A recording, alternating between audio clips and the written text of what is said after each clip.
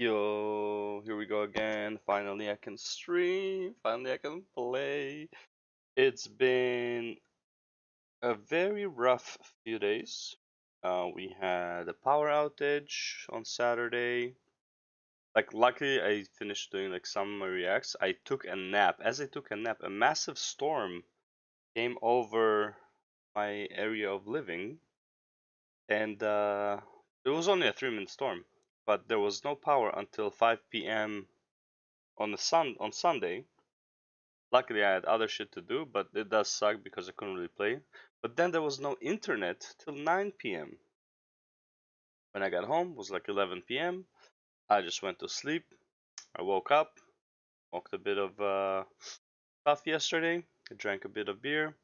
Man, I am tired. And it's not like tired, like sleep tired. It's like my body's just like, bro, we're not doing that again. We ain't 22 anymore. Fucking old guy. Yeah, you're a boomer. So yeah. So anyways, welcome to the stream. I have 3 videos I want to watch. So we're gonna do the usual Twitch reacting stuff, and then we get a few hours of Stormblood MSQ. That's the plan for today. So yeah.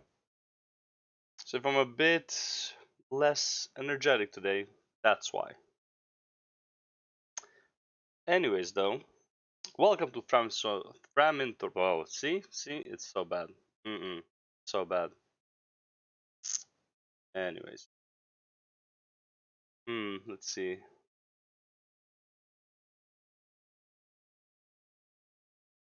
There we go. Okay, I got one. Welcome to Framintor's stream. Okay, let me start this.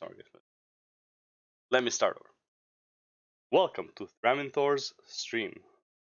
Framintor, not Fram. Oh my god, man, what's going on? Oh, okay. Welcome to Framintor's stream, the most silent thing since Silent Hill.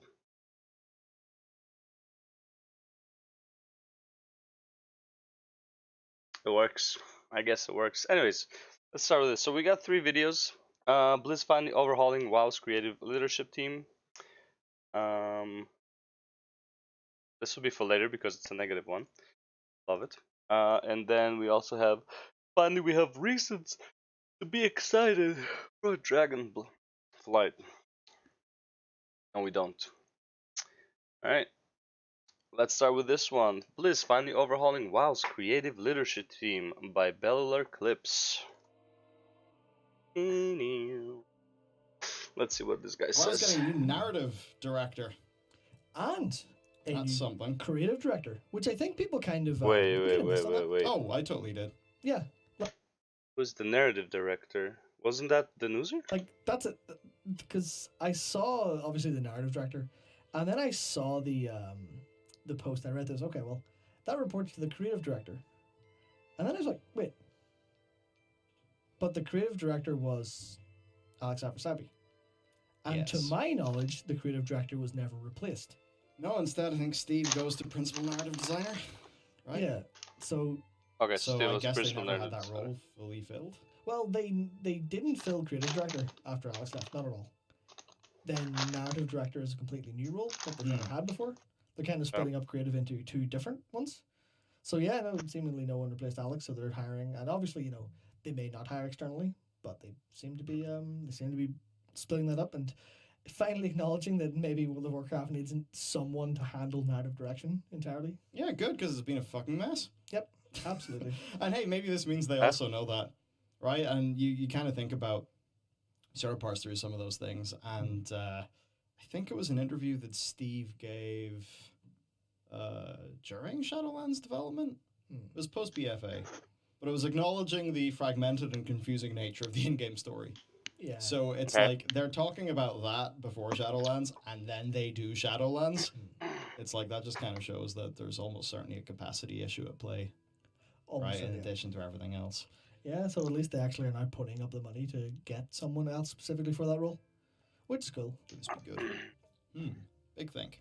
I mean, yes, yeah, of course it's going to be good. There's an narrative director, but that assumes they hire the right person. Yeah, so there's two, creative director and narrative director, right? So the narrative director is a completely new position that did not used to exist. Okay. So basically, in the past, the creative director would have just been doing all of this stuff. Mhm. That's Alex Afrasabi. Obvious reasons. He goes. Gets the boot. 2 years. I'm not sure it's a good idea to have two of them, because previously the creative director would have covered much or all of the responsibilities outlined for the narrative director. But it's like, okay, so narrative director, let's say he's like the story and the characters and stuff like that. But the creative director will have to make the art behind it, and which also tells the same story but in a way of art. Wouldn't you want the guy who completely understands, in this example, the character's story background, to also understand the art that should be around this, surrounding this character, or something like that, right? Years later, or whatever it is, we find out about what actually happened there. Look, usually if you have a vision of something, not just the vision of the thing, it's a vision of everything that has to do with it, right? It's like you create a whole fucking narrative around your creation, if that makes sense. Steve Nooser gets promoted. But we'll see. And I think for the longest time we were under the belief he was the most senior person handling narrative in the game. I believe so, yeah. But it's interesting that he didn't have that title.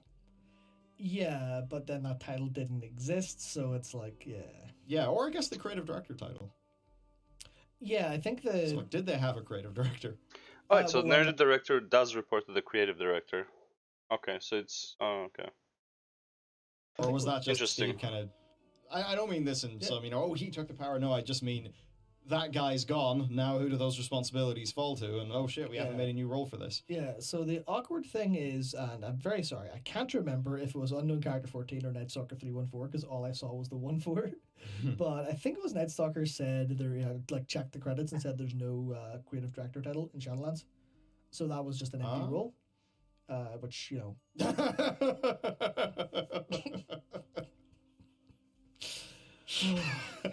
Well, there we have it, folks. Okay. Yeah. Well, there you go. For sure. Yeah, that's... That explains a lot when it comes to Shadowlands, I guess. Pretty funny. Can't believe we had to check that instead of just knowing. But yeah, I guess the thing there is, it was Night Stalker. Yeah, so I think it was, the creative director role goes on to so much more stuff generally than the narrative design. So I could see why Steve wouldn't have that title, because that would be picking up a massive amount of other stuff. Because the creative director, obviously, as we'll find out later, is talking an awful lot about the the visual design, like the art style, that kind of stuff as well. Obviously, they have an art director too, but it's like the overall, the big vision. In a sort of, because it lacks any of the gameplay stuff. Obviously, that's game director does a lot of that. So it's like very much this isn't this isn't World of Warcraft anymore. That would be the creative director's responsibility in terms of, we'll bring it back to Azeroth and bring you back to stuff that stuff that you like to see. That's kind of creative director decision tier stuff. Okay. And clearly they've started that process, so hopefully the creative director comes in and goes, yes, absolutely, or whoever they if they promote to that position can kind of follow through on that. Yeah, and it seems like basically these are Holly's direct reports.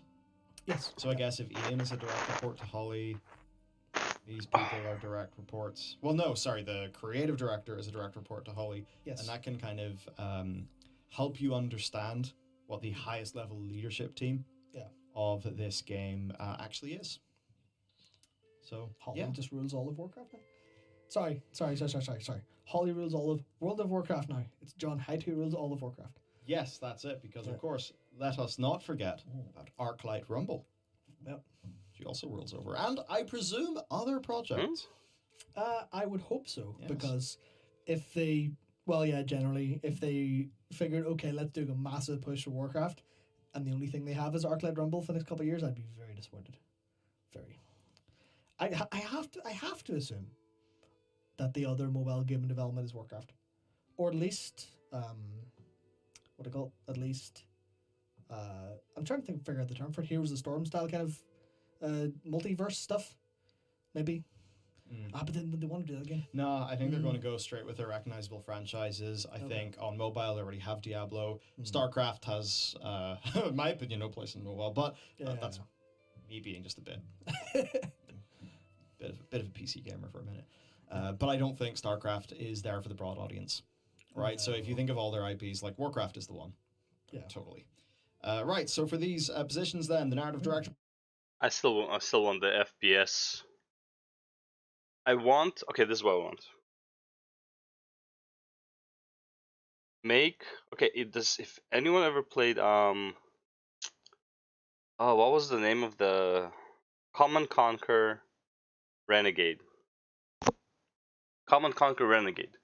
Make that as a StarCraft game in the StarCraft universe, and the units basically you can easily make like a Rainbow Siege with StarCraft units kind of thing, right? But I think Renegade would be way better. You have we have missions, and you can choose. Let's say for the story, you can't choose which character you go with. You can be a ghost, you can be a marine, you can be like a what do you call it? Like the guy that jumps on walls and shit like that. Be like those ground units, and like you have to go and do a mission, whatever. And it's like eventually you have missions with Zergs, you have missions with what's it called, with the Protoss, stuff like that. I would obviously be Protoss, Dark Templar all the way. Uh, but yeah, I think that would be really fucking cool. An FPS from the StarCraft universe. Will be guiding World of Warcraft's ongoing story, overseeing the narrative design discipline. Success will entail marrying a deep understanding of epic fantasy storytelling with a keen sense of the strengths and weaknesses of the medium. It's also important to deliver an immersive and impactful story experience. And by the way, you can easily make the story for that game take part during StarCraft 1, StarCraft 2. Indeed. Or I suppose it'd be just like the lot in FF14, where I think they just say, fuck it, we'll just brute force our way through. Yep. Okay, so as for what this person will do, guide the narrative evolution of the world, cultures, and characters of WoW. Mentor will need a team of narrative designers. And this is thrilled to let you know my AirPods are nearby. That's cool. I love pop-ups. Yep. Also, why do you keep making this window size different every time you stream? Wait. Yeah, I don't really know why that happens. Because now it's full screened. I really don't like That's Mac. not full screen, clearly. No, it is. Okay. Technically, this screen is more than 16 by 10. Yeah. So I think it just needs to be pulled up vertically. Yep. I'll do that. 1 second. Whoops. Right, so yes, mentor and lead narrative designers communicate a story vision across the development team, balance moment-to-moment narrative experience with the planning and execution of arcs that span multiple years, and that, I think, is the really big one. The one expansion that I think really fucked that the most is actually not, I don't think it's Shadowlands. Shadowlands was kind of just lame and boring most of the way through. Balance moment-to-moment narrative experience with the planning and execution of arcs that may span multiple years. Good. That's a really good step. That's basically how Final Fantasy plans their story 10 years in advance. Obviously not all the small details right away. I did find a lot of discrepancies in mainly La Habrea. And even overall during Heavensward as well, there were problems with like knowing the full story. There are problems in some core stuff, like the whole the Shiva thing you can kind of make sense of. The King Thornton thing, not so much, if that makes sense. As an example, La Habrea doesn't make sense at all. Elidibus is kind of okay. He's overall confusing. Like this whole balance thing, I don't really understand too much about it.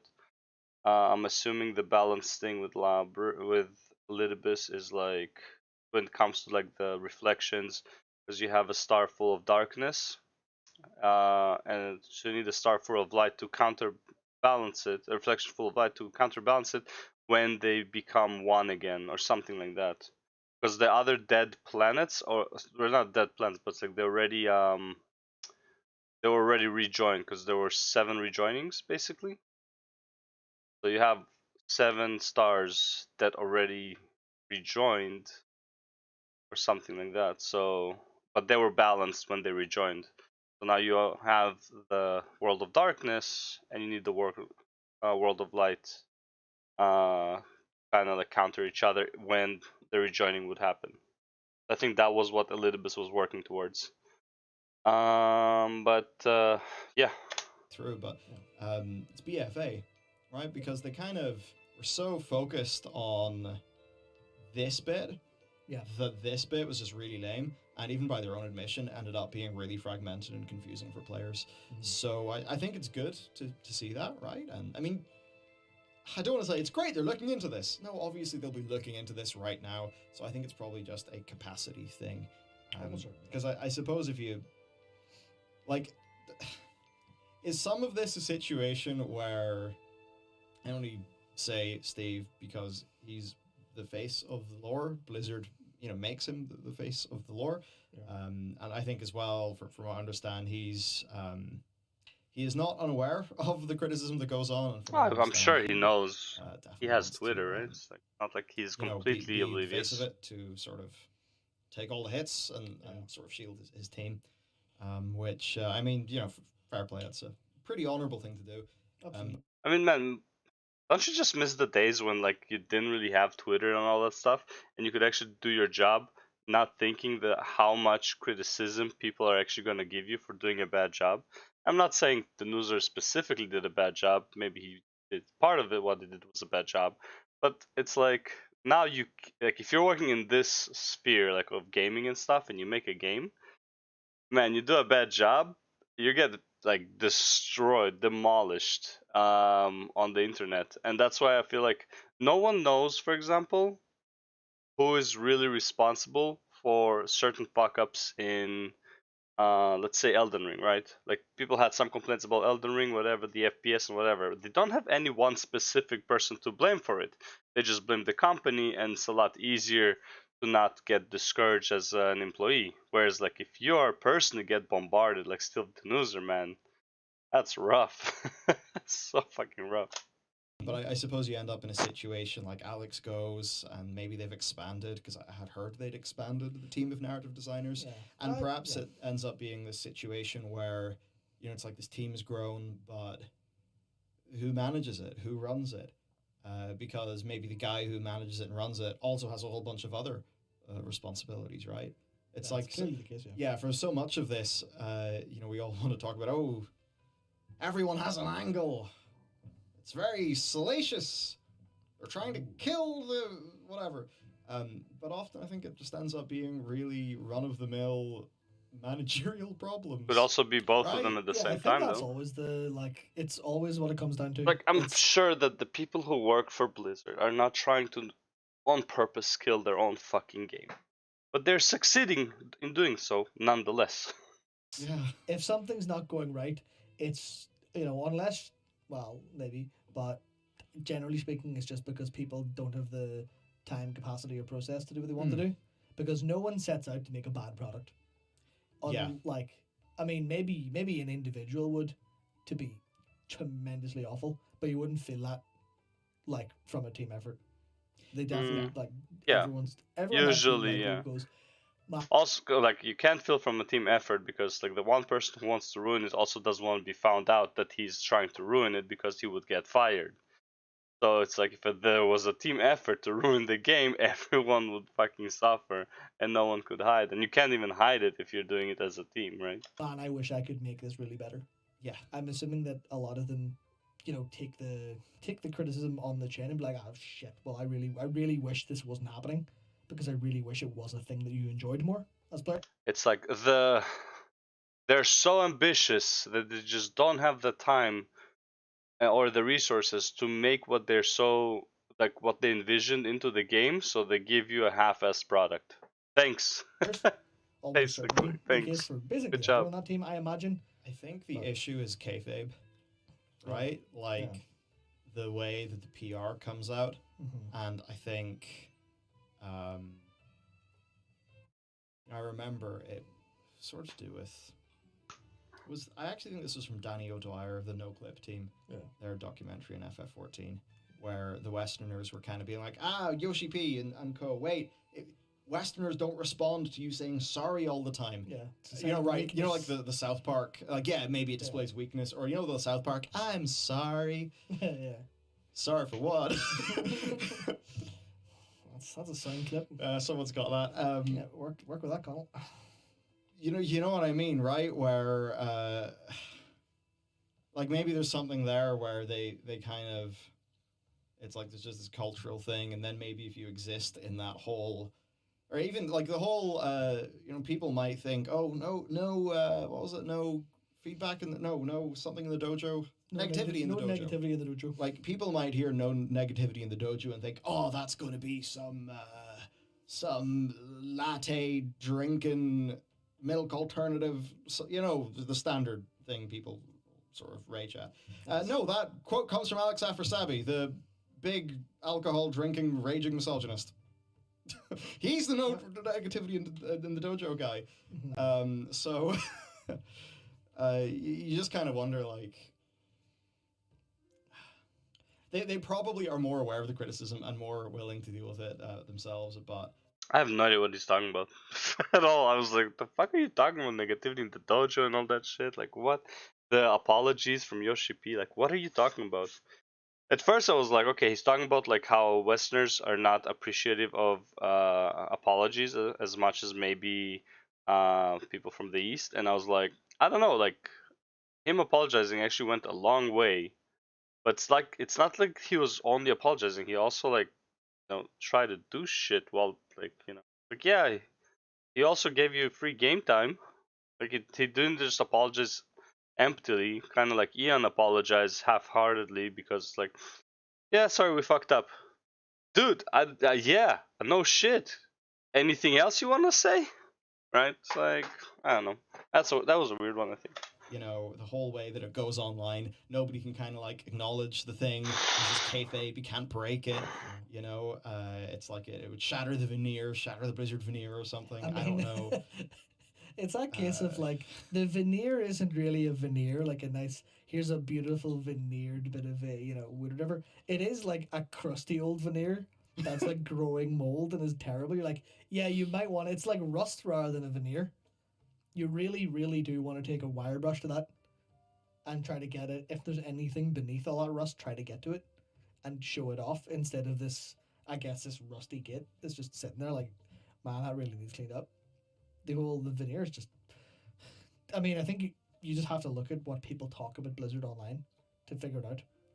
Yeah. I would want to shatter that veneer, get rid of it, throw it in the bin, bury it, and make sure no one ever remembers the Blizzard that, you know, did work after he reforged, that struggled with World of Warcraft for so long. Yeah. Absolutely. If you were in the I mean, current top day Blizzard position there, you'd probably be thinking, okay, well, how do we get out of this fire PR wise? Fix your fucking games. And then build from the ashes, basically. I think. But best ways to fix your games. Nah, their PR team's too big, I think, for that to ever be allowed to happen. Here's how you do it. I mean, I'd say fix the game, but here's how you really do it. So Warcraft 3 Reforged has barely seen improvement. It's decent now, but it's like, how about like, you know, make it what you promised? Yeah, it's gonna cost you money. Yes. Reputation costs money. Yeah, you might even make a loss on it. Fuck it. Get the people's trust back.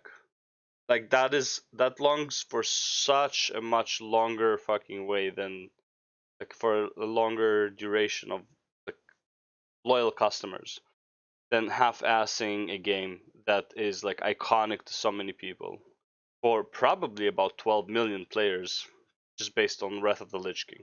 Just saying. Fix World of Warcraft. I mean, that's like, you know, like on the most obvious one. And what do I mean by fix World of Warcraft? Does the story need fixing? Yes. Does it matter that much? No. I don't think a lot of players play WoW for the story.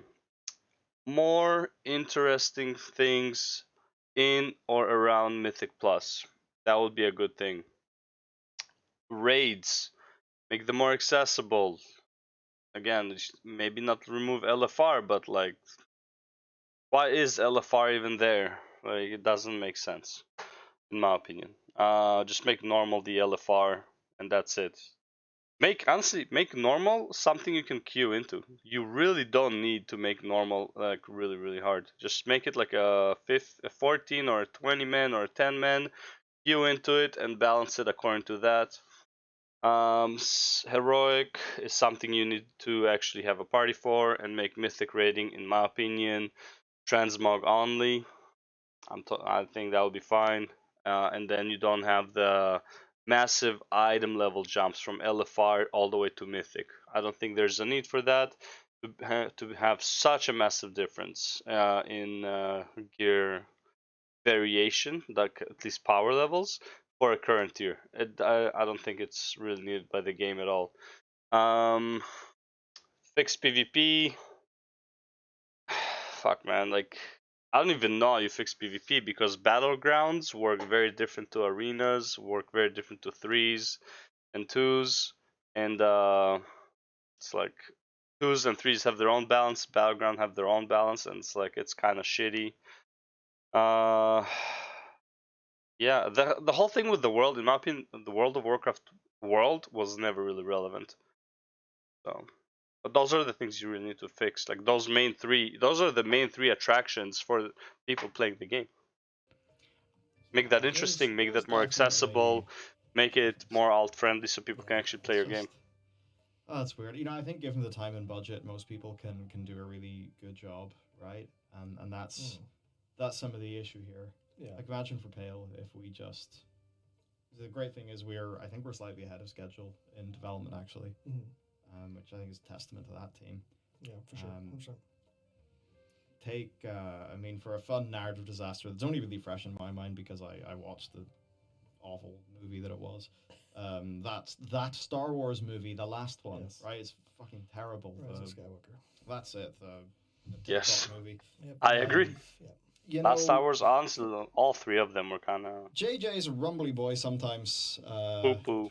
But maybe if that didn't have to be turned around so fucking quickly, and they actually had time to craft something that wasn't a total heap of shit. Doubt it. So I think what happens is, you know, all of these deadlines, it's like, well, shit, we need a movie to come out next year. Well, if that's going to be possible because it takes all this time and post-production and yada, yada, yada, you have to start shooting by then. You have to have a workable script by then. And then they end up, I think, in this situation where they look at it and they're like, oh, man. Not even close. Script's not ready. There's... Because you look at that script for Rise of Thingy, or even the leaked ones that were supposed to be, you know, way longer, and it's like, yeah, big unfocused mess. They evidently tried to pick little bits of the unfocused mess, put those to film, and maybe they'll get something at the end. But maybe if they had another year... I remember seeing an article, it was one of the guys from Saber Interactive. I think it might have been their chief guy. I forget, but some game they were talking about, but he said, like, look, 3 months turned it from a 5 out of 10. It was the Evil Dead. Yeah. That was a game that in its mock reviews was getting like 5 out of 10s. Yeah. And, you know, now it's like a 7 out of 10, 8 out of 10 is generally the consensus. And it was a massive success for them. And that happened because they gave it a 3 or 4 month delay. For the polish and stuff. But I think the tricky thing when it comes to narrative stuff,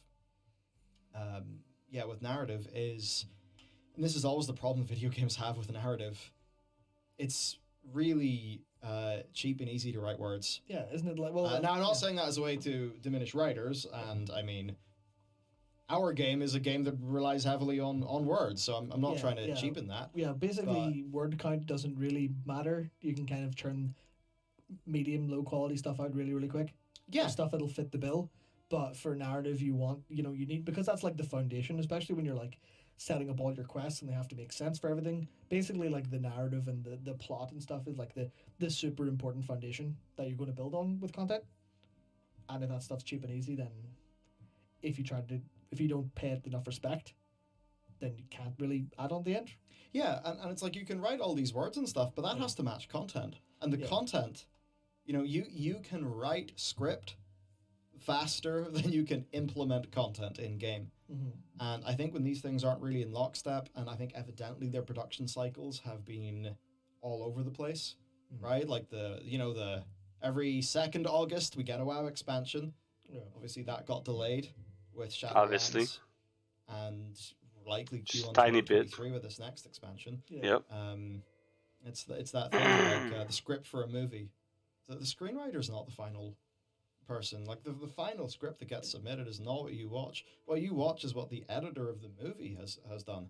Right? Yeah. So the final edit to a script is done by the movie editor, the film editor. And I think in this situation it's like, yeah, the final edit of whatever Steve and the team come up with is probably not Steve and the team. It's probably production. Yeah, I mean, whatever they can actually put in the game. Yeah, realistically, in terms of who has the final say, it's probably close to like John Hyde, or I guess it would be Holly Longdale now in terms of, oh, we literally don't have time in the production schedule for this. This needs to go. And maybe it's not just like a specific thing, but it's like, oh, you need to cut, this many. I don't know how they measure time, man months or person months or whatever. See, but like, let's say that is the case, okay? The narrative team made so much story that you can't even put it in the game. Let's say, I don't believe that's the case, but let's say that's the case. So, one, either the production team is like completely incompetent, they can't add that content in time. Two, the narrative team is overzealous and it ruins their whole game because they create too much story for what is even feasible to put into the game, right? So one or the other is incompetent because, well, or just management is incompetent because they're not clarifying the goals. Either way, they clearly don't have a goal in mind or a schedule or a, what do you call that, time management in mind, and no one is controlling the shit. It's like every team is doing something completely different and they only meet at the end and they don't interact throughout. Like, why? Whatever. Then that goes to Ian, who's like, okay, we have to cut, a dungeon or something because he has the pick of game director. However it works, I think that's kind of the thing. Whereas there is an editor, it's just in a very different sense, I think. Yeah, so I think a lot of that happens, right? And even in games that aren't so story focused, like your anthems and all these games that come out and have a lot of chaos, it really is a lot of these things. I think we just see it very keenly here because WoW has got a fandom that was used to a big lore, not really a big story, but a big lore. So then when the lore and the story really were tying each other together from like, I think a lot of MoP onward, or I guess it's really Kata onwards, like that did happen more and more as soon as Wrath starts. Yeah. Like, you know what I mean with the way that the game story has changed. Like, you go from MoP, where the storytelling of the zones is like, very boom, expansive, and then you go into WoD, where it's like, here's the fucking campaign. Fair enough. I think you end up in situations then, I like see what Shadowlands, where evidently there's problems, and who knows? Hell, even was it Porter Gage? Was it Samaya? I forget. But the tone of the Battle for Azeroth cinematic was completely not in sync with the game. Doesn't really make sense, given that Teldrassil happened first. Yeah. Like, the betrayal of the Alliance doesn't make... You know what I mean? It's like...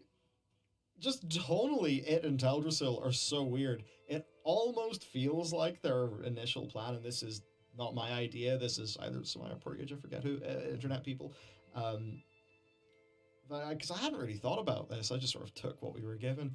But after they said, it was like, oh yeah, shit, it kind of does feel like Teldrassil probably...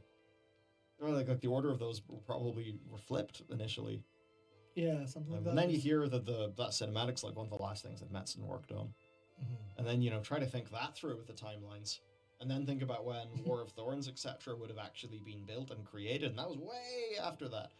right? It's an interesting little thought. Yeah. I mean, just to kind of come down to just to go back to what you're saying about the timeline stuff, there is that like project management principle of like time, cost, and quality. Pick two on like a triangle, so you have to pick between one of those two. And it feels like consistently, they're not happy enough to push for. They're not going to spend enough money to get over the fact that they're asking for it in an unreasonable amount of time. I think that's a general trend. But was it Ned Sucker just said yes? Where were the Night Elves in that battle/cinematic? Yeah, you would expect them to be, very, very angry, very active, very on the front lines. They would want to be there. Yeah, it's like, this is why they need a narrative director, because there is just nothing there. There's no through line whatsoever. And obviously some of that's because, you can't. But regardless of the Teldrassil, why weren't the Night Elves there regardless of the tree? Like, even if let's say the cinematics were flipped and the attack on Undercity was supposed to be before the tree burnt, let's say, why was every race there except the Night Elves attacking the undead? Can't do the War of the Thorns in game anymore. Oh yeah. So it's kind of it's been a little bit. I don't want to say retcon because it hasn't been, but it's been memory hold a little tiny bit. And that's again the general very awkward stuff. There's no direction. Well, there's direction, right? But there's clearly not a lot of consistency. Very messy direction. No one has oversight. I think that's like the best way you can think about it, right? There's no one has oversight. No one actually sits down and goes, here are all the pieces of the puzzle. How will we arrange these for a satisfying experience? I think it was someone in chat a long time ago said something about, I'd say a long time ago, I meant earlier this stream, said something about, cutting ideas. And I think that's actually really important. Or I think basically it seems like without a narrative director, or maybe even with with the creative director as it was, it seemed like they kind of have more ideas than they can properly implement, which sort of happens a little bit. Yeah, that's what I said. All the stuff with Talia, all the stuff with Kalia, being in the Shadowlands, all of those were clearly ideas that they had, and it just kind of didn't go anywhere. But then they were allowed to go through with the stuff they did want. So stuff like a little bit, obviously they didn't get to finish the Drust storyline in Arnwild. The stuff with Kalia Menethil and Talia and all that they can easily make side quests. They're like, they don't really do anything. You don't have to do them, but you can take them. Fuck it, and do some random questing with them, and just like for people who want story. There's no reason to take it completely out. Oh, but they don't have the people, right? That's so dumb. But they did talk a little bit about the Drust in Ardenweald. They did kind of very little. There was all the stuff with the masks. It ended up being like small, reasonable little bits of like quest of narrative, but they didn't tie in. And it's like, would we rather have not had that stuff in Shadowlands? Would we rather have had better, the stuff that we actually miss? Would we miss the masks if Bane had a storyline in Ardenweald? Stuff like that. Jesus Christ, kind of the stuff Bane. Where I guess, someone needs to be able to say, okay, no, we need to do less. We need to do less and higher quality of it. But I'll be fair. It's weird. Because I'm kind of I'll tell you what I'm thinking about quite a lot. Because I've been playing TBC Classic to prep for Wrath, and I've been doing specifically one thing that I really loved. I haven't continued playing that character, but I went to level 20 about level 20 on a Draenei Shaman. And Blood Mist is incredible. Blood Mist is an absolutely fantastic little zone. It's kind of hard to... Gameplay-wise, it kind of sucked, right? The Draenei But in area? terms of all of the stories that you were told in Blood Mist, all the stories of, like, the ghost pirate up at the top right, there was the Nag invasion off the coast. There was, all of the ways the Satyr were involved, all of the ways the Blood Elves were involved, and how everything like that kind of made you feel overall was really, really nice and really small. But, I mean, I don't even really have a point. Yeah, I noticed. Really, what are you talking about? They really should put a lot more time into developing these storylines in a more of an overall way instead of trying to send us out 50,000 different cool directions at once. Because there's almost certainly a place where they didn't bother with the Talia and Boulevard stuff or anything like that. They didn't bother bringing Bane into Shadowlands. Didn't bother bringing Thrall. Helya didn't make an appearance. And then all of that. The effort Helya thing was is just so put weird. into, you know, design wise and content wise into, okay, we'll tell a better story with this just stuff. We don't need to have a raid to finish it off, but we will actually introduce a beginning, a middle, and an end to this one storyline. But I think they kind of feel like they need to have all of their content, like, kind of threaded through everything that happens in the game, including all the raid storylines. I think that's like, hopefully the narrative director can kind of pull this stuff together and go, okay, well, what do we need to not worry about? What stories do we need to start and finish here in a satisfying way, instead of trying to do everything at once and failing? Yeah, no, for sure. I say that I don't know everything you said because I wasn't in the room. Basically That was good, by the way. Oh, nice, good. Yeah, basically just talking about how the narrative director is someone who needs to say no. Yes, that's one of the most important things. Get the line of stuff up to here's the line of, cut everything else off, because everything else is just distracting and a waste of time. Even, man, I could talk about it for ages, but my recent experience because, man, how you move around zones and going through stories is completely nonsensical, a terrible gameplay experience. It wastes all your time, and I love it to pieces. It's so, it's the gnome in Stone Talon who says go to Ironforge and Stormwind, then come back, or like, that's like 45 minutes to what the fuck. I'm not a mage, I don't have a portal. Okay, sweet, I guess I'll go. I'll take a flight, I'll get the boat. Okay, I've got the boat, sweet, now I'll run for like ages. Oh, now I need to stop and do a bunch of other quests on the way, because some of them might lead me back and around the place, and you end up in these little side adventures, and everything was like this little really nice little bit of narrative, and it was... I mean, when he puts it like that, I agree, but I didn't like it either, because it's like that quest. So for example, okay, so this is what would happen a lot of times, like specifically what he's talking about. There's a quest, I think it's a level 5 quest in Stormwind that sends you to Ironforge, and then that quest would send you back to Stormwind. Now, in order to get there way before, and also there was one like that from Ironforge to Stormwind, then it would send you back. And by doing that, now you couldn't take the train back then. You had to go through like wetlands and all that stuff. You had to make the run. Anyways, Don Moreau, I think, or whatever, and then wetlands or something like that. Doesn't matter. Anyways, it was a very, very long run. Now, while doing that, you do pass by zones that have quests. The problem is, well, you go to those zones, you do their quests, go on a separate adventure. The quest that you were on to begin with becomes useless. It doesn't scale or whatever. By the time you actually get to do that quest, it's just hanging around in your quest log, and it gives you like no XP because you might be like level 10 or 20 by then before you even get to fucking Stormwind, which is like, why? But that also could have been on purpose. They did that quest on purpose, so you have to go explore and find those other stuff. And like that quest goal is not to give you XP or whatever, it's actually to make you travel. So maybe. Kind of sent you everywhere, and it wasn't all just, here's a level design box that finishes you everything you finish everything once. But that's a different topic for a different day, maybe. But yeah, wild stuff. Yeah, so I guess there's talking about the experience a candidate needs. Yeah, I thought this was very interesting. Oh yeah, multiple years experience in game narrative design roles. Obviously. Proven leadership as a narrative lead on at least one AAA game. Yep. So certainly trimming down the candidates, and yeah, so I mean, it's tricky. Like, what are you going to do there? What games do this well? You basically, if you're asking for that, you really have to poach real hard. Yeah. Almost for sure. Yeah, and like, who the fuck are you going to poach? That's the thing. I have no idea. I have absolutely no idea. Someone from BioWare Austin who wants to get rescued. Maybe that would be basically it. BioWare Austin. And then in that case, well, I suppose you would have to put this list listing up anyway for legal purposes and stuff. But yeah, was it yeah? Why would anyone who led a AAA game want to work on WoW?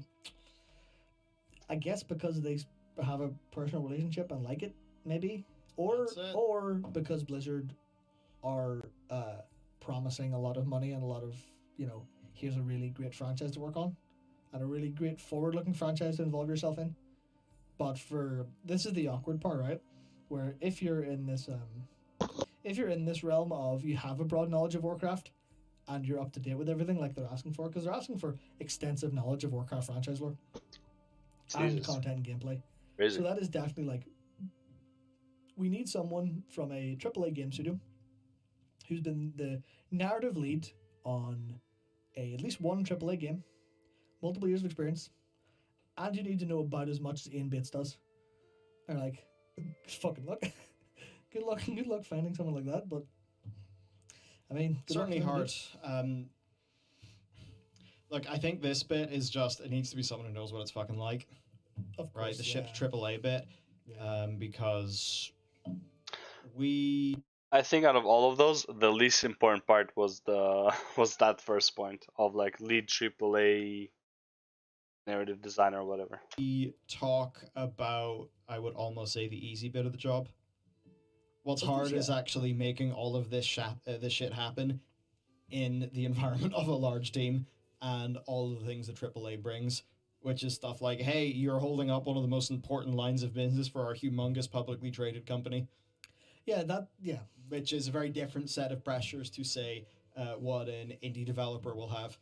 Yeah. Right? Like, yeah, and then typically a lot of indie publishers are a little bit, I don't want to say diversified, but they usually have quite a few projects, or they'll be happy enough to delay something, because for a lot of those indies, the indie pubs, they know that the best way that they can market their games is it's not through fucking spend.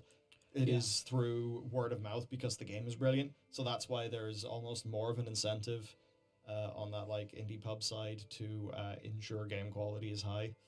Yeah, that's exactly kind of it, where you just need to. Plus, they're privately held, so it's like if the boss is happy enough with it, okay.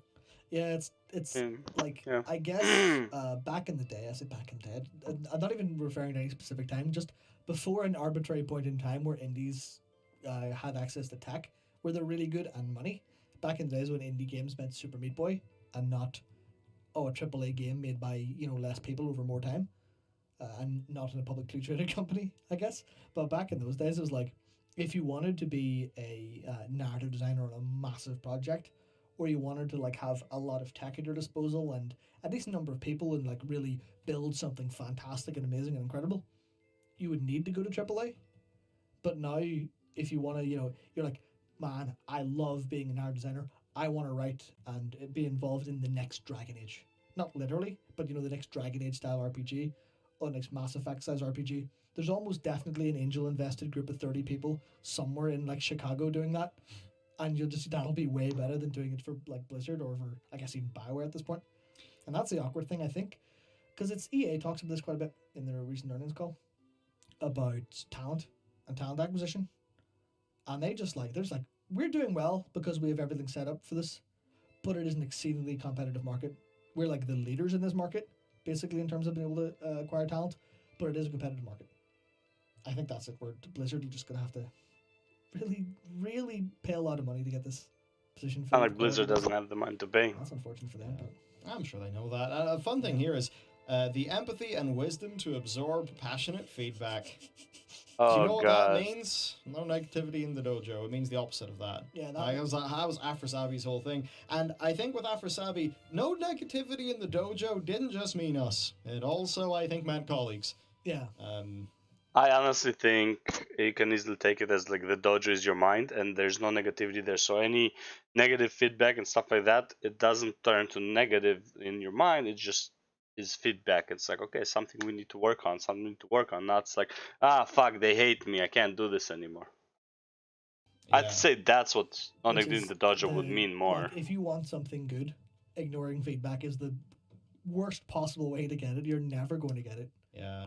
Honestly, I think here's a decently good way to solve this. Let's say you're the one getting all the heat. Okay, you're getting all the tweets, all the negative feedback. You hire somebody to filter out those that are actual feedback and versus ones that are just like nasty comments. And then you only read the negative feedback. Right? Which is then not as offensive to you because it's not like direct assaults. It's just like, hey, you made a shit game. this is why, and all you gotta have the guy filters this is why. Don't have to go through the this is a shit game to part and give it to the guy who's being bombarded. And it continues saying from numerous internal and external sources. Yeah. Hello. Yeah, I mean, I like to think we're the pretty pedestrian ones for criticism. oh yeah, I mean, like, it takes a lot of effort to criticize the game while remaining this civil. I think that's the way I'll put it. That's the way I'll put it. It takes a lot of empathy and wisdom to provide passionate feedback as well. Yeah, I'm sure. That's it. Masters of empathy and wisdom. Yeah. Yeah, sure. Yeah, because look, obviously a lot of that just comes down to, you know, fuck the writers, fuck you. This is the something agenda and that agenda and this agenda, and you ruin it. It's the thing when people don't understand why something happened, perhaps because maybe they've not worked in that environment or whatever, then they'll be more likely to assume intent. Where it's like, usually people have good intent. I think everyone here has good intent. It just obviously hasn't came together. And then, as I talked about earlier, the fucking kayfabe is what makes it feel, you know, to the fans like we're living in fucking Looney Town. Right? You know, where it's like nothing's real anymore. It's the end of a 20 years. Of course, it's the end of a 20-year saga. Whoa, it's just like Endwalker. In fact, it's double. It's a 2-decade saga, not a. Probably the dumbest thing they've said. Maybe even dumber than having special water that you can walk on. 10-decade, whoa. Right? Yeah. So, look, good that it's there. I think, I don't know, like, you would have thought that this would be expected in general. Maybe they felt they needed to put that there. Maybe they also wanted the community to see this because they knew the likes of us would look at it. But that said, it's a big corporate environment. Are the people, you know, handling careers postings actually thinking about the PR, you know, implications of that? Perhaps not. Honestly, if whoever had to write this up was literally thinking about, you know, YouTube videos that criticize them, I'm really sorry. That's a lot to deal with. That is a hell of a lot to deal with when you're trying to write a job description. Or Twitter. Okay, well, can you handle a lot of literally who's attacking you online for shit they've known nothing about? Yeah, we have to put it in the job description because it is literally true. It's very unfortunate. It's true. It is, but also warranted. And like again, I always say it's like you don't need to be a book writer to be a book critic. You know. Just have to have a strong opinion and direct it at actual feedback. Same with like games, same with like movies. You don't have to be a movie scriptwriter to notice a script is shit. Okay, you just have to have good comparison skills to other movies that have good script. Something like that. Okay. Good stuff. Alright, we're gonna go to the next one. However, first I do need a small bio break, so I will be right back.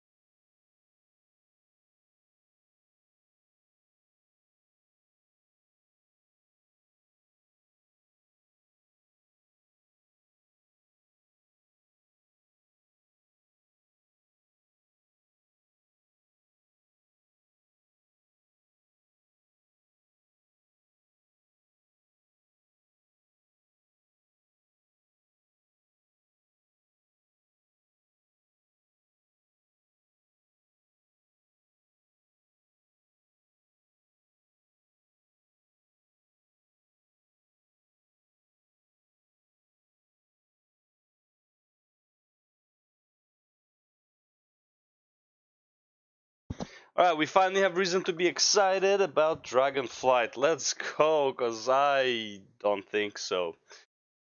But let's see what Ackland has to Want say. some good news, or do you want to sit here and complain instead about the world's problems? Adrian, yeah, I prefer to just philosophize about the destruction of the world.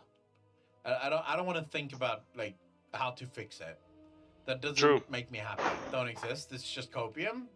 I mean, look, the Hopium that I'm gonna give you is good Hopium. It's actually good. Let's As see. good as good news can be, at Let's least. see. Like, fuck it, I'll share it with you guys just because I love you. You know, And there it everyone is. needs to smile at least a little bit. How many of you saw this? Okay. Trickstar registered to All vote, right. like I just said, in the last election.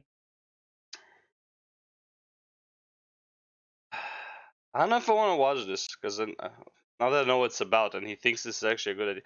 Look, is it a good idea? Yeah. But here's the thing.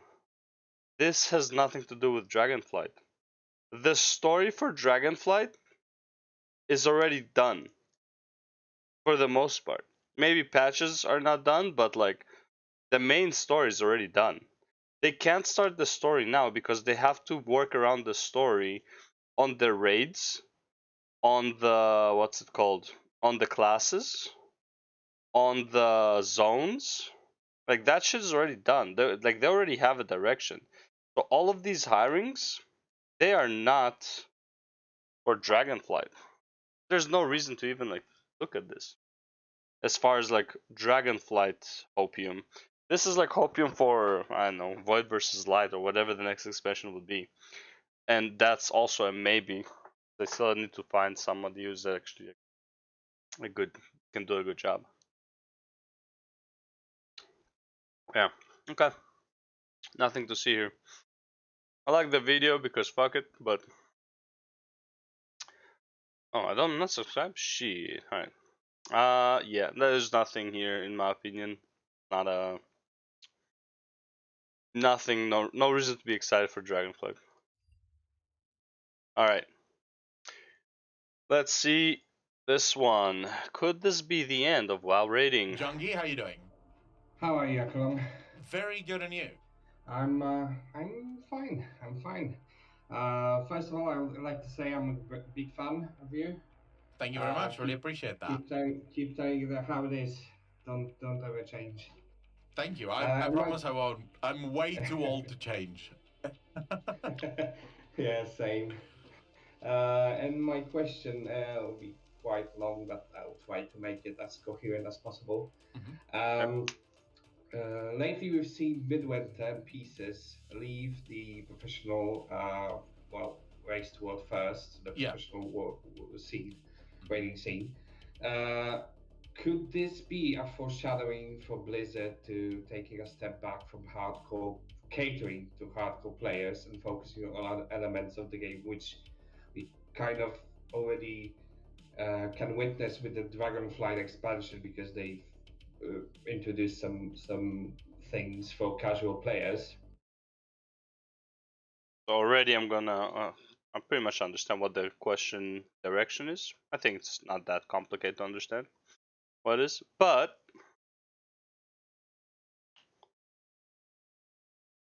will Blizzard stop catering to the top 1%? Nope. They will not. Because Blizzard is living in a very short-term mindset, and they think the world first race is gonna keep being decent publicity for them. In my opinion, the world first race hasn't been big publicity since, I mean, maybe BFA, but honestly, Legion.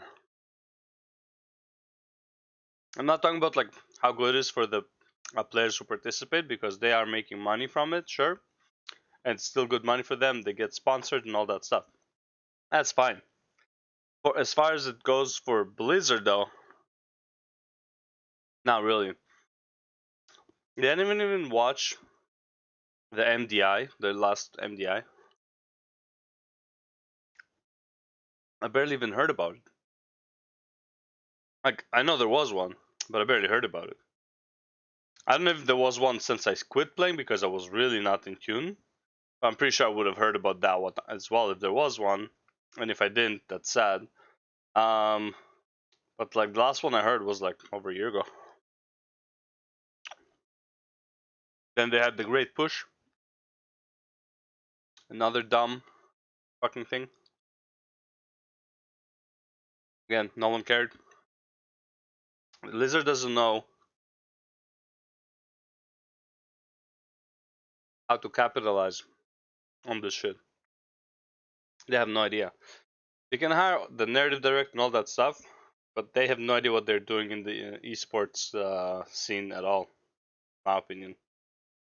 And well, do you think the professional WoW scene will collapse on itself, or other guilds will take their place and just gonna roll the game to its grave eventually, because it's focused on the race to world first and NDI, which is, in my opinion, a terrible idea, because WoW is not an esport, never was designed to be one, and it will never work.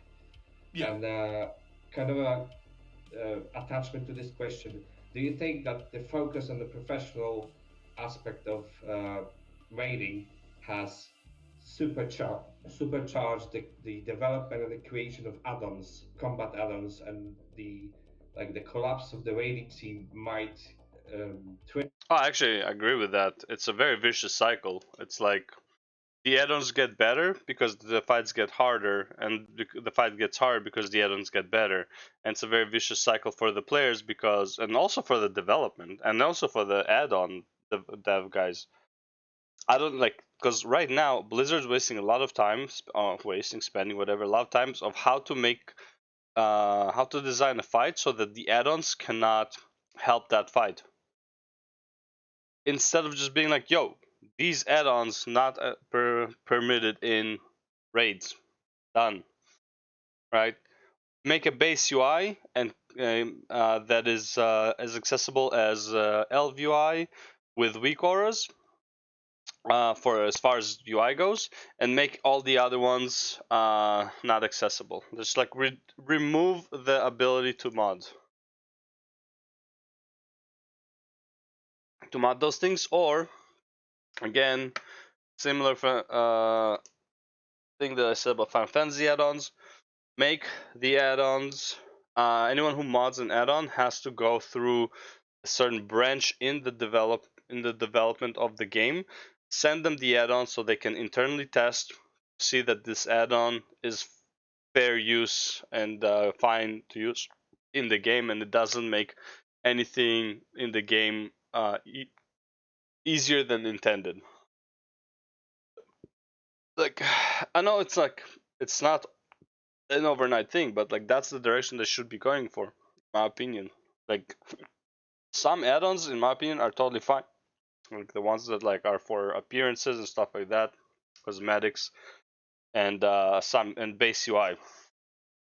But in my opinion, the base UI add-ons are there because the UI add-ons are there because the base UI of Blizzard just sucks ass. If they make a really good UI, you won't need to use the add-ons. And honestly, look, in my opinion, I would love to get rid of Elv UI, to get rid of weak auras, to get rid of Bartender, of Bagnon,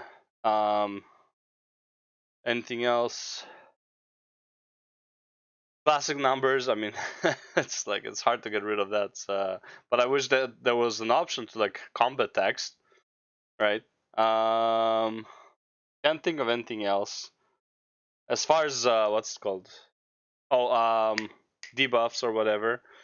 As far as like, and that's just UI, right? I'm not talking about the weak auras that are like the boss mechanics. I'm talking about just like how UI looks and like stuff like that.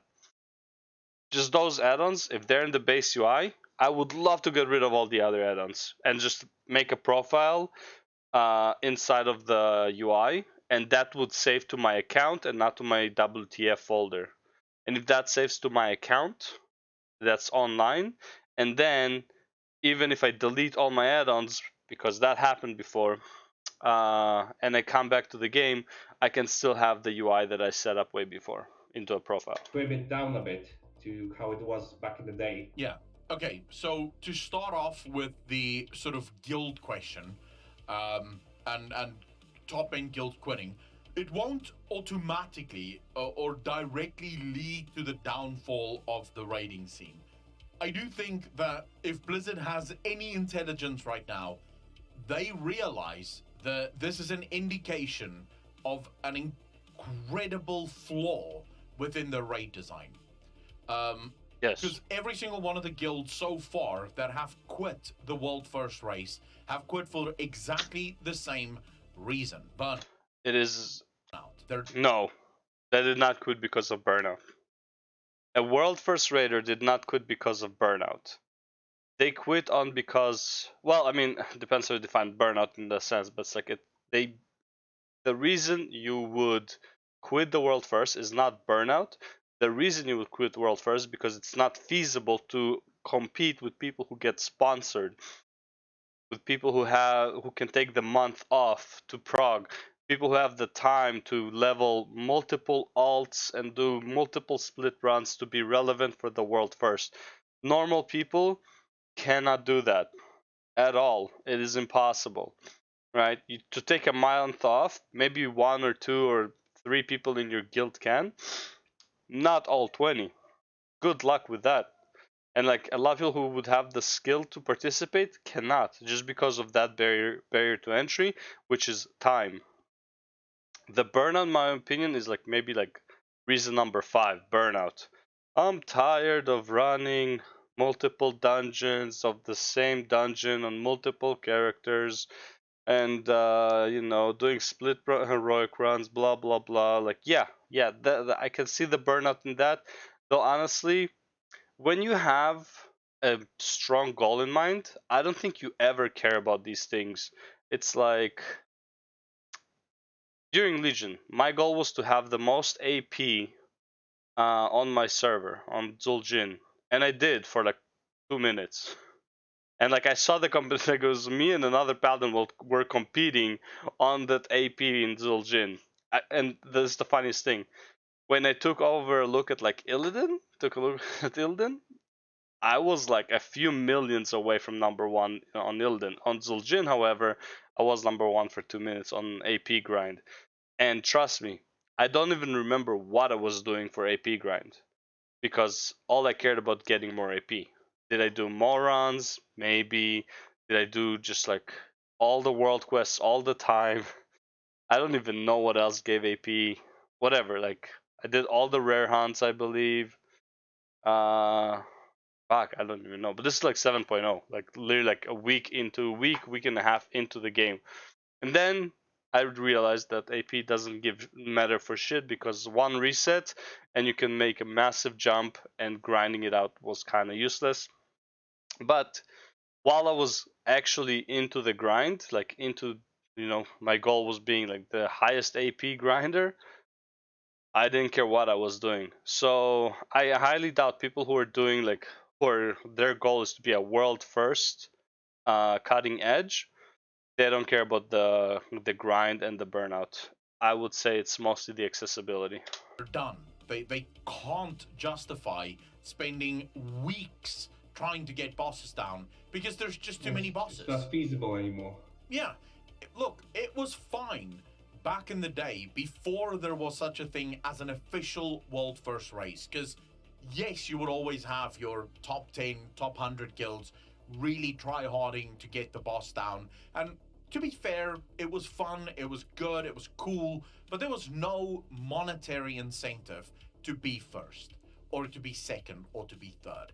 Now that there is a monetary incentive, a lot of these guilds are pushing themselves beyond money is the killer what we passion. would consider to be healthy in order to get there first. And now is when the real problems of Blizzard's hardcore element of raid design is coming to fruition, which is why I sort of said in during Twitch. So on Twitch, someone asked a very similar question, and my idea there was keep raids large, because a lot of people love the idea of having 12 bosses in a raid, this large cathedral sort of thing with the bosses strong.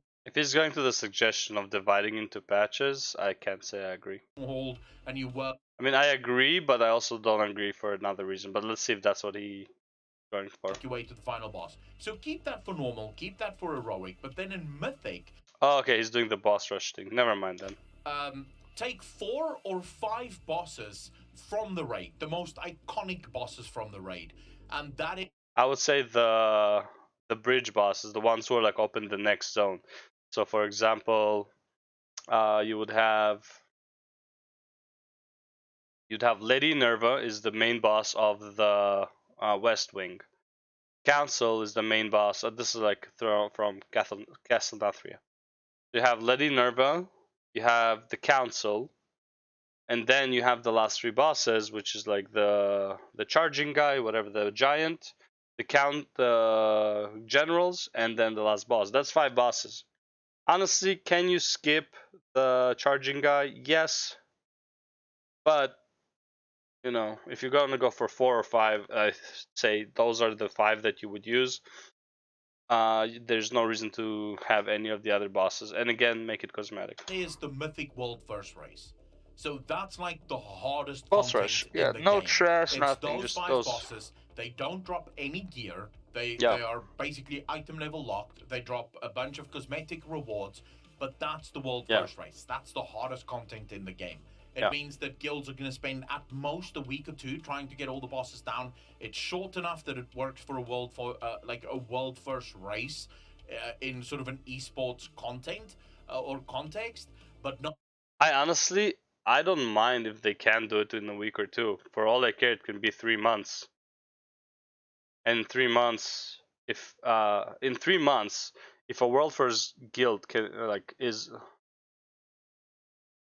Okay, let me rephrase that. In 3 months, even a guild that is not part of the world first race might be able to beat a world first raider, because what they can do is they can look at the strategies that people are used to kill certain bosses. Okay, because people will be streaming it, and if they're actually better players, they have a lot more time. Right? If the bosses are actually like that hard, who would have the advantage? Still, obviously, the world first raiders. But because it can be spread out for so long, and because the bosses are that hard, people can catch up on gear, and it will be a lot more matter of skill rather than just gear. But again, let's be real. World first raiders will probably win regardless. Not so long, or so exclusive or needed that everyone has to partake in it. I think that's sort of the best of both worlds, because technically I would prefer World of Warcraft going more the Final Fantasy route. In Final Fantasy XIV, there is 1 raid per expansion. The raid opens up 4 bosses every 2nd patch. See, the reason I don't agree with this is because WoW's story expands with each patch. Final Fantasy, okay, well, that's not true. I mean, it's true for Final Fantasy 2, but it's like the raid in Final Fantasy really connects to the main MSQ. Okay, the allied raid somewhat connects to the MSQ, to what we were talking about, or like there will be some connection to the MSQ. The problem is in WoW, the raid is directly connected to the content patch. Now, in Final Fantasy, that is not true. So, for example, we'll take Endwalker right now, right? So it's like you have the raid Asphodelis. Asphodelis, Jesus Christ, is Asphodelis? Fuck, I don't remember. Anyways, the name no, it doesn't matter. Current raid of the raid has to do with Alpis, right? And going back in time thing. However, the second part of the raid will still have to do with Alpis, even though our MSQ is going in a completely other direction. So the rest of the raid in Alpis will have almost nothing to do with the MSQ for Final Fantasy, and I believe this was true for what do you call it, Deltascape. I believe this is true for Eden, right? Like there was nothing really happening. There was some correlation between the content patch of Eden and the MSQ, up until I believe 5.3, 5.3 or 6.3, or let's see, Heaven's Word 3, yeah, so 5.3, when basically we sent back Thancred and Oriange and like whatever, we sent them back to the source, and there was a little goodbye there during the raid, but the rest of the raid had nothing to do with what was going on. So like the last 4 bosses of the raid had absolutely nothing to do with what was going on in the MSQ, which was the whole like the pylons, the corrupting pawns or whatever that had to do with Endwalker at that point, right? So the main raid there, the one raid per expansion, usually only has to do with the end of the MSQ, not so much with the rest of the MSQ in patch content. So usually, so that's why I don't really agree with like the one raid per expansion. I think WoW is better to do the 3 raids. However, you do have filler bosses that I don't think you need to have. You can easily make some of the bosses have just more HP and have the mechanics of another boss and completely remove the other boss. Like, I don't think you need to have 12, 13 bosses. Especially when like 4 to 5 of them are completely too easy, undertuned, but then you have 3 or 4 that are completely overtuned and are like a pain in the ass, and it's like you kill them once on Mythic and you never want to see them again because of how annoying it is to do that boss. So yeah. So you'll get one patch, you'll get 4 bosses. This is one wing of the raid opening up. There's an entire storyline for that wing that you play through and you kill all 4 of the bosses. And then you have to wait 2 patches before the next wing opens up and the next part of the story opens up. However, it's usually raid, alliance raid, raid, alliance raid, raid, alliance raid, right? So there's a new raid or new 4 bosses every patch. It's just alternating between the alliance raid and the normal raid. The alliance raid is for catch up, and then at the end of the expansion you have the full raid that is now unlocked for everyone to do. And then in between that they also launch like trials, extreme trials and stuff like that. And then now they also launched an ultimate. So there's a bunch of content there, but it's much more condensed, as it were. It's not 12 bosses at once. It's more 4 bosses, you go in, you enjoy yourself, and then you're done. So I can... The only reason, sorry, not the only, main reason I like the Final Fantasy more than I like the World of Warcraft Fantasy is because I can choose which boss to fight pretty much instantly. No trash. Instant, like not instant, but like a queue into the boss I want. If it's Savage, a group into the boss I want. Right? It's like, it's not like you have to look for a specific save in WoW and also not be saved to the boss. In WoW, it's like they make it so hard to like, dude, I just want to kill the 4th boss on Mythic difficulty. I just want to farm that guy out.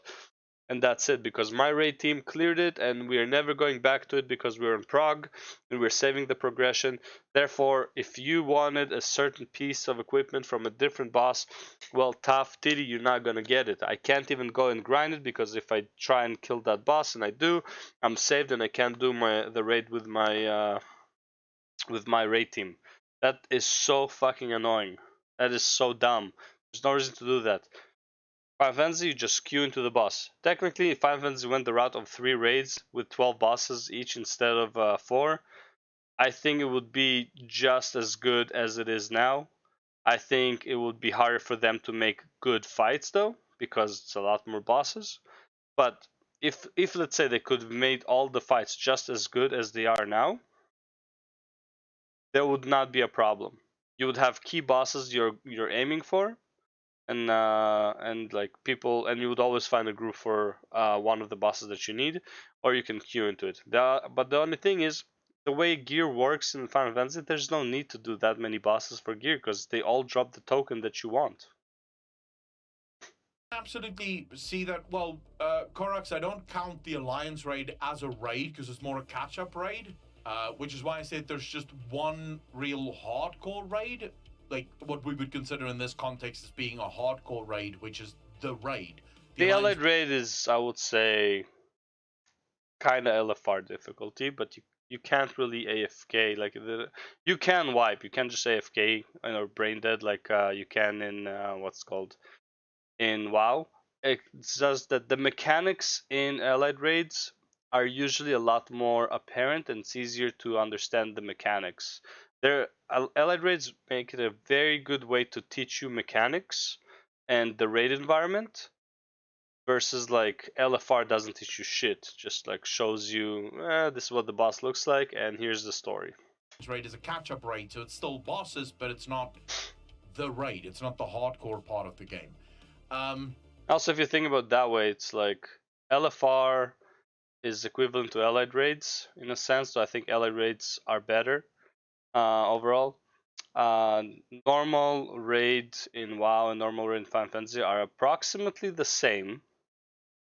I would say honestly the normal raid as well can be harder, but well, no, not really, because you don't have an item level requirement to go into a normal raid, so you can be under geared, whereas in Final Fantasy you have an item level requirement to queue into the raid. So in that regard, I would say maybe Final Fantasy normal raids are actually harder, because you do need certain gear already. If you could go in without that gear, I don't think you could beat some of the bosses. Okay, but approximately I would say they are technically kind of the same. Then the Savage raid, aside from the first boss, as far as I've seen, I would say the Savage raid is equivalent to the end, like the last fights of Heroic. Maybe mid mythic, but like mostly the heroic. And the reason I'm saying that is because I don't find Savage to be hard. The first three bosses. The fourth boss, in my opinion, is full on an appropriate mythic fight. Okay. The last boss looks a lot more hard, a lot more challenging, a lot more demanding of the player compared to the first three. The first three is like literally kind of like learning a dance. The fourth one is learning a dance, but it also has a lot of hard checks and a lot of like fast being on your feet and knowing where to go without any indication. With the first three, there is some indication. There's time to react, a lot of time to react, in my opinion, for a majority of the fights. For like the biggest things in the fight, there's plenty of time to react, plenty of time to do the mechanics. On the fourth one, there wasn't. You needed to know the fight like by heart, and it's also a very long fight. Plus, it's a door boss, so it's technically two bosses with a checkpoint. Yeah. And then the ultimates is 4 bosses that you do. It's about a 20-minute. Ultimate fights, in my opinion, are Mythic Plus rating. I don't think I've seen any Mythic raid boss aside from maybe Kill Jaden that is anywhere near equivalent to any ultimate fight, which is the hardest content according to many in video games. But I do think so. On that note, the 12 boss system or the 10 boss system is unsustainable for a world first race. It simply can't work. The question we then have to ask ourselves is, should Blizzard adapt their content in order to keep the hardcore audience going, right? So give the world first raiders something to do, or should Blizzard not give a fuck about the world first raiders, because ultimately the world first raiders makes up maybe 0.01% of the player base? This sort of depends on where you fall. A lot less than that. Because I do think having that super hardcore element within the game is cool.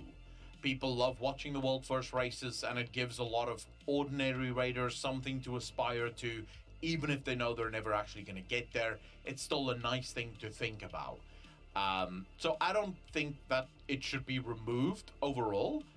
I do think that the fact that you have so many of these top-end guilds now quitting spells the end of it naturally. So unless Blizzard steps in and does something about it, the end for hardcore raiding is very near. Because these are the players that is more committed than anyone else to doing this content. And if they start quitting because fuck it, I don't care, well, what do you think ultimately happens as a result of this? I agree with that 100%. What was the second part of your question again? Yeah, I was actually thinking about it in the lobby before I came here.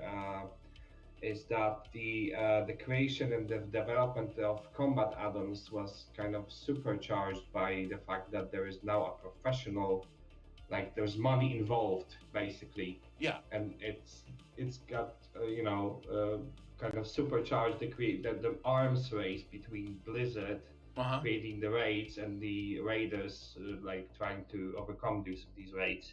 So and, I don't. Yeah. Sorry. No. I don't necessarily think that. Of course, add-ons would become more complex with need, and since these guilds have a lot of need, these add-ons has to be a lot more complex. But if you look at what most of these top-end guilds do, a lot of them don't actually use things like DBM as a priority. Most of them have weak auras, and they have literal people who build weak auras for every single version of the fight. Because the thing is, a lot of these guilds tend to do the raids before the add-ons are even perfect, so they can't really rely on a DBM or a bigwigs to actually help them with these fights, because a lot of the time these add-ons are sort of based on their own kills. So, once they manage to do it, the add-on will finally sort of be upgraded to the point where it needs to be. So, I don't necessarily think, I don't think raiding is the problem. Like, I don't think the world first raiding is the reason for these. So, for example, even back in the day, and we were nowhere near a world first guild, but we were good enough that usually as soon as Mythic opened, we would start clearing Mythic bosses, because me and my guild would one-shot normal and heroic in one night. So then the only thing that's left is Mythic raiding. And even for us, usually the first month or month and a half of the raid, DBM and bigwigs would be broken. Like, it would track certain things not at all, and certain things it would track completely wrong. So we would usually also use things like weak auras, just build a weak aura to track the ability, instead of trying to rely on an add-on that is just not working at the moment. And those guilds are much better than us. So when they do this, those add-ons are nowhere near ready to carry it. So I would say probably Fair enough. That would be my response to it. I don't think the raiding scene can be blamed for a lot of things, but not for add-on bloat. Because ultimately, the people that rely on these add-ons far more aren't really the top-end guilds. It is your sort of heroic guilds that think that they're world-first guilds. They're the ones who overly rely on add-ons to get the bosses down. Do you have any retort to that, or anything you want to add to that? No, thank you for your answers. I was kind of thinking more or less the same. I think the hardcore, as you said, the hardcore raiding scene is necessary in this game, because it gives people kind of a upper goal to reach towards to. Like, that's fine. Yeah. They, people were looking at, Doesn't have to be gear though. Gear be cosmetics. Standing on mailboxes and we mounts, mugs, weapon mugs, whatever. So thank you very much for taking the time to answer the questions. It's fine. To maybe asking some other, maybe next time. Oh yeah, definitely. I mean, every single week we're here. So if you ever think of any other question, you're more than welcome to ask it. Someone else said earlier in chat, how do you ask me questions? Very, very simple. You go onto Discord. There is a Q&A section on Discord. You write your question into the Q&A. If I don't get to it 1 week, I'll definitely get to it the next week. Morny and Andy can actually provide you with your place in the queue. So they can tell you, listen here, most likely not next week, most likely the week after that. You're number 11 or 12 in the queue, depending on where you are. We do favor people that actually show up in voice. So if you want to make sure that your question gets asked, jump into the voice chat, join and actually ask your question, because that is what's favored. Otherwise, you can just write it there, and we have a system to make sure that we don't miss any questions. And if I've already answered the question, the mods will absolutely link you to my answer so that you can see what my answer was to the question. I want to thank all of you for coming out, by the way. That is our 2 hours up for the night, actually 2 hours and 15 minutes. It's been an absolute pleasure to once again have all of you here, to spend some time with all of you. Anyways, ladies and gentlemen, thank you so much for hanging out with me, for spending your afternoon, your morning with me. It's been an absolute pleasure. Cool. Yeah, the raid design, wow. In my opinion, again, the 12 bosses, I think it's fine. But if they're making some bosses just for the sake of making 12 bosses, because, and like only caring about 3 or 4, then there's no reason. Just give us 3 or 4, whatever. But I don't think Final Fantasy raiding is superior in quality. It's like the convenience and the accessibility is by far superior, but like bosses wise, I think they're just very different, and I think both are okay. Okay. Do I have any manga to read? Read this, read that. Not reading this for a bit, not reading this for a bit. Yeah, I think I read everything. Yep. Alright, sweet. Alright. Cool. Let's go on to gaming finally. Finally. Getting some Stormblood MSQ, let's go! Oh, bro, I get to play! Oh my god, I get to play the game! Finally! It happened to me! Oh my god, the world is always full, huh? Where are all these players coming from? I do have like 3 hours, 4 hours to play, yeah. God damn. Man, I really want to play with V Rising though. Fuck. But I also want to get to Shadowbringers. Fuck. Maybe I'll just finish the patch 4.0 MSQ and then play some V Rising and then continue after I played V Rising a bit. But first, gotta gamble.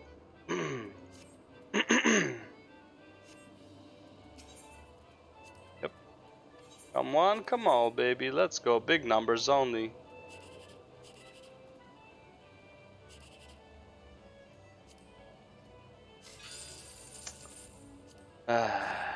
Yay.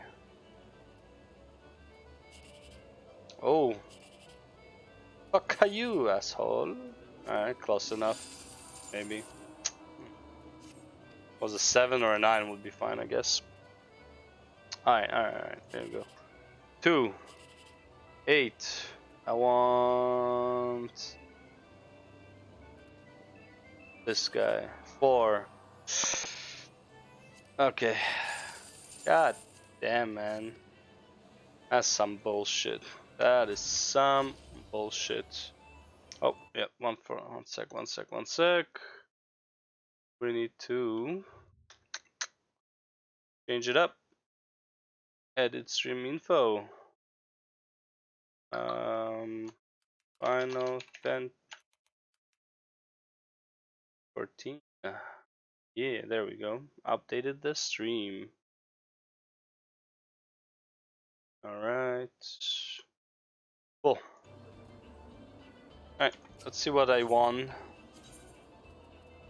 in the cactbot.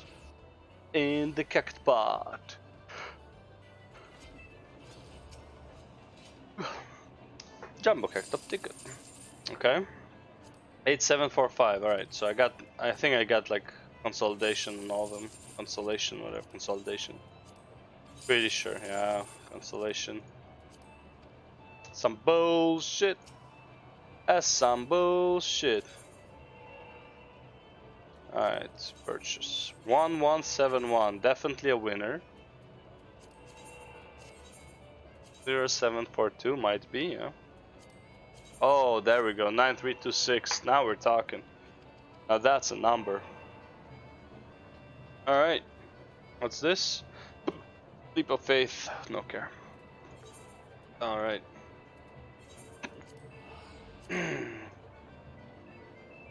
Okay, so let's see, we got the swimming. Yeah, we got the swimming part.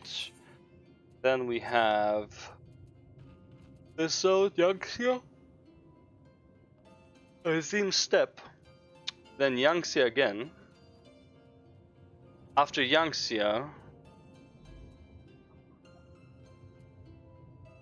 we should showed something in the area for levels, but yeah, I guess not. Not until I get there, at least. Oh well. So we got Yangtze, that place, Yangtze, and then we're going back to Garlemald, to Alamigo! He dove into the water a moment ago and said to wait here until he returned. Bro.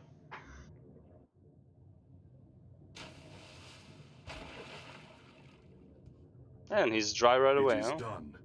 Your offerings have been given to the sea. Okay. The ritual can begin at last. Come and stand before me, my friends.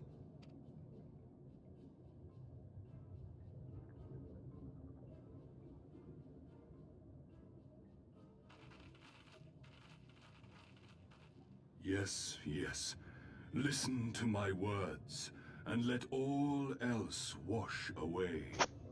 Listen to my words, and feel them flow into your heart. At first a trickle, then a flood.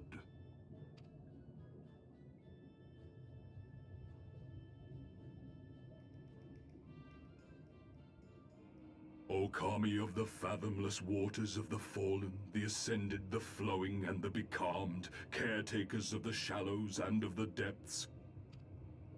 Receive of us our meager offerings, cleanse these ones of earth and stone, and grant them your blessing, that they might drink deep of the divine.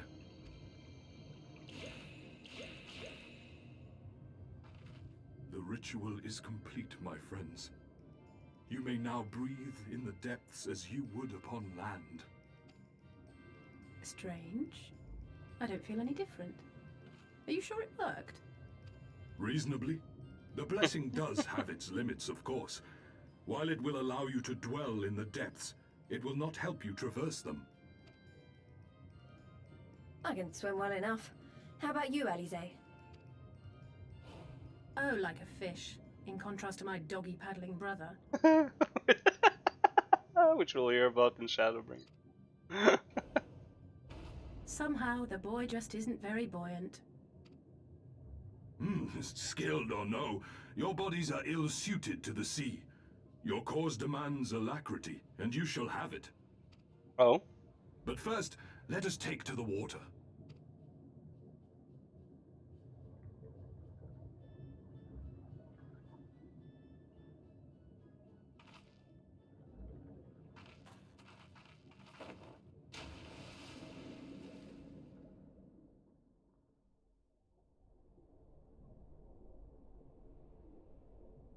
That'd be pretty cool if we could get that in real life.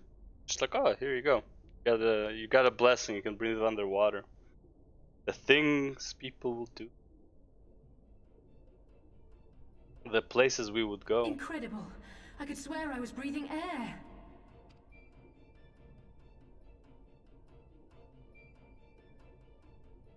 Now I shall summon for you noble steeds of great strength.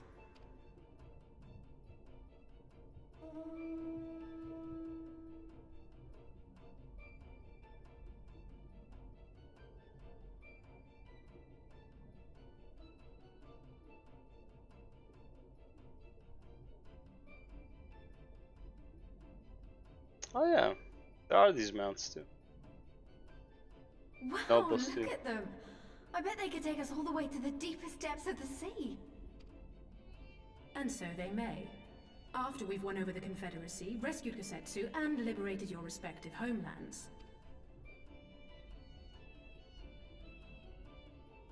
Should you become parted from your steeds, return to me, and I shall call them again. Take care, my friends, and may the Kami speed you on your way.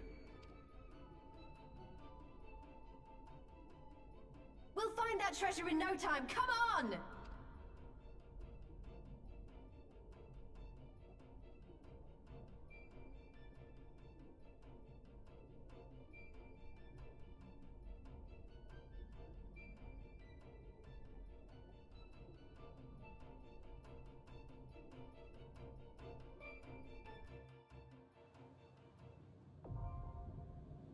Diving unlocked. Hell yeah, brother. Owing to Sorbo's blessing, we now dive into the water and stay submerged indefinitely. Underwater settlements like Tamamizu and Suinosato can be accessed via circular portals. To live deep water, you only need to swim, control space bar. Should you become separated from your steed, speak with Sorban.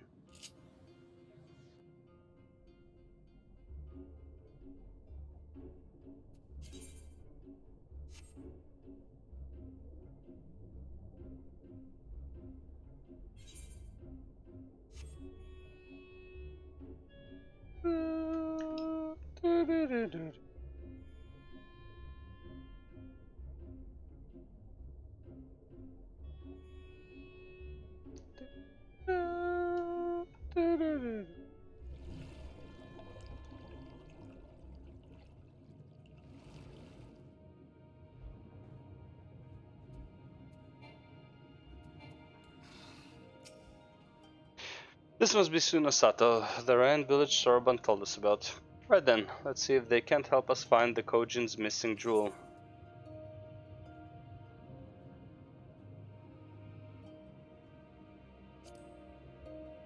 Interesting. Because both of them were released on, what's it called, in Shadowbringers, so why are they here? Whatever.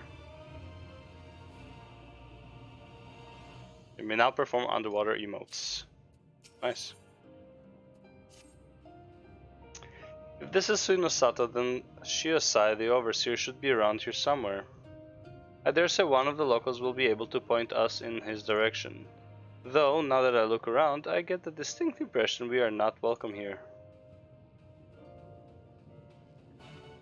What gave you that idea? Mana? Some mana. Right, Shiosai.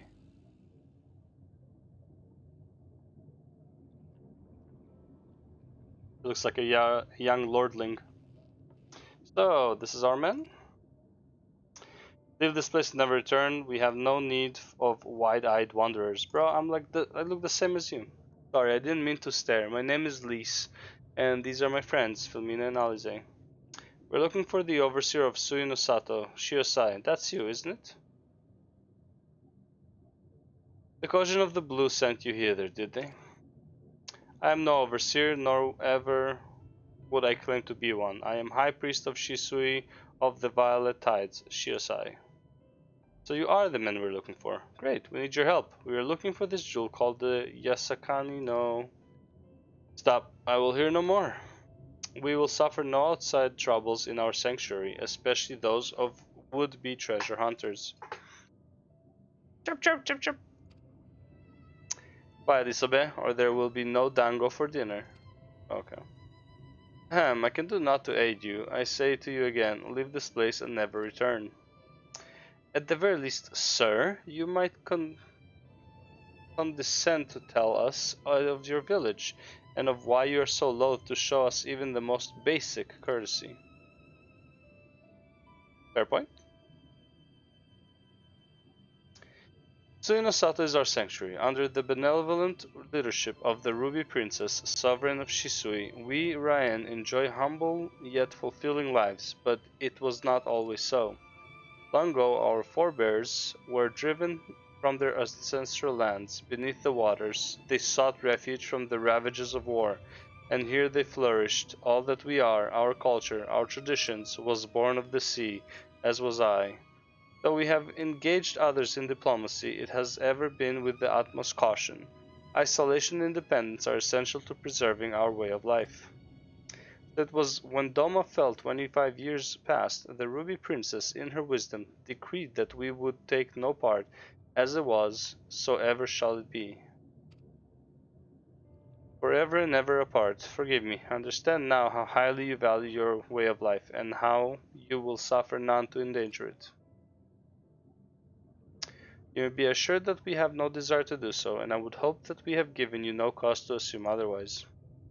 You have not, but this changes nothing. Regardless of your intentions, it is not my place to break this tradition. I must consider the wishes of all who call Suino Sato home. For me to defy their will and permit outsiders to remain would be a gross betrayal of my responsibilities. Please do not ask this of me. Thank you for your time, sir.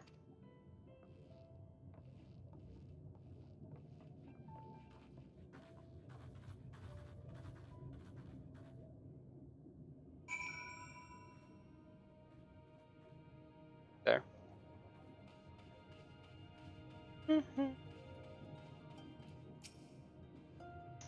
And so it continues, another village, another death ear. Clearly, Girabanya is not the only place with walls. I'm starting to wonder if this was all a huge mistake, Gosetsu couldn't have known we would take this long. I only hope he's still alive.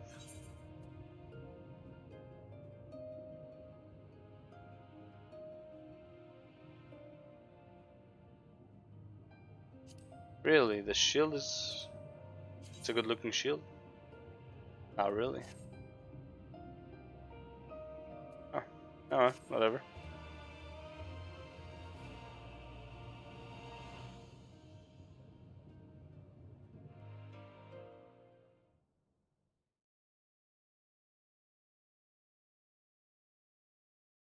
Meanwhile, in the Tavern of Isari.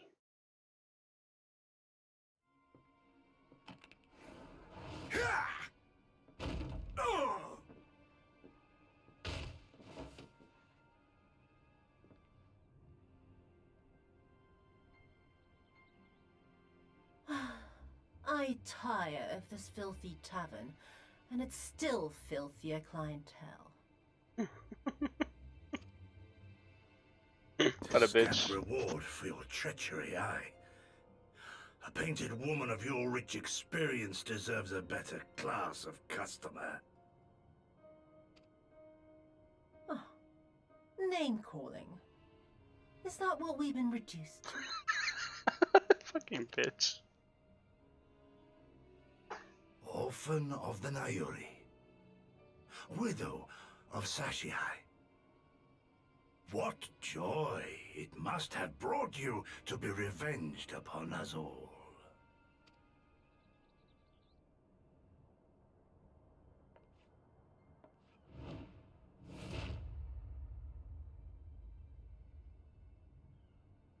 Not enough. Not nearly enough.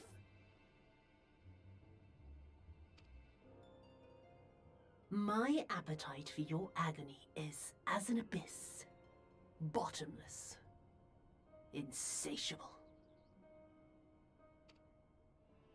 Before you die, you will cry and beg and prostrate yourself upon the earth.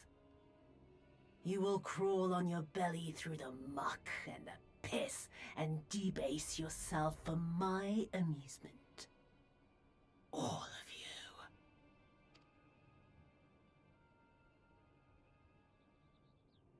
But you think you are made of sterner stuff? Rather than have him beat you, mayhap I should have my oaf go and fetch your master's head.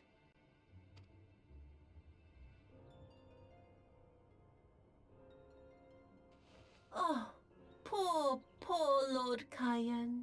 Kami rest his soul. Noble leader of a fallen nation. A fine puppet he made for the Viceroy. For a time. 25 years he was content to serve his masters as a dog. And then everyone had to rise up and get themselves killed. Tell me, how did it feel to fail him that day? To live with the disgrace of his death?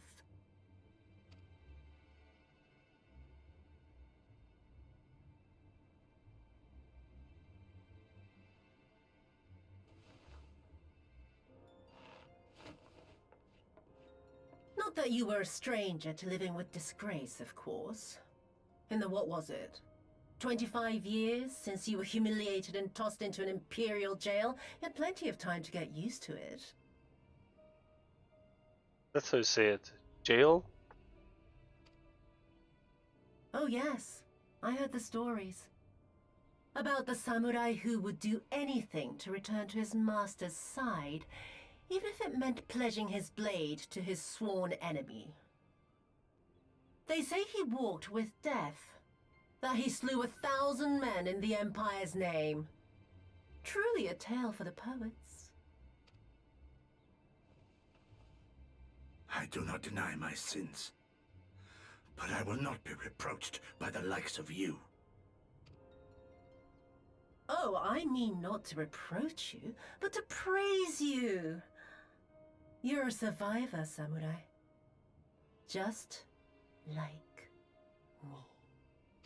So, let us not dwell on the past, you and I, and instead give thought to the future.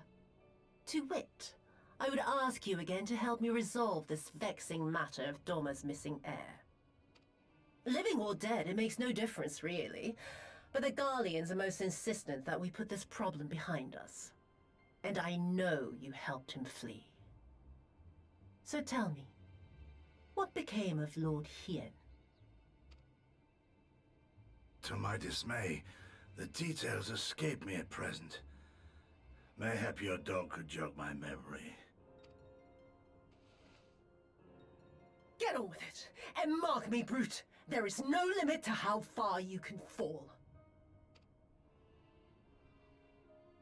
Of all the bloody stupid... Ah! When I get back to Eorzea, I'm gonna find that little shite, and I'm gonna make her pay. How are you gonna do that?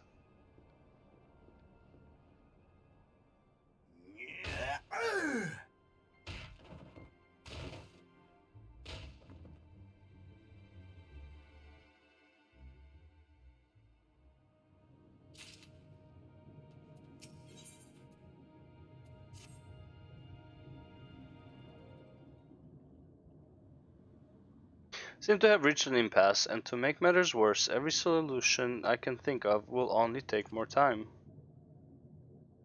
I don't suppose you have any ideas, do you, Philomena?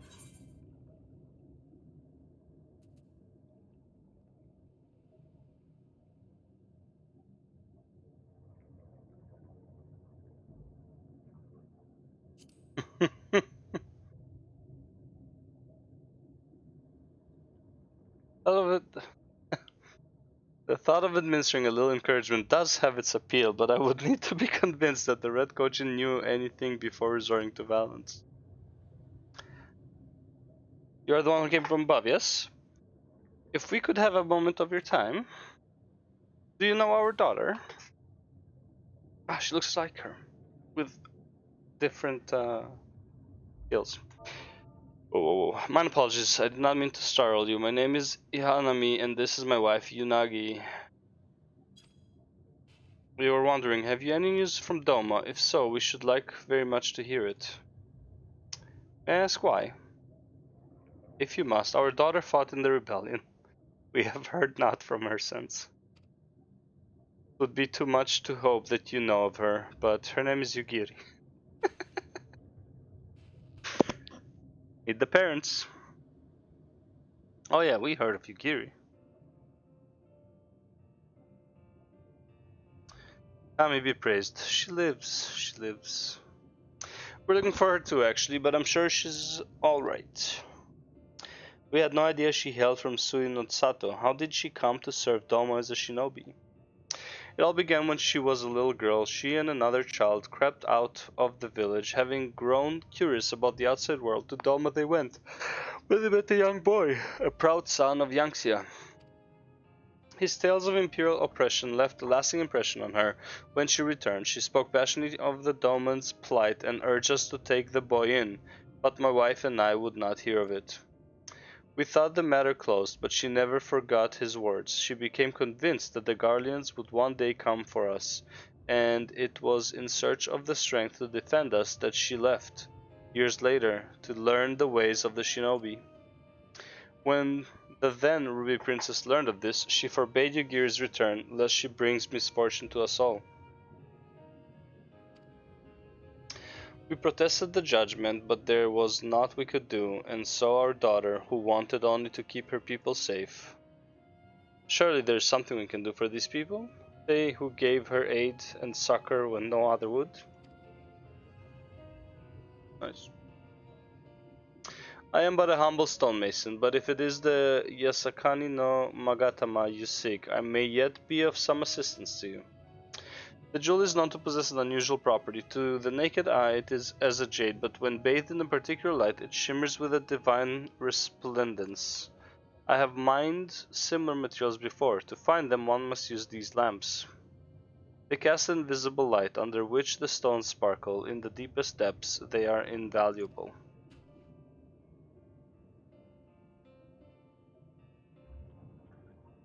There is a sunken ship to the east. Though the currents may have spirited away her cargo, you should begin your search there.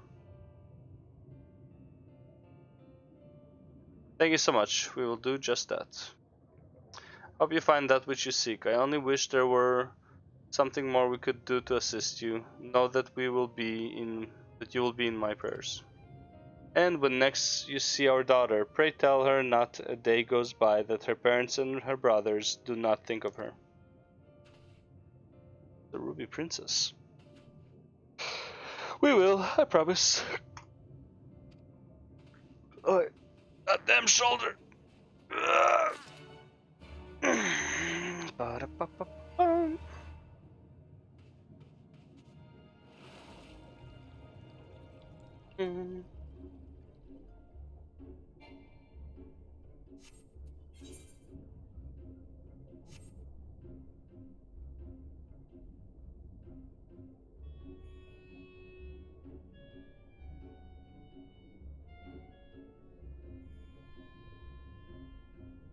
Bee-boo. This is the cave area.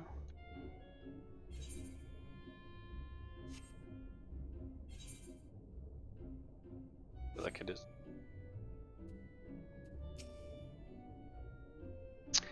If this wreck is the self-same vessel of which Sorban spoke, then if the gods are good, then Magatama is nearby.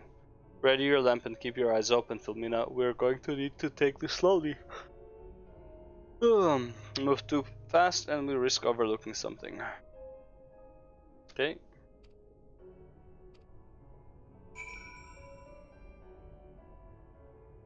Ba-da-da-da-da.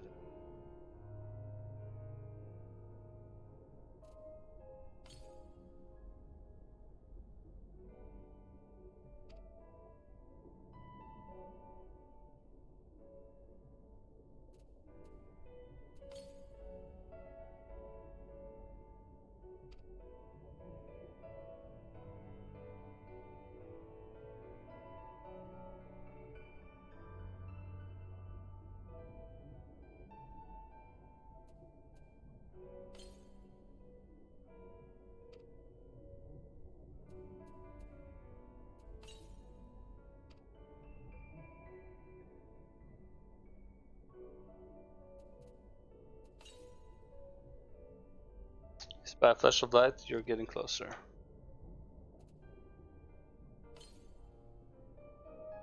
Unmistakably in the dark, but you're still unable to pinpoint the exact location. Just a little closer. There, peeping out from beneath a fine layer of sand, you spy something shimmering. Ba-da-da-da-dum. Underwater treasure hunter, Ramintor.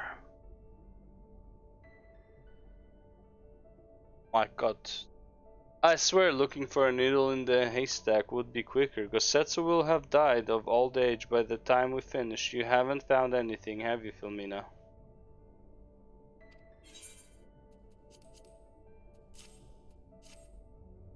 This is it. The Yasakani no Magatama, exactly as Soroban described.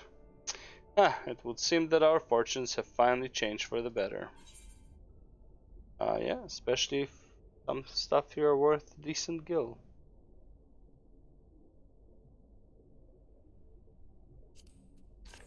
Like that one.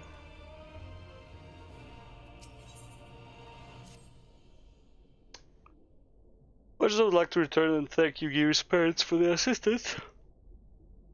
Time is of the essence, so make for Tamamizu at once.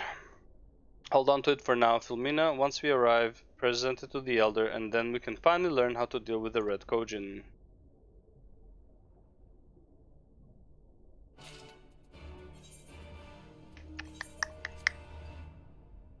Now I can finally kind of fly in this area. Let's go underwater and use the mount. Go fast.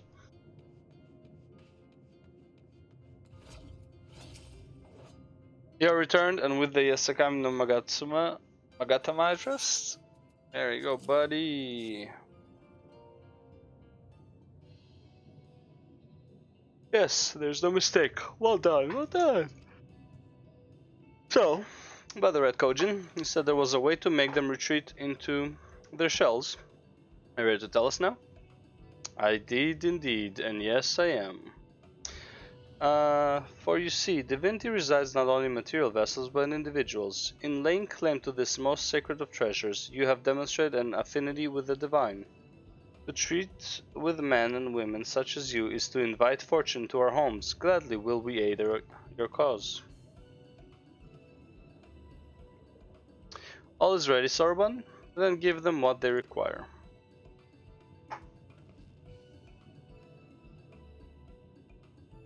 This is a ceremonial knife of some sort. Yeah. Before this blade, that which is sealed shall open, the treasure vault of the Kojin on the Isle of Zeki. It is there that our most prized relics, be they of the red or the blue, are kept safe. Fiercely do the red guard it, for its contents are more precious than their lives. Were the vault to be attacked, the response would by necessity be immediate. Kojin would be summoned from realms around to defend their treasures.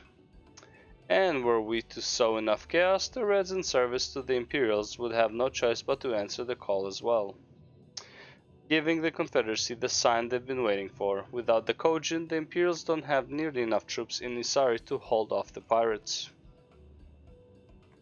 However, you must understand the vault is holy ground, home to 1,000 kami. To intrude upon it without paying the proper respects is a sacrilege we cannot condone. So, if we were to pay the proper respects, it would be alright? Great, how do we do that then?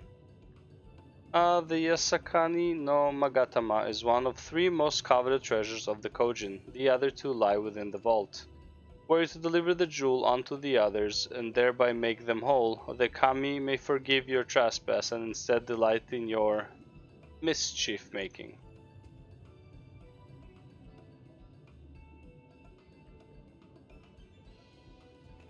So, if I understand you correctly, you want us to take the sacred jewel coveted by your red brothers and deliver it to their treasure vault.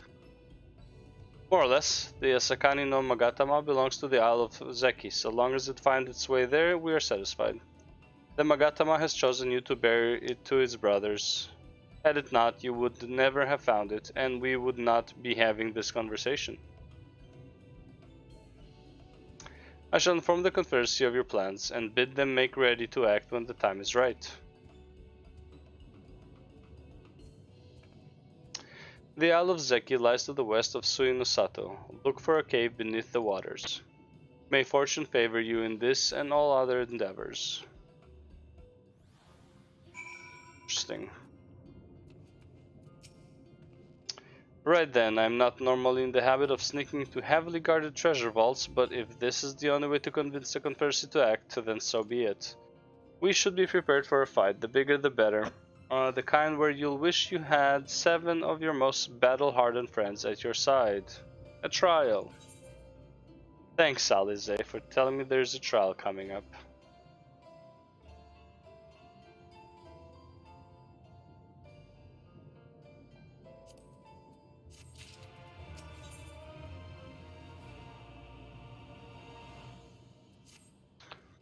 I don't know about you two, but I'm as ready as I'll ever be. Me too. Let's do this. Right. Not left to say then.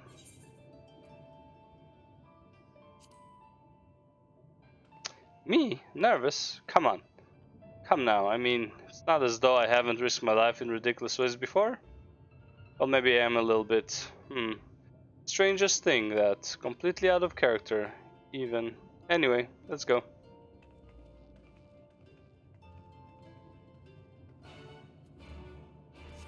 Ba-da-ba-ba-ba-ba. Hey.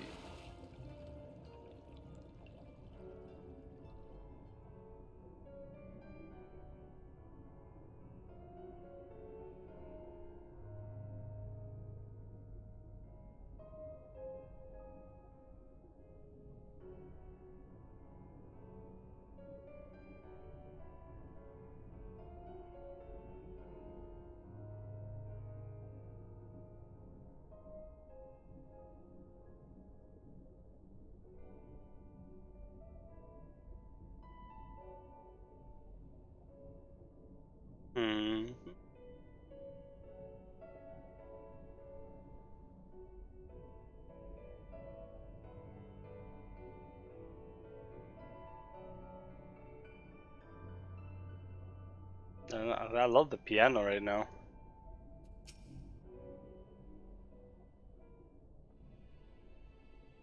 Assuming this is the right cave, it should lead us straight into the heart of the Isle of Zeki.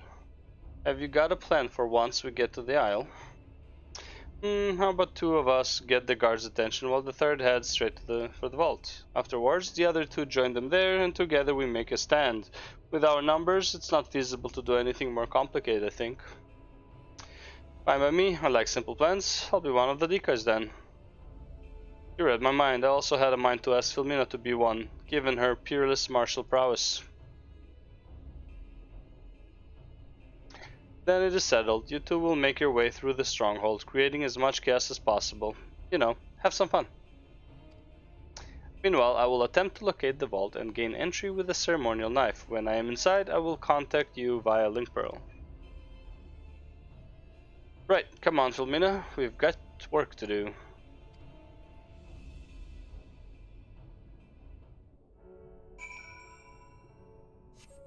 Da-da, da-da-da-da. Bing bong.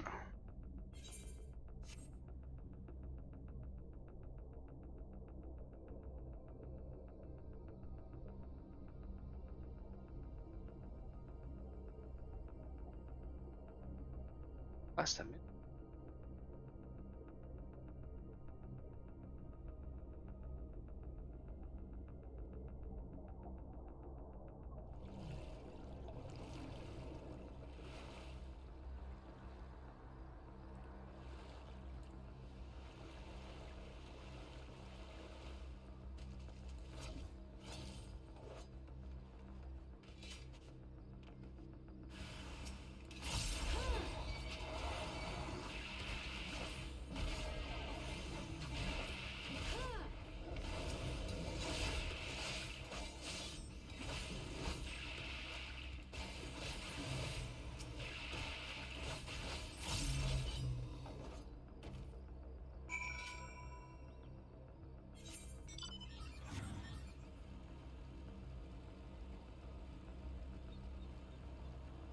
Was that north? Yeah, okay.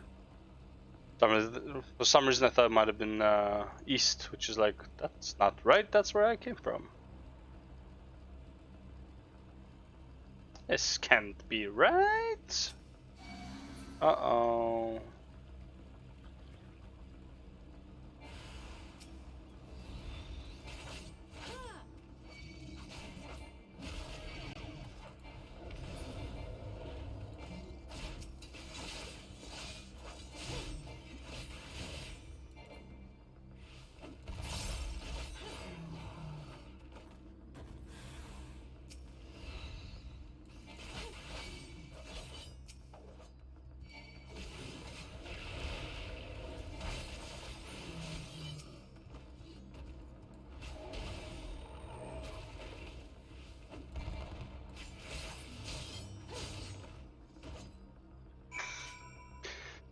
Okay.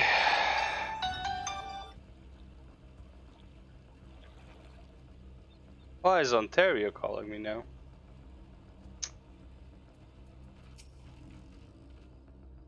Oh, you're a sight for sore eyes. I hope Alize is alright too.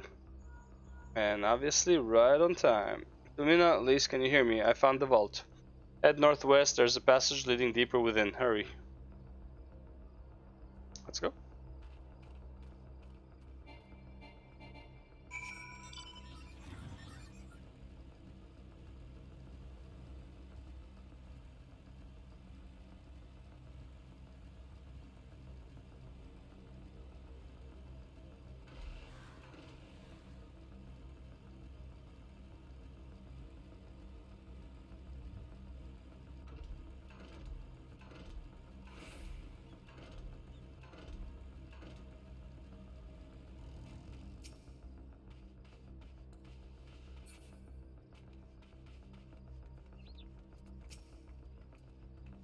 There you are. The entrance is straight ahead.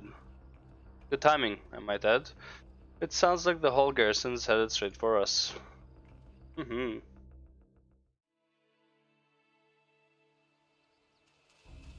Thieves! Come to steal our most precious treasures? You will pay for this sacrilege! That's the spirit. Now don't be shy. I'm more than ready for another round. Seize them!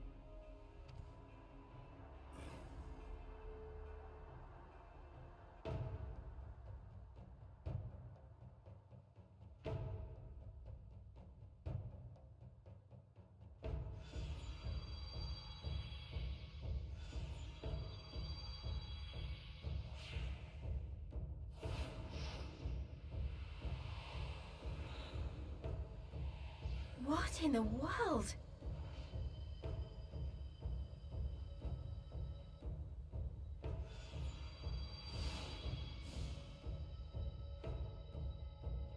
Straight from my bag, just like that, huh?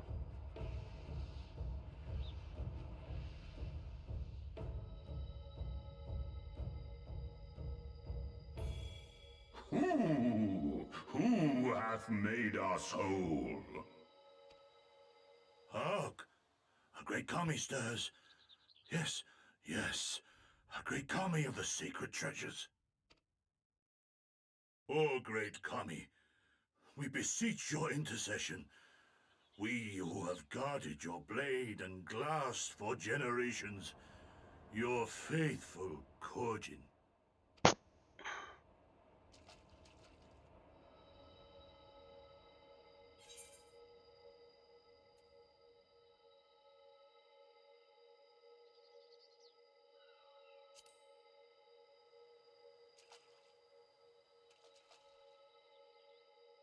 Thou didst freely deliver our jewel unto thine enemy's own treasure vault?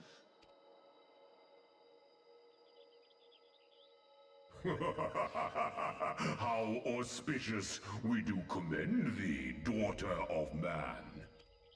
Such audacity is deserving of celebration, exaltation, a contest of wills to mark the occasion. Let lines be drawn, let sides be chosen. And for their loyalty, we shall stand with the caretakers of our greater part. Oh, perfect. A contest of wills. Just what we need.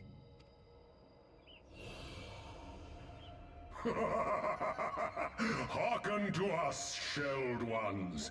Upon this day your wish shall be granted.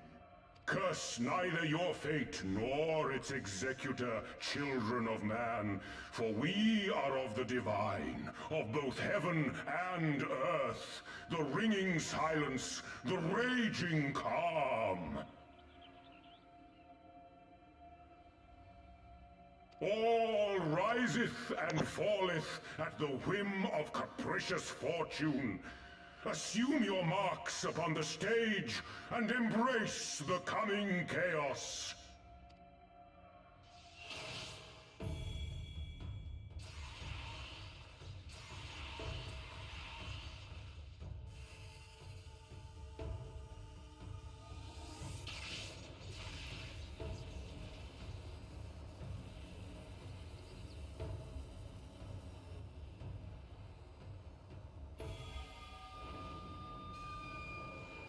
Yo!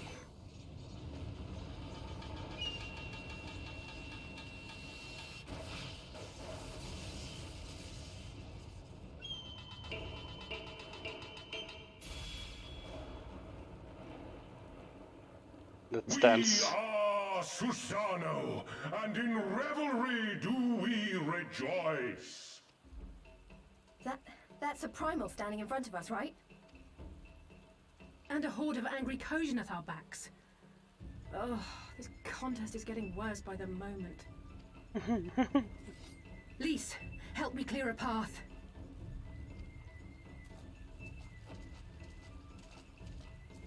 Leave them to us and save your strength. You'll be needing it soon enough. Make way! Make way! Spoil not your appetite for the feast, children of man. The dish will be served whether you will it or no.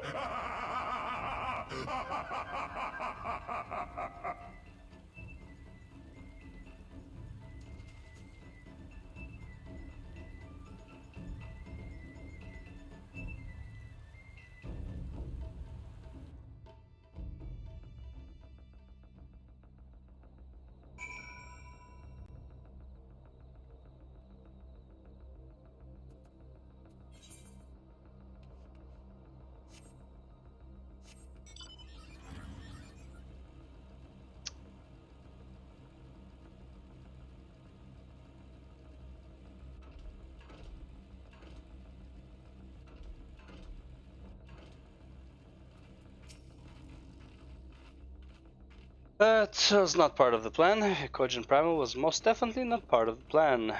Though I am sure there is a perfectly logical explanation involving the ether stored in the treasures and the religious fervor with which the Kojin guard them, or something. The Alphino isn't here to provide it. And just when I thought our fortunes had changed, I swear if Sorban and his people knew this might happen. Nah, somehow I doubt that. Even the Reds seemed surprised by what happened. All rises and falls at the whim of capricious fortune, does it not? Does it? Then the same goes for him. We have to defeat that primal.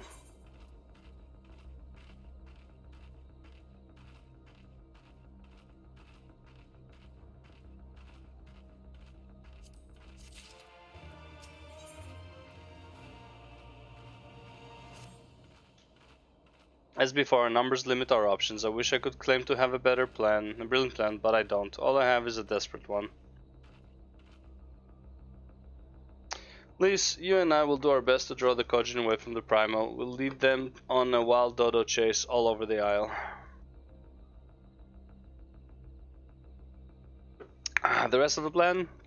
I'm afraid you can guess. I'm sorry, Filmina, I truly am, but neither of us can even approach Susano, much less hope to defeat him, which means you're on your own. Not a problem. Well, who knows? She does have an awful lot of adventurer friends. Maybe some of them decide to take a fishing trip to the Far East and are surprisingly close by. Yes, then speak fluent Hingan. Come on. There's no point putting this up. Apparently, I have friends that are nearby. I love that they keep referring to that. That's actually kind of funny. And then they actually made the summoning cannon with what's his name? With Grahatia. Alright, what's the queue time as a TPS? Less than 5 minutes. How about instant? Less than 5 minutes. Alright, close enough.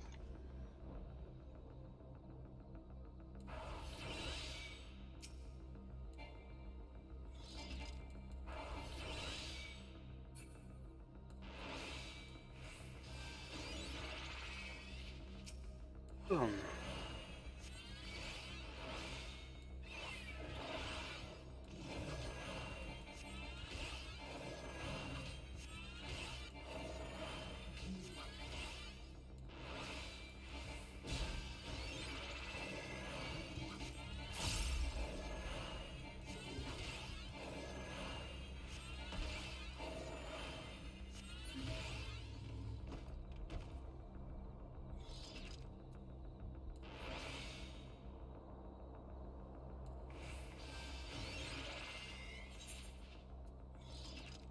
Okay, so now 66, huh? That's the undamaged dealing ability I have. That's 46 though, so that's not bad. This 26. Okay, so for House of the Dead, I guess you can do these 3 as damaged. I think that's enough. I wonder. I wonder how easy House of the Dead is as a siege. I think it would be pretty damn easy. But with all the heals, dot, running and hitting, instant cast on the AoEs.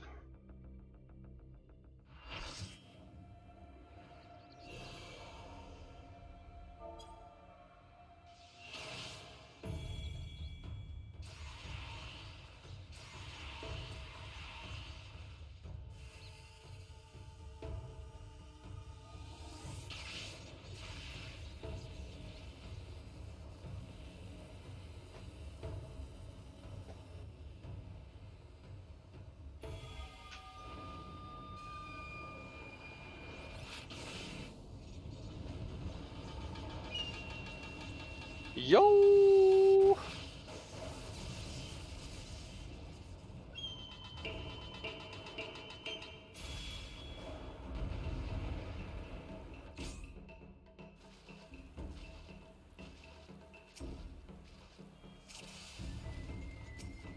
Let the rebels begin!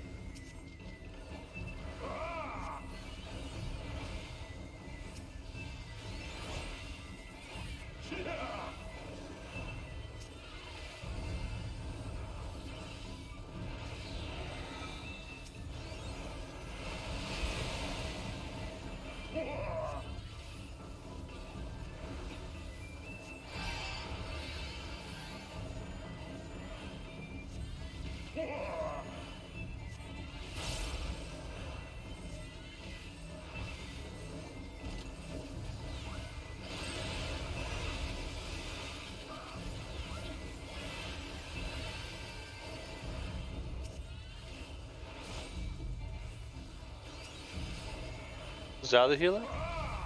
Oh, white mage, okay.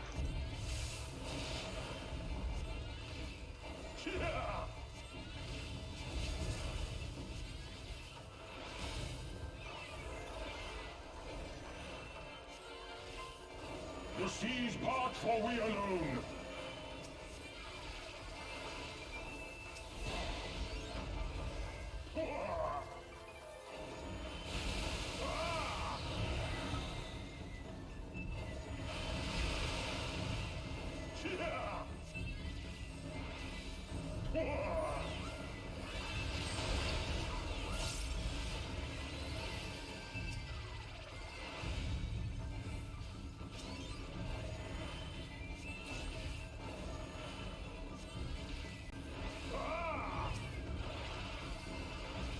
The seas part, for we alone.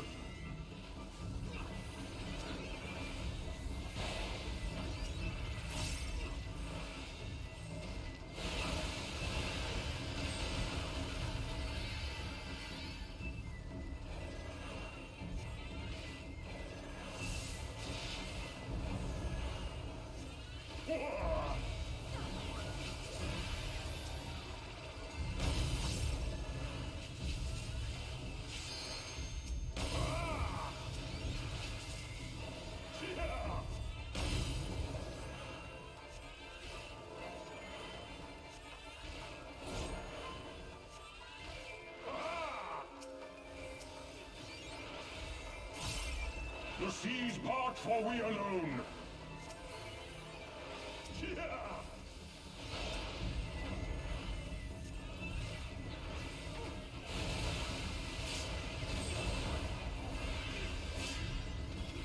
Our hearts sing in the chaos.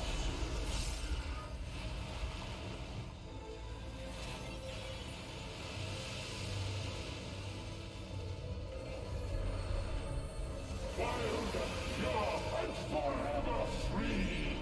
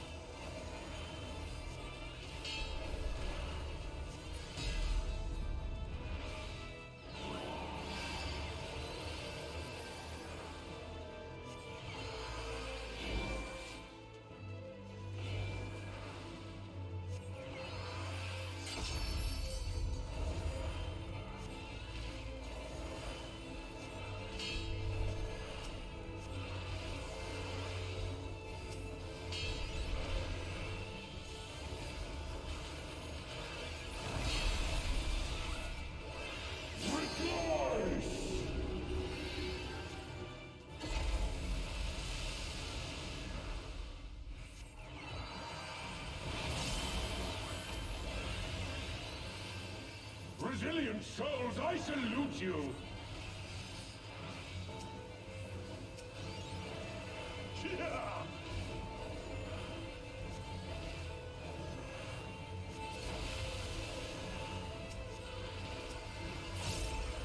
Earth and stone at our beck and call!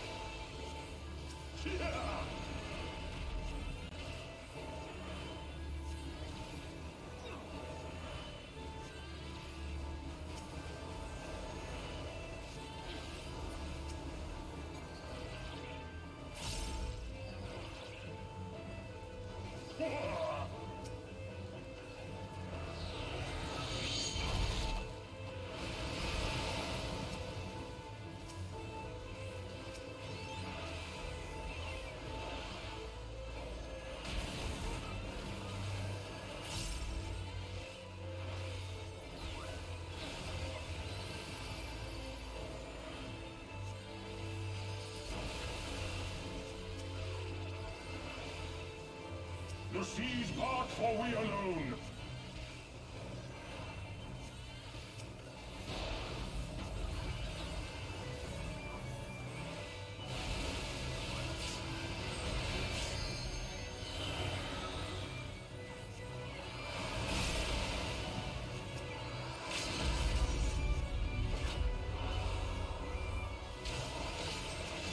Such ferocity.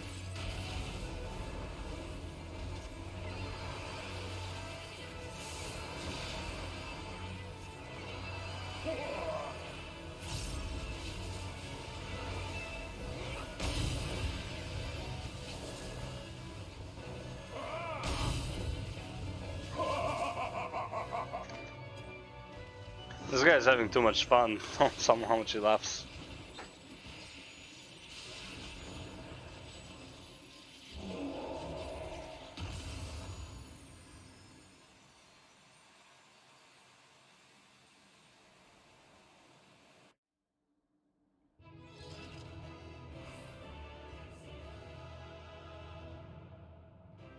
Okay, I guess we are at that same place now. Da, da, da. Wow, what a shitty ass bastard didn't give me accommodations. Shame. Meanwhile, off the coast of Othard.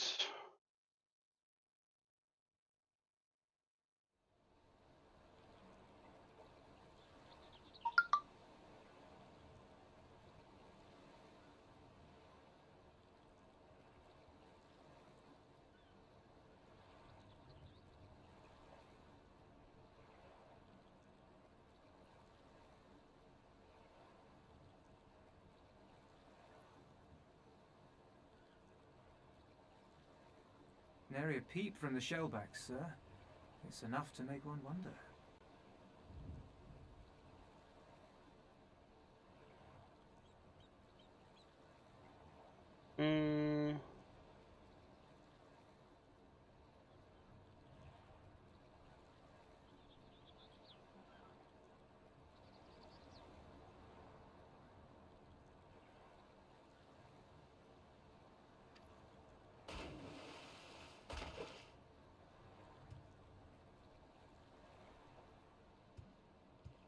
The Red have sounded the alarm. The Isle of Zeki under attack. Fierce fighting in the stronghold. The vault breached by outsiders and strange tales from deep within. All this the Red cannot ignore. Even now, they abandon their posts and flock to the Isle. The Garleans are powerless to stop them. I'll be damned they did it. Well, Captain, wagers notwithstanding, I dare say we will not have a better opportunity to drive the Imperials from Asari and rescue our men. On the other hand, naught was put in writing, but if your mind is made up, then that is that.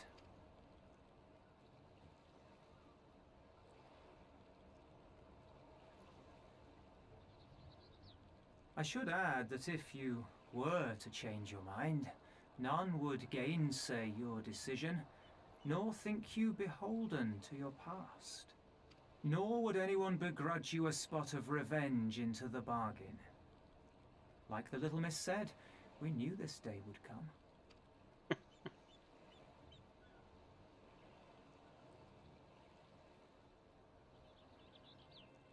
Isari may be a rotting husk, but at least the tavern keeper never watered down his drinks. Fair enough. Well said for a temperate man.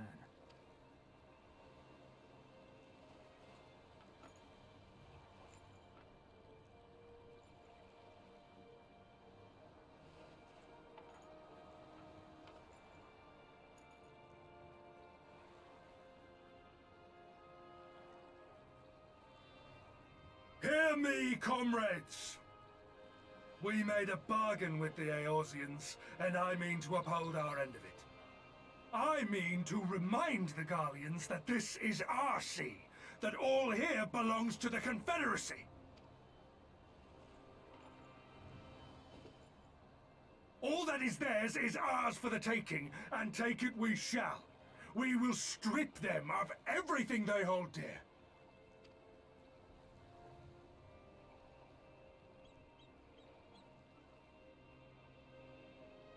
Who are you talking to, bro? It's like no one in front of you.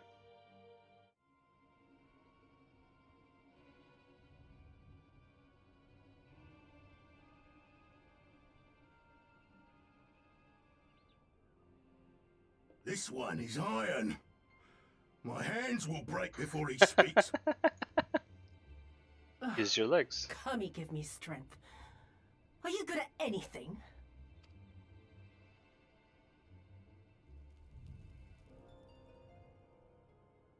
I'd hoped this might prove more productive than blind inquiries, but I see you are determined to waste my time.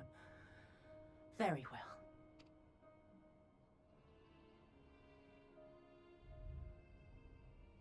Line them up. Kill one for every question he refuses to answer. Hurt them, and you will get naught from me.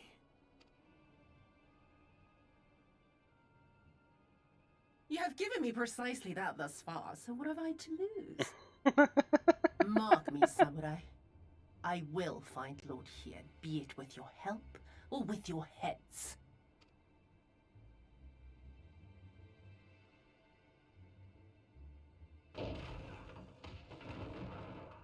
Confederate scum!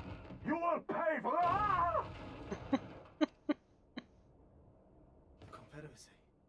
They've come to save us!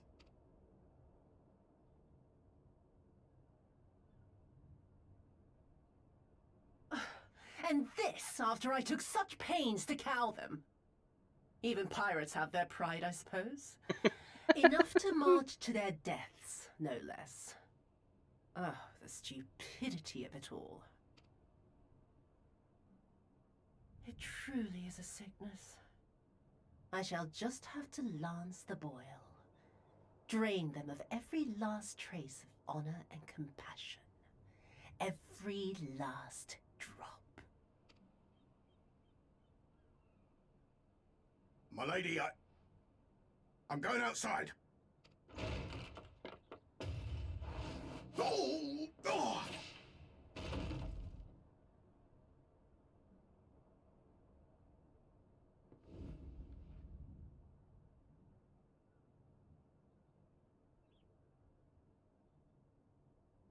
The Kami are not finished with you yet.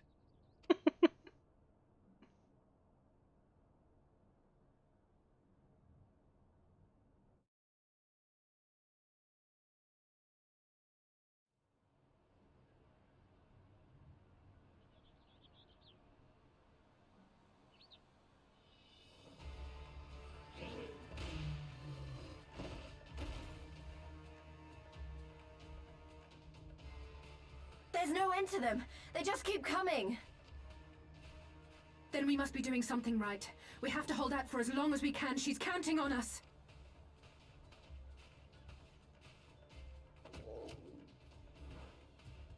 Suzuno is slain! Slain by the Shellless One! Well, don't say. Just fucking walk on in. What's up, guys? Just killed your commie. You might wanna get the fuck out of here now. Is it true? Did you defeat him? Oh, I'm here, aren't I? Well, in that case, how do you fancy helping us keep the Kojin occupied until the Confederacy make their move?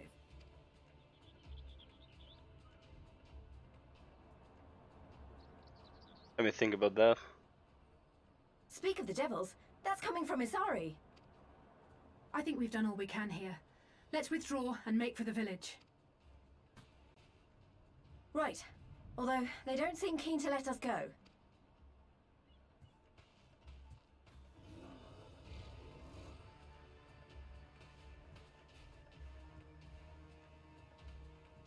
Hear me, Kojin of the Red. We have no quarrel with you, only your Imperial masters.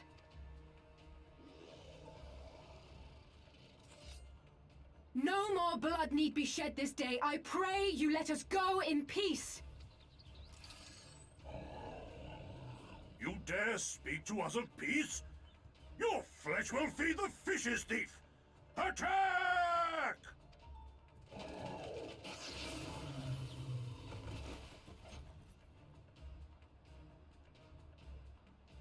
Now's our chance. Don't worry about her, she can handle herself.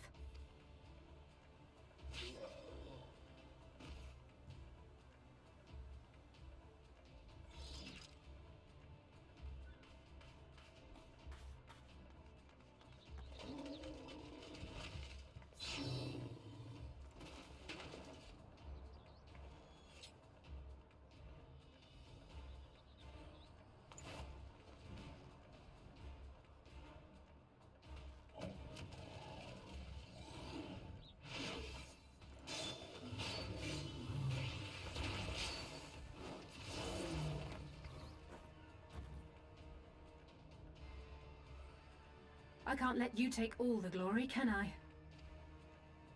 I mean, I was the one killed the primal, so you know.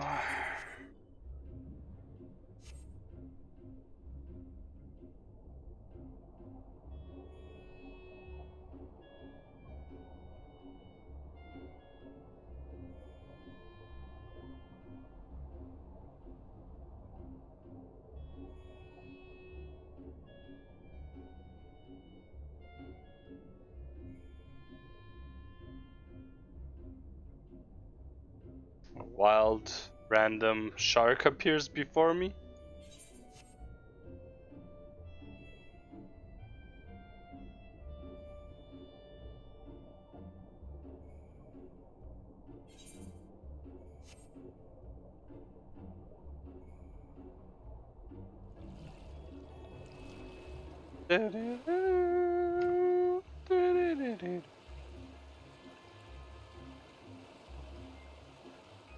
Bing bong bing.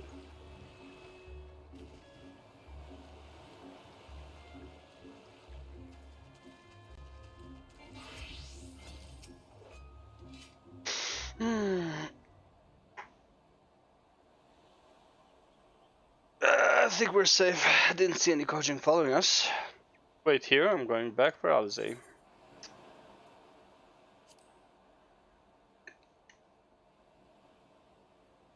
So that you could escape, not me, and that was a mistake. I should have been the one to stay behind, not her. I've got to go back. If we lose her, I'll never forgive myself. I was the one who dragged you all into this. It was my fight, not yours. I knew that from the start, but I also knew I couldn't do it alone.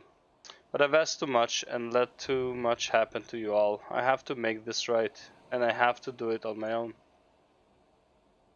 So let me go, please. I'm asking you as a friend. I have to help her. You can start by finding me a towel and some bandages. Brrr.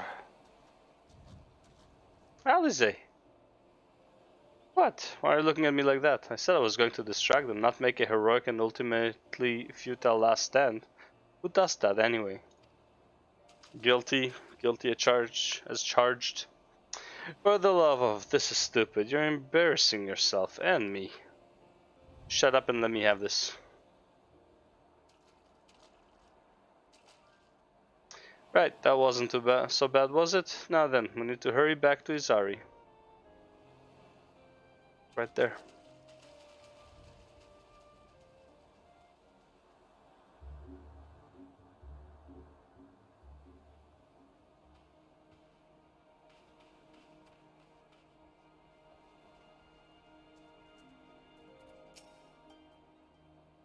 I don't see any soldiers. Do you think the Confederacy drove them off? See, money, 19, not bad. Ooh, 23, okay. Oh, nice last quest in this area. Something definitely happened here. I see several people who look like they might be injured. Let's give them a hand and find out what we missed. Do I need to help? Do I need help? I'll be fine. Nothing that won't heal. You should go after these. Ba-da-ba-ba-ba-bum.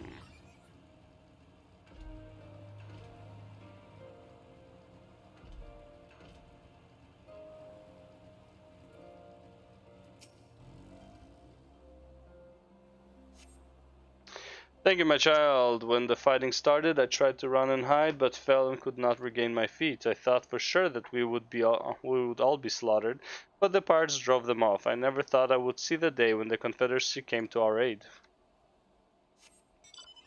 That was the bargain. Gotta thank me for that.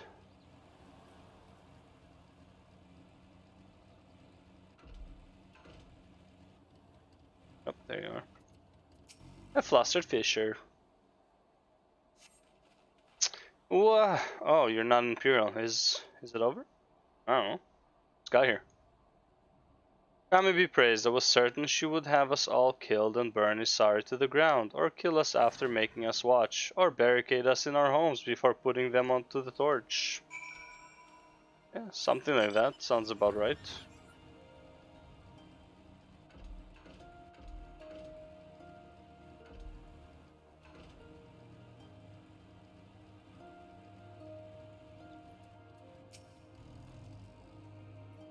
I remember you. You're the one who saved me from the Dolman catchers.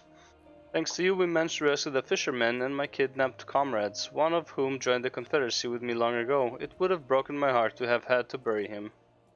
Oh, and if you're looking for the captain, you'll find him in the tavern.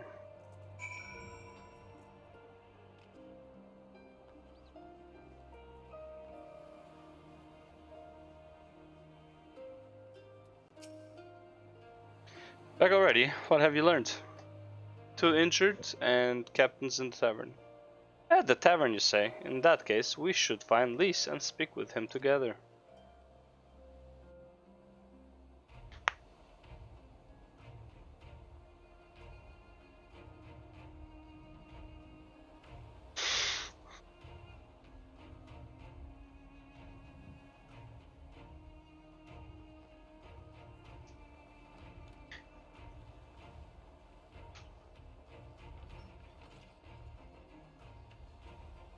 My Eorzean friends. Saw the smoke, did you? A pity you did not come sooner, though I gather you were busy elsewhere. Just tiny bit busy.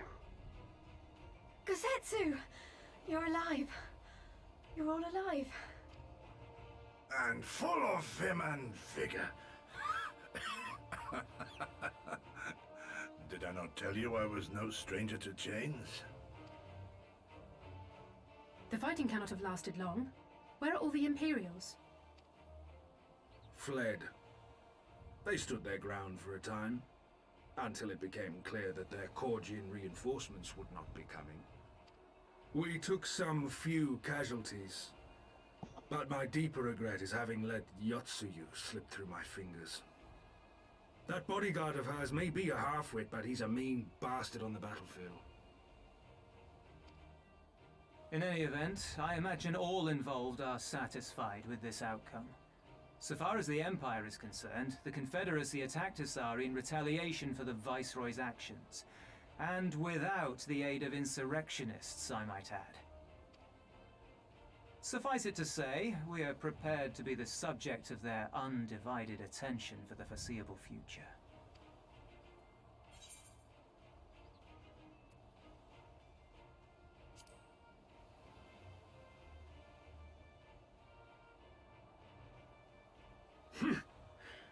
An impossible claim, yet one spoken with such conviction that I cannot choose but believe it. Your assistance would be most welcome. Nevertheless, we shall do our utmost to spare you undue danger. We are already in your debt. Nay, little miss, all debts are paid. For by your deeds, many still live who elsewise would not. Let both parties count their blessings, and may fortune continue to favor us all. You still seek to bring freedom to our people, then? You will go to Yansha. I have faith that our allies yet live. Once we have found them, we will plan our next step.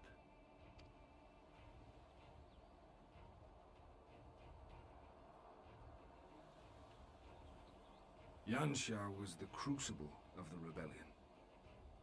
What happened here pales in comparison to what Yotsuyo did there. Remember this. Fear changes men. Have care in whom you place your trust.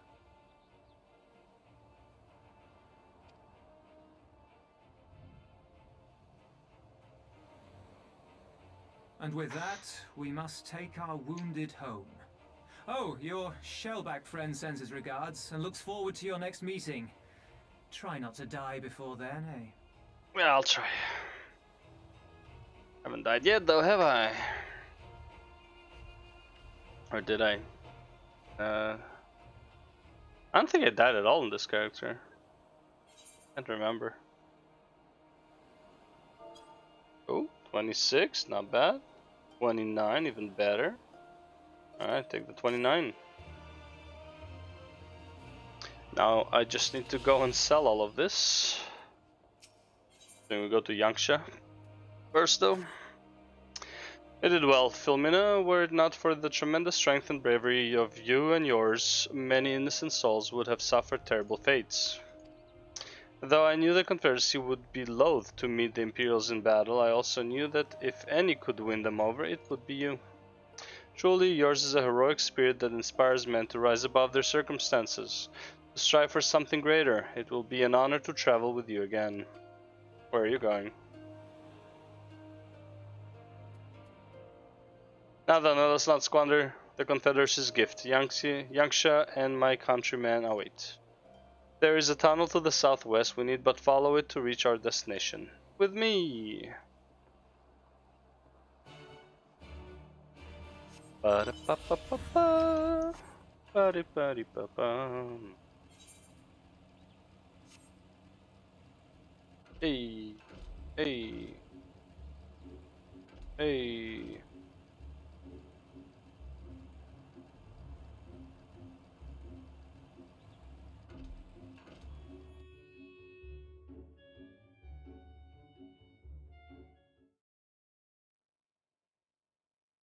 They came.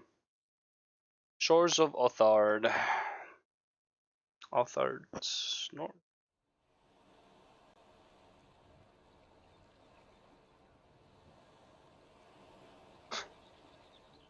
Guys have a lot of treasures.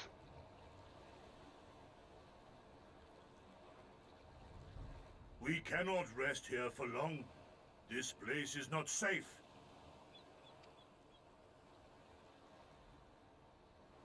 Mayhap nowhere is, if thieves can breach our vaults.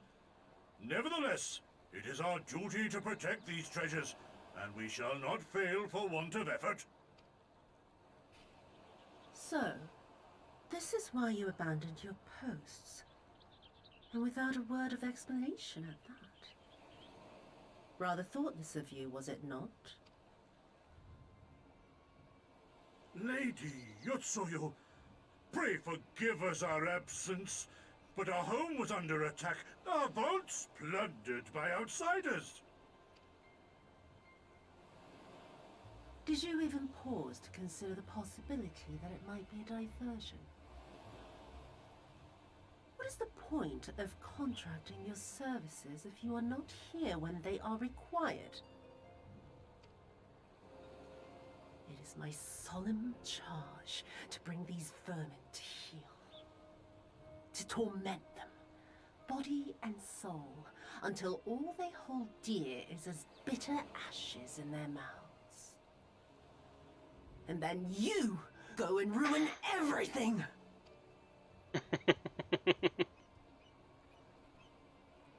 Well, there's naught to be gained in belaboring the point. All that remains is to administer your punishment.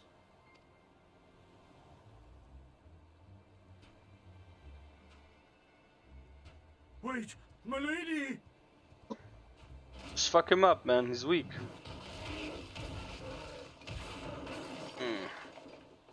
Well, you broke their shells.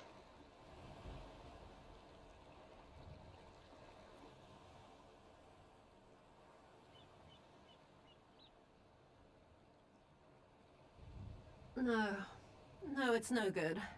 There's just no joy in it. No release. There needs to be some investment. They were negligent imbeciles deserving of punishment, but it was hardly personal. 10,000 such caution could not satisfy me half so well as a single dollar.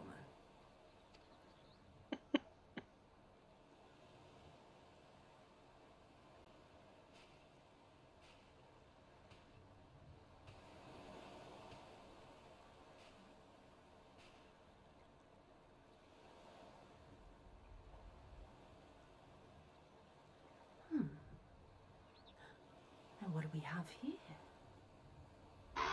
One of the vaunted treasures of the Red? The craftsmanship is certainly impressive. Mayhap we can use it to make amends.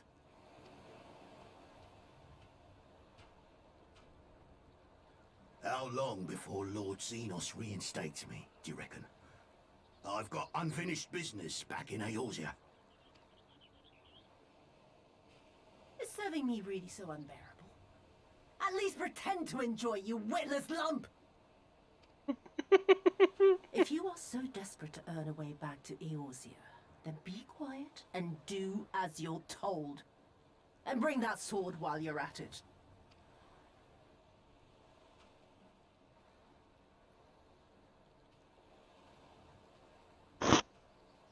So you, why you be so real?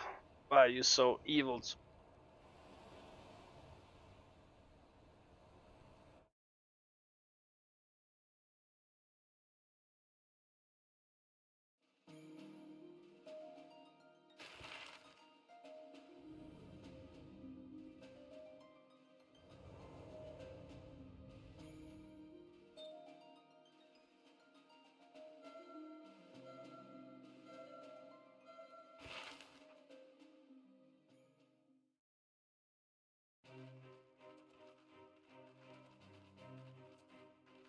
Was one of the complaints in like I remember the silence.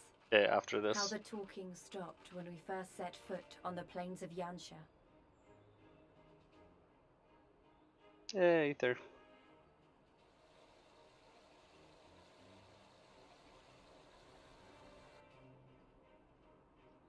Yansha.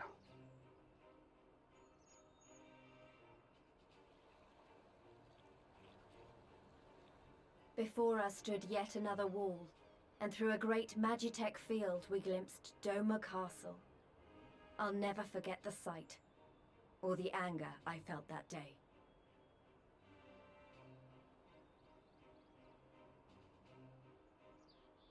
Life, liberty, hope, so much lost, so much taken. As we walked through that war-torn land, no one said a word.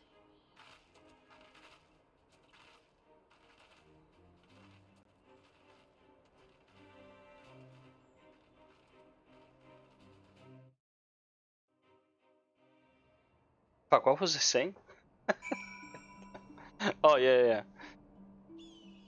It's like, did people complain about ARR and Heavensward? That's like, when they were talking about zones, you couldn't tell where you are on the map or something like that?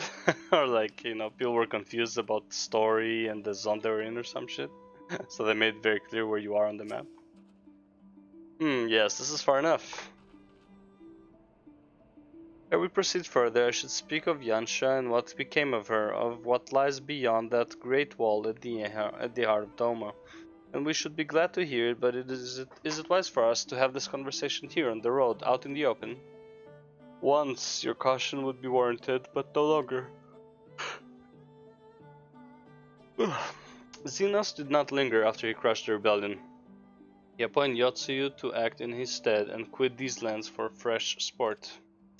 The acting viceroy was no less merciless than her master. Without warning, her men would march into villages and search for radical elements, killing and torturing any who dared resist, and then, as quickly as they had come, they left. Satisfied that the memory of the purges would keep the people in line, she relaxed her grip on Yansha. What need for the leash when the dog is broken?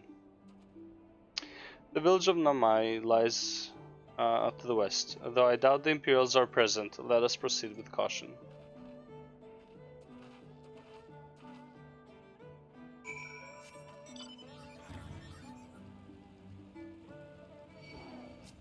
The fuck out of here, stupid tiger. Ba-ba-ba.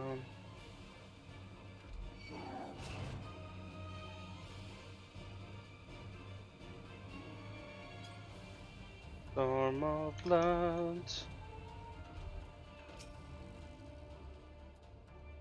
There she is, the humble village of Namai. How delicious her rice, how sweet her persimmons. So long has it been since I saw her with my own eyes, and, for a mercy, the Imperials appear to be absent.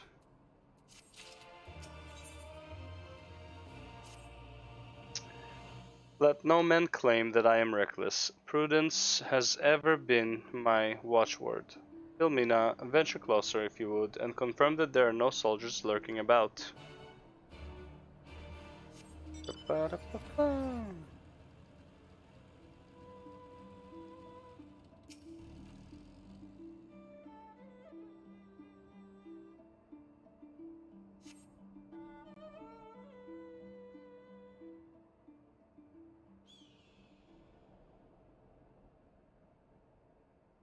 We may be in luck. I don't see a single Imperial soldier. Don't need to.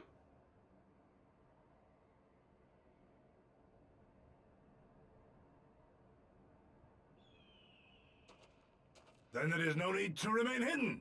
Let us go and greet them as friends.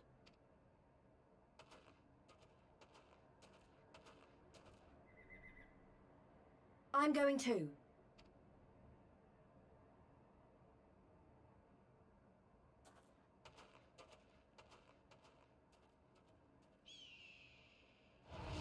Good people of Namai, hearken to me. We come in peace and desire only information, to learn of recent events.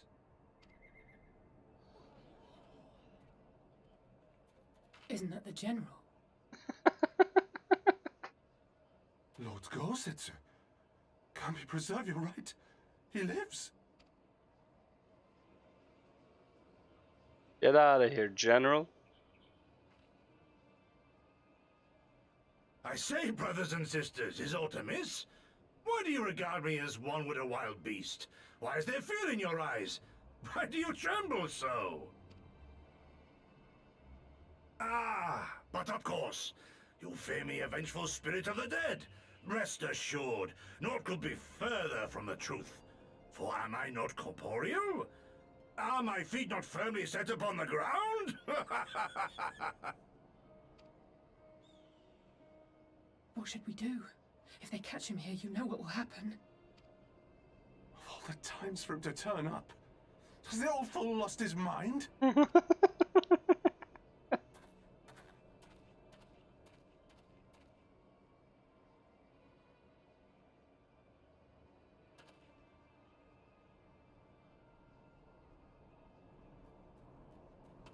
You! But why have you come here? What do you want from us? I know not who you are to speak thus to your elders, boy, but mine only desire is to be received with the hospitality owed a humble traveler, not the fear and trepidation one might afford a wrathful shade. What you going on about? Actually, never mind, just come with me, now!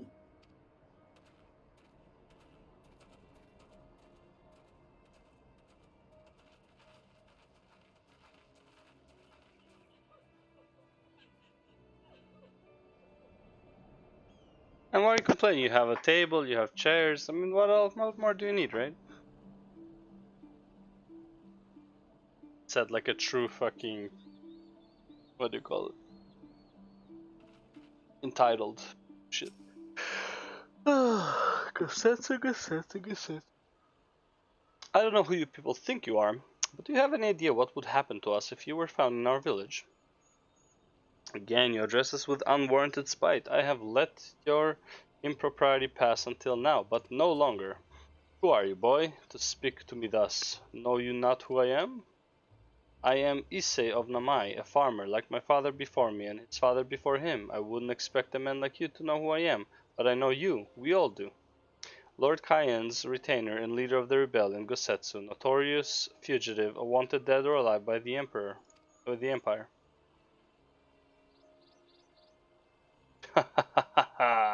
Is that what this is all about?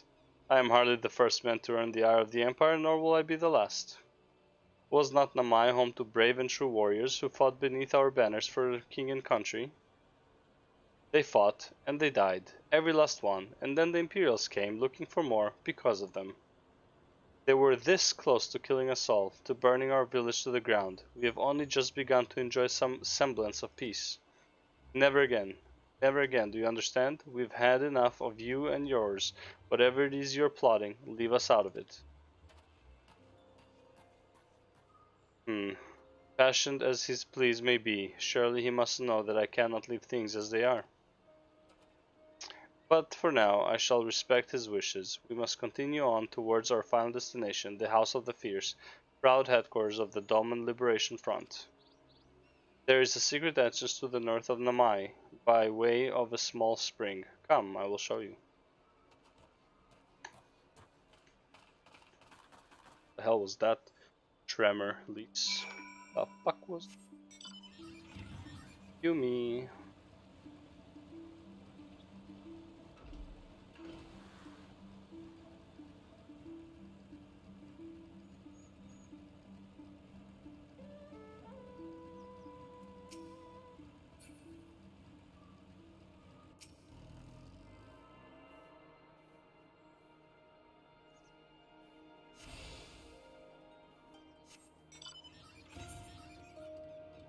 Okay.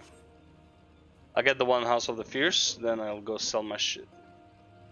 This is also gonna give me one more item to sell, so it's fine.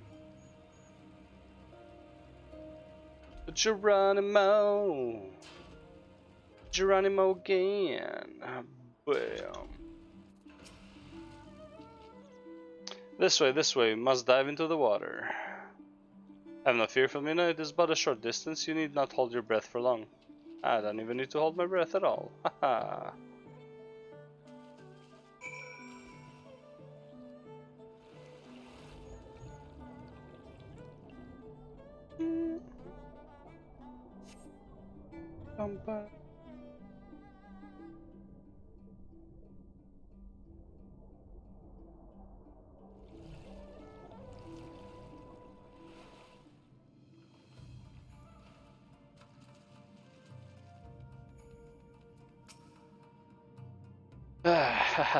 How invigorating. Congratulations, my friends. You are come to the House of the Fierce.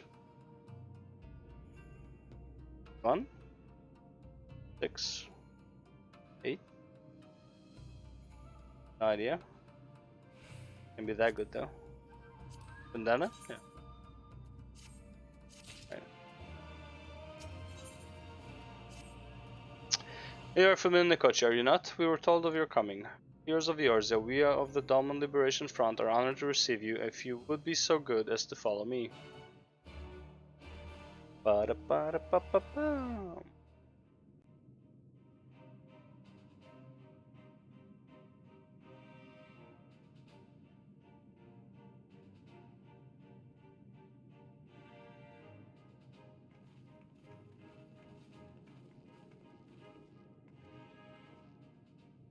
This is the House of the Fierce. But there are so few of them. Many kindred spirits remain in hiding following the rebellion. Many others gave their lives for their nation. We are a stubborn remainder, Even accounting for our comrades in the field, we are at a fraction of our former strength, 'tis true. Yet we few are patriots. Brothers in arms, prepared to fight with every fiber of our being to set our people free.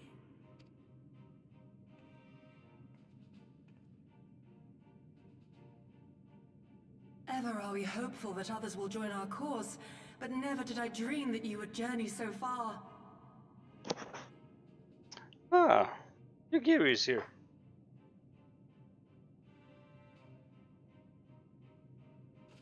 Yugiri! Gods, it's good to see you. You look great, by the way. Have you been here long? I returned but recently, having concluded my mission. Oh, it is good to see you again, my friends. Did I hear aright? Your mission is concluded? Then you have found the young master. Ere we speak of that, I would know by what fortuitous circumstance our friends came to be here.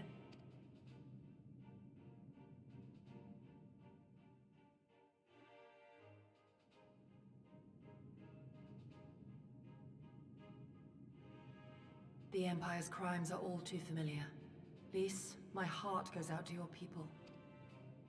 We wanted to stay and fight, believe me, but we knew it wouldn't work. We needed more time to rebuild, and more allies to stand with us against the Empire. So we decided to come here and help you free Doma.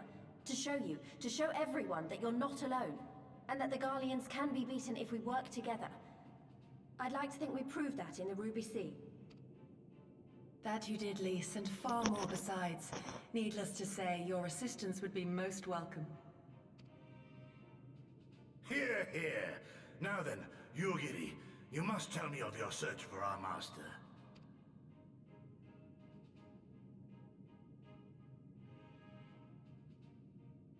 Lest you wonder, he speaks of Lord Hien, son of Lord Cayenne, who perished during the rebellion. When it became clear that all hope of victory had gone, Lord Hien bade us deliver as many of our people as we could to safety beyond our borders.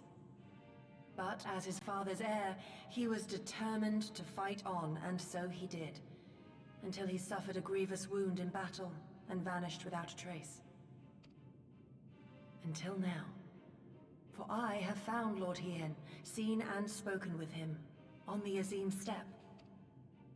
O boundless and merciful Kami, the young master lives. Tell me, was he well? Did his wound yet ail him? Where is he now? Have you brought him back to us? You may take comfort in the knowledge that he is hale and whole. However, when I invited him to return with me to Doma, he had this to say. Let's see here real quick.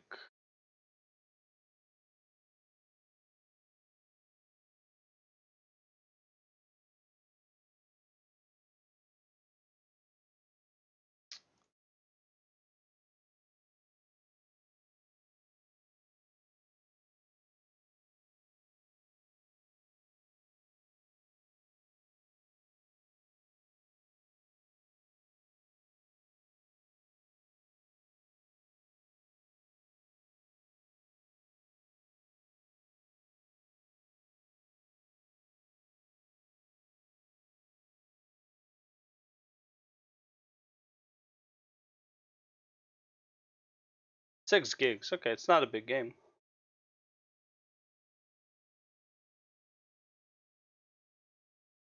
Okay, what do you have to say? If Doma yet thirsts for the blood of patriots and tyrants, I shall offer unto her my blade. But if she has had her fill of bitter draughts, I shall offer unto her conquerors my head.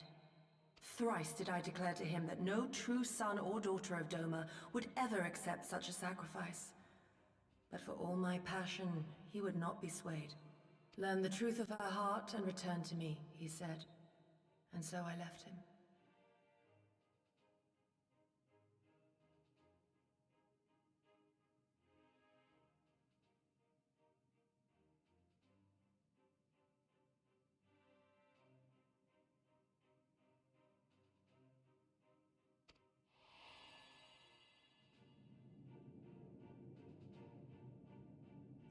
words of one made to wear the mantle of leadership too soon. Yet there is wisdom in them all the same. If the people no longer yearn to be free, 'twould be folly to rekindle the fires of war. To suffer our master, to surrender his life and forsake all hope of freedom is by far the greater folly. I will not go to face my fallen comrades having done naught to stop it.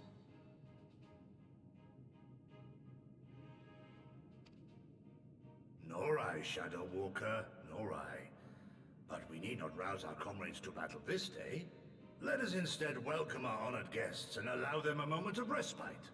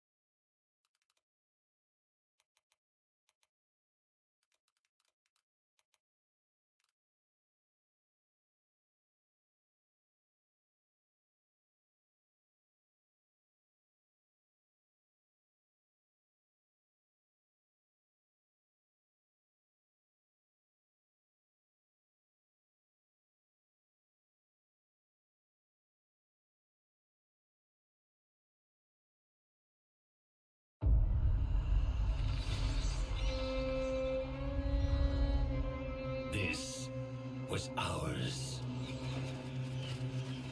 We ruled this land.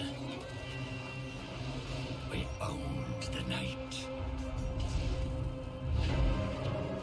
The hand rose up against us. We were overthrown.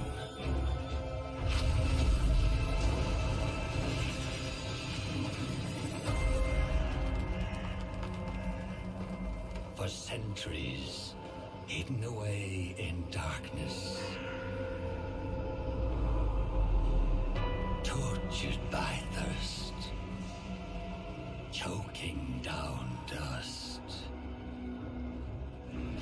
Starving.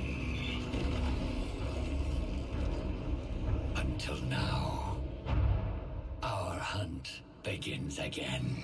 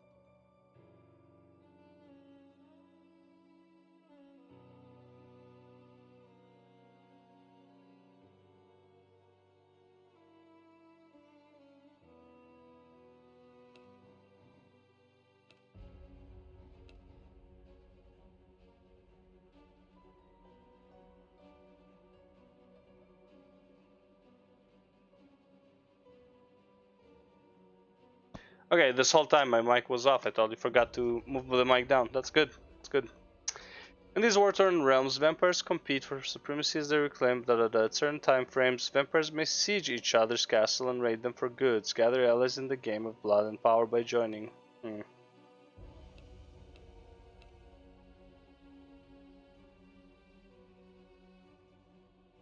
Interesting. But these are not.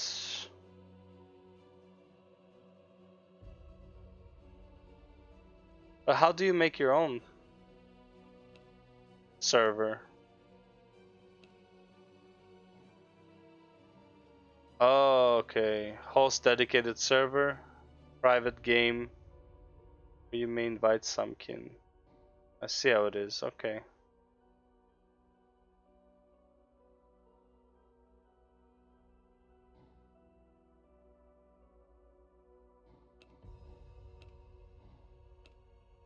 Oh.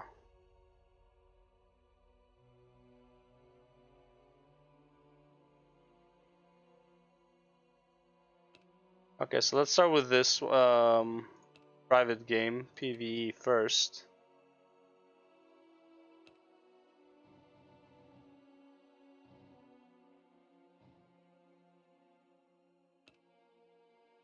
This round, the living bend to the will of the vampires more easily. Enemies deal less damage and are easier to kill. The world supply more resources and items.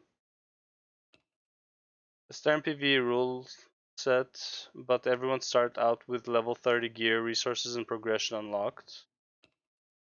Stern PvE hard. Go with that. Clan size, whatever, 5. Password. Played on Bigsby's World. Yeah, pretty much. New game, whatever. I don't know. A vampire. Noob. Vampire noob. I don't know, man. Bat in training. Call it like that. Password. Only solo play? Fuck it, whatever. What's this? Max concur player. Okay, so let's start with this. Let's try out the game first. Kinda hard going into like a server with players without knowing what the fuck I'm doing. Yes, allow.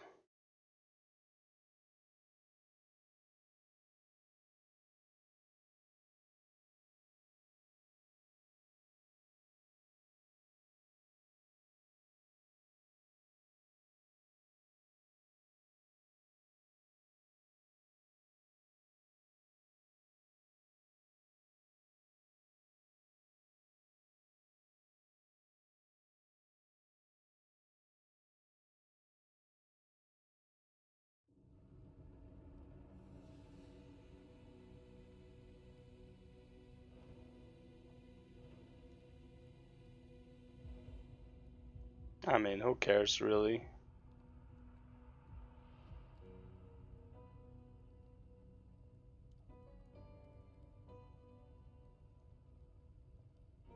Hairstyle.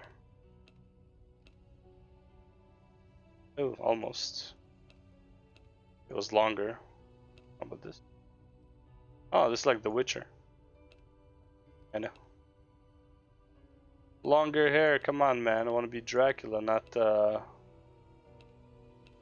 fancy Eula or whatever. Nah. There we go. Now we're talking. Skin tones be white as fuck.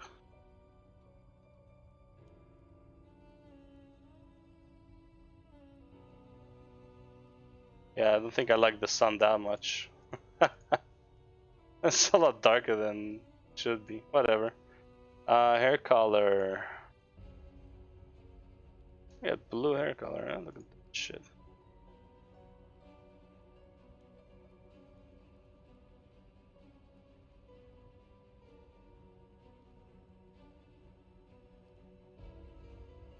What other hair there is? Oh, hello.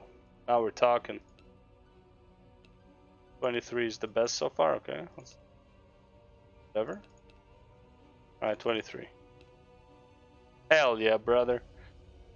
Features. Ooh, we can get a stash too. Oh, that's cool. Accessories. Ears. Oh shit. Sure, let's go with that. Character name Feramentor. Create. Alright. As cool as we can be. Rotate camera. Press and hold. Press space to wake up. Ba-da-ba-da-ba. He lives.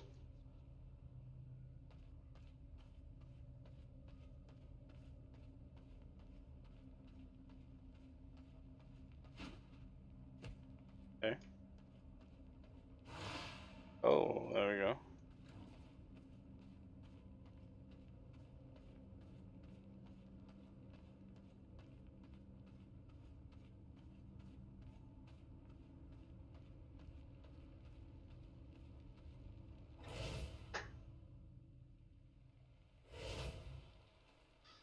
Yeah, is there an auto run? Okay, first of all, let's see this.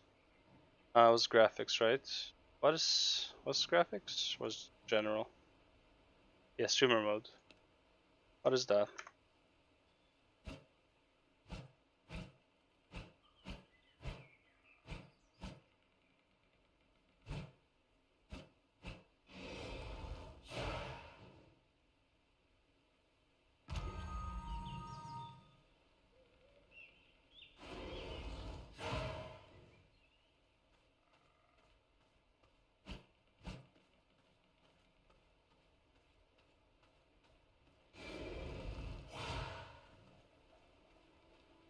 See, what I don't like about this.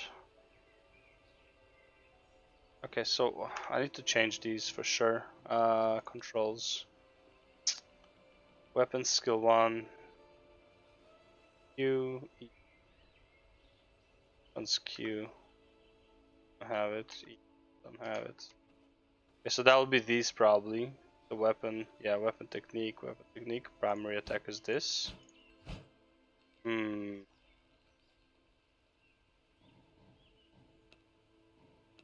We'll think about that later. However, spell slots.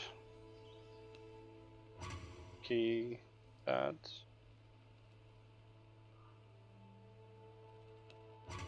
Nope. Nope, not that.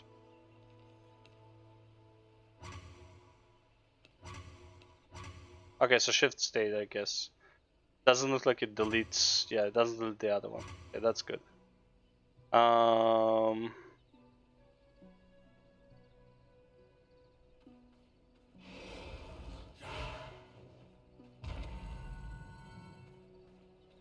I can cancel it.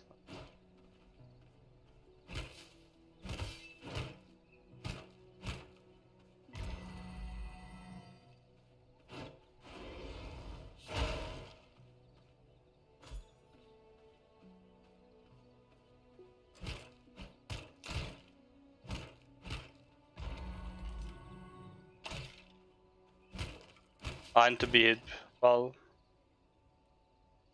block melee and projectile attack for 1.5 seconds. Blocking attack heals you for 30% of your spell power and triggers a wave of energy that pushes enemies away, dealing 100% magic damage. Okay, so I need to hit it.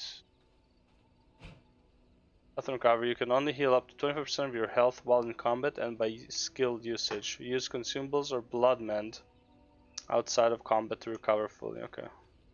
Wait, where's blood mend then? Probably can't do it yet. There's feed though. Then this is blood pool.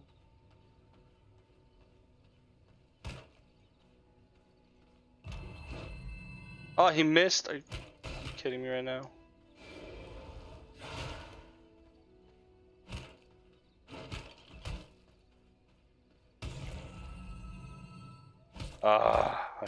So annoying.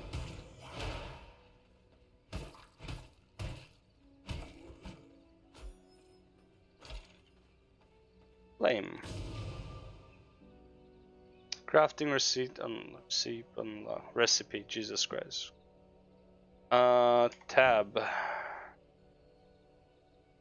Crafting bone sword.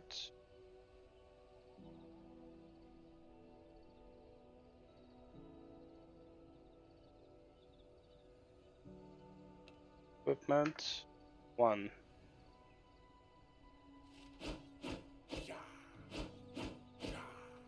Okay.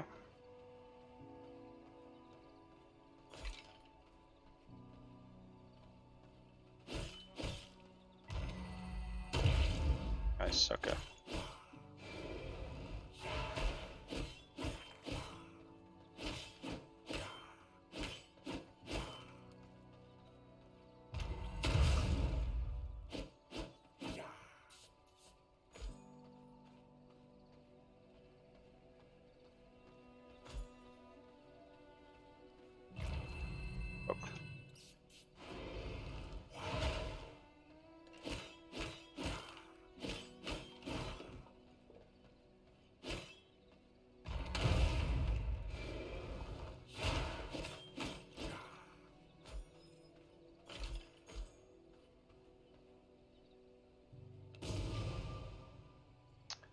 Craft a bone ring.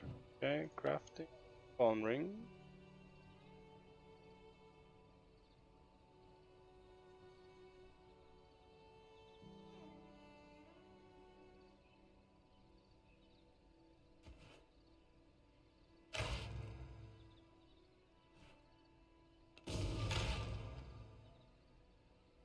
Alright, craft a bone guard chest, legging, glove, and boots.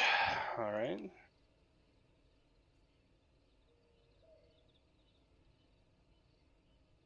Animal hide, so that's later. Oh.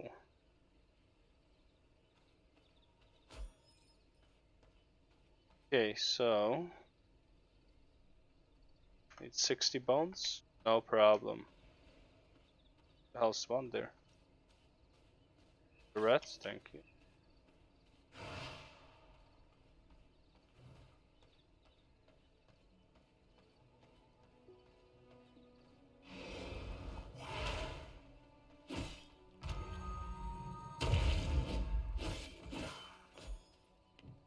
Oh, that's how I get plant fibers? Okay.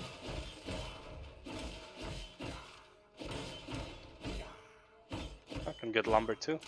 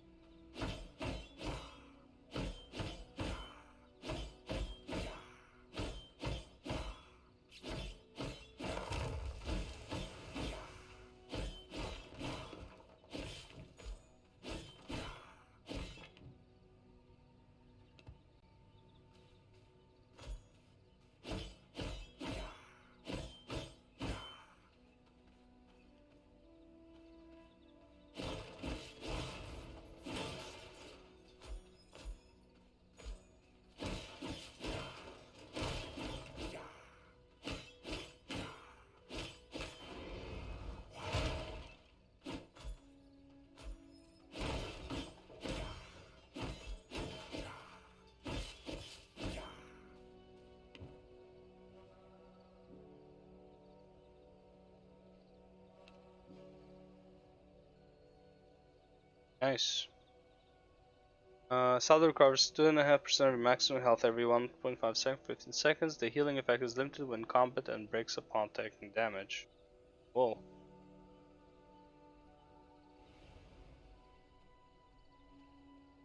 Nice. Shit just keeps respawning. Oh, okay, so you can craft on the go.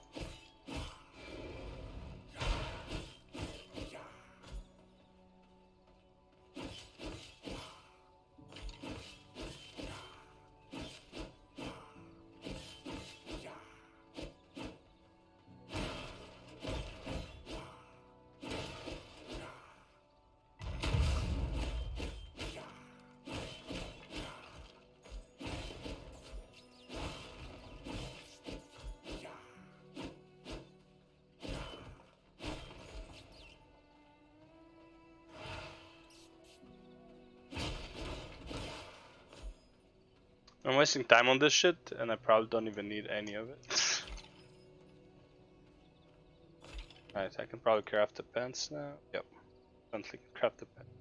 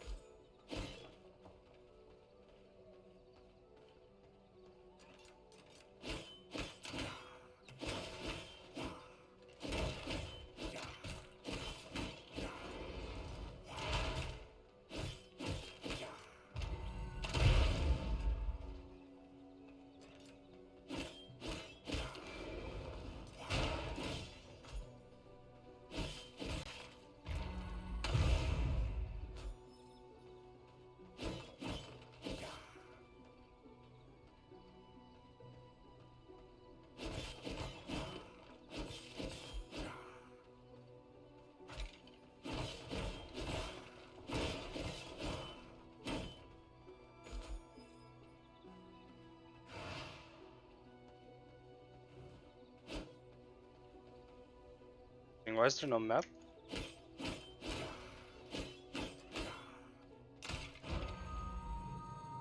No? Okay.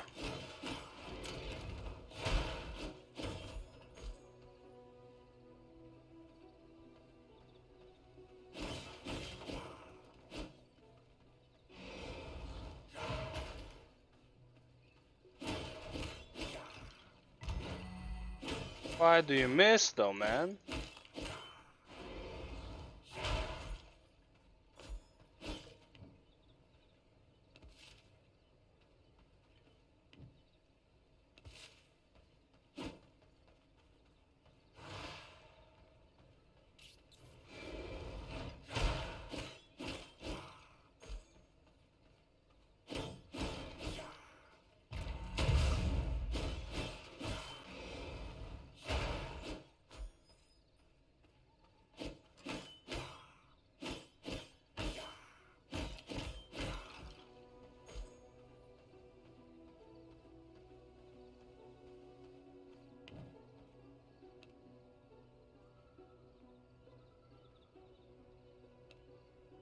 Only one ring, huh? Yeah, let's get out of here.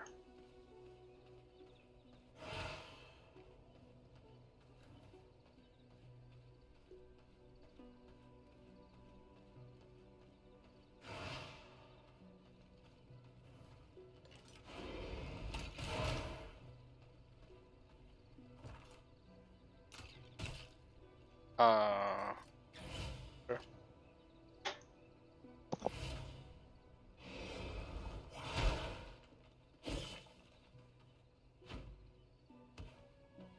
Jump!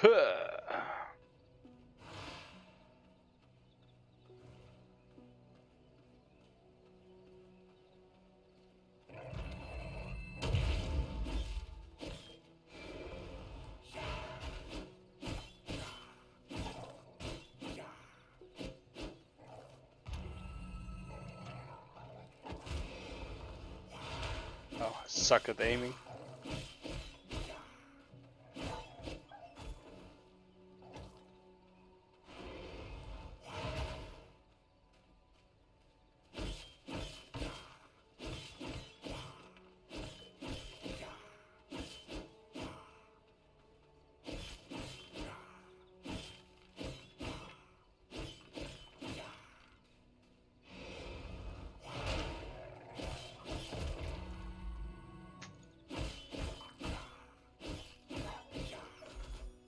I can feed on them. Off them.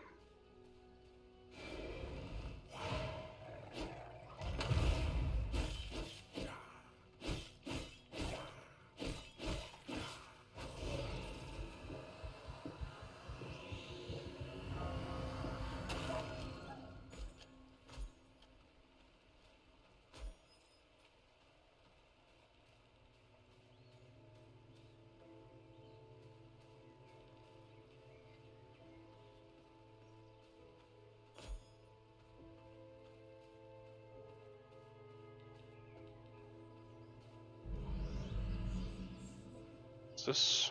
Can teleport while carrying resources. Oh my god. So. Okay, what's this? Tainted heart refined to blood essence by using a blood press can only be consumed to gain a small amount of blood. Alters your blood type to frailed. Okay. Let's see. How much hide do I have? I think I have enough hide now. Nice. I love that it can like just queue while you just do other shit. Options, controls, overwrite. I want left. I want you. Weapon skill 1. Good question.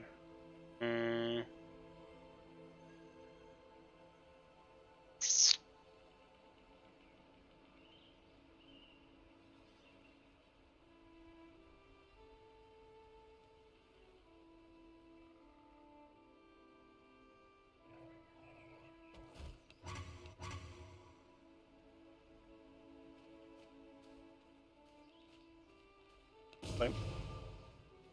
Bone axes. Let's see, crafting bone axes.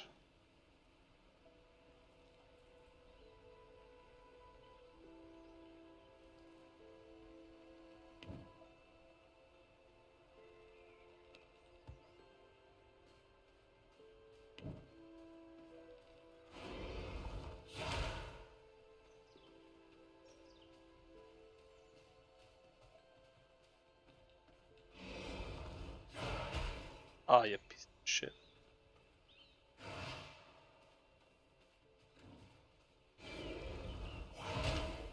Come on, man. Come on, man.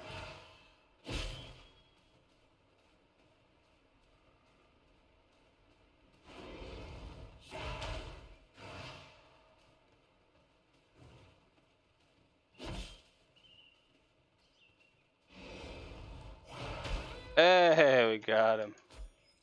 God damn, bro. Fucker ran hard.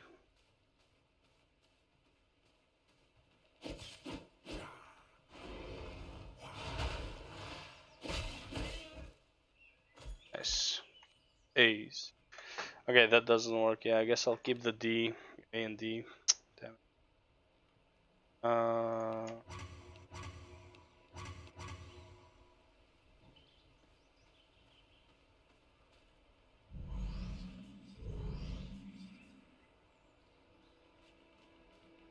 Okay. Oh, cut down trees. Oh, okay.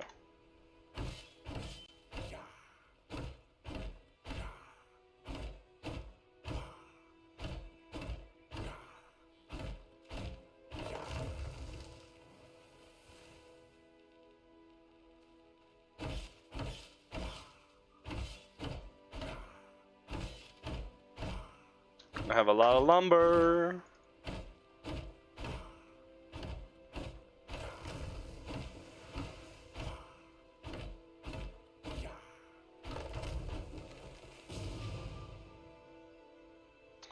Craft mace, smash rocks into pieces.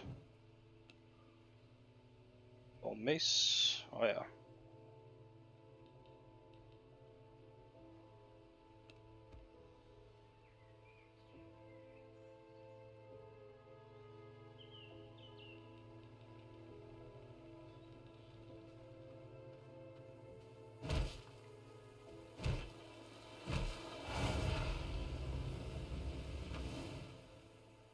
Where's the shadow?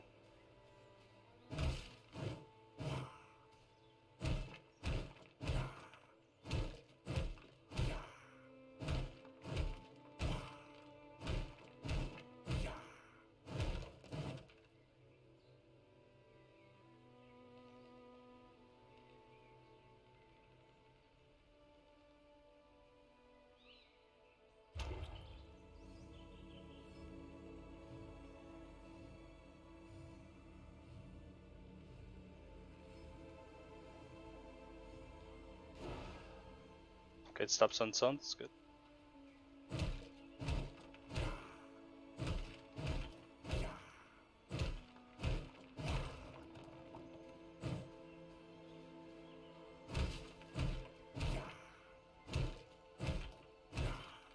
Castle Heart and Borders.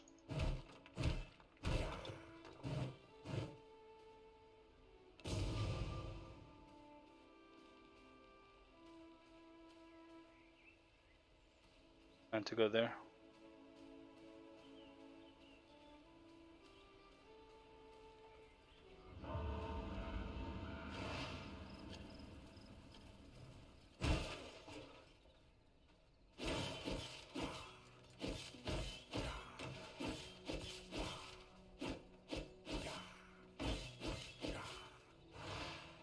Okay. Oh.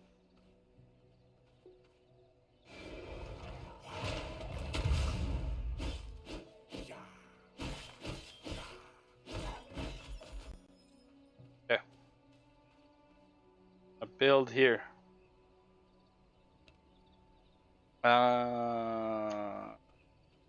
Wanna build here.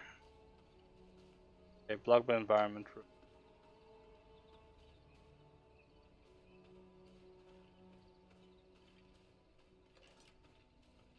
So I build this here. This border. Borders expand your territory and allow you to place. Okay, so.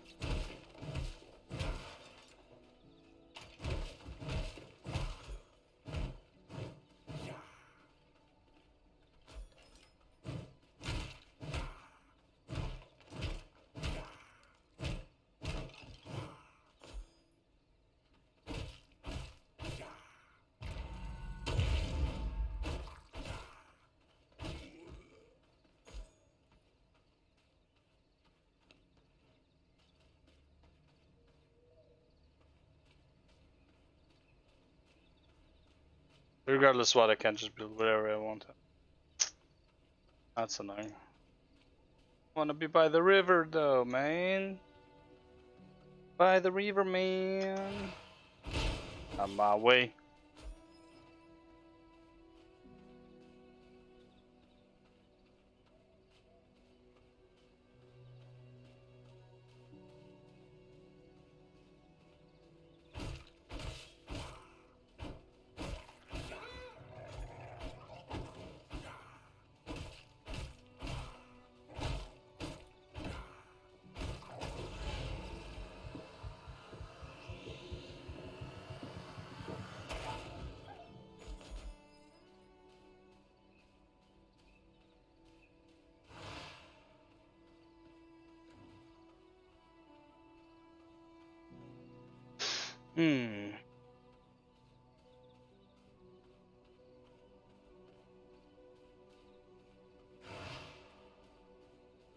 Yep, that looks like the go-to place.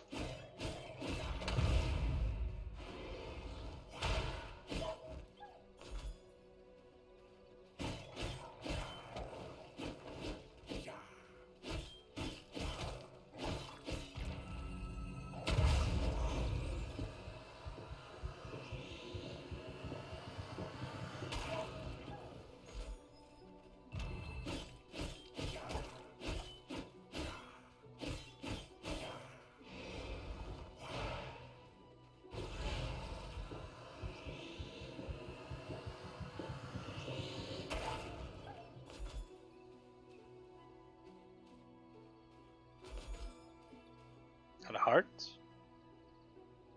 2 great blood essence by using a blood press cannot be consumed to gain da da da da.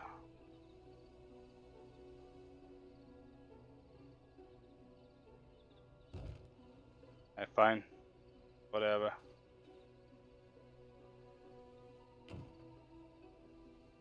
Okay, what am I supposed to do here?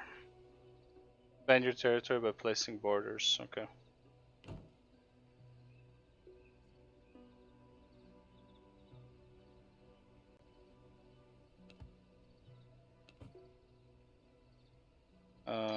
Let's see.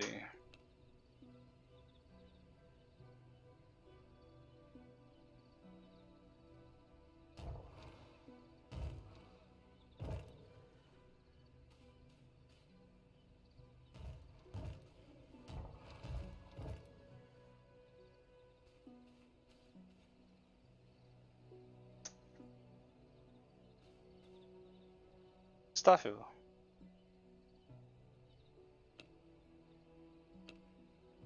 Okay, claim. Castle is decaying. Feed the hearts.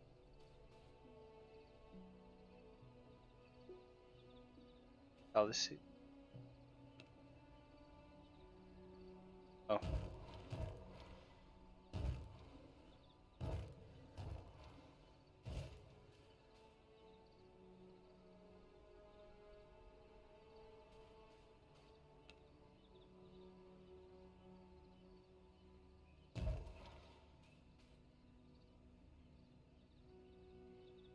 Okay. Place a wood coffin or lumber. Alright.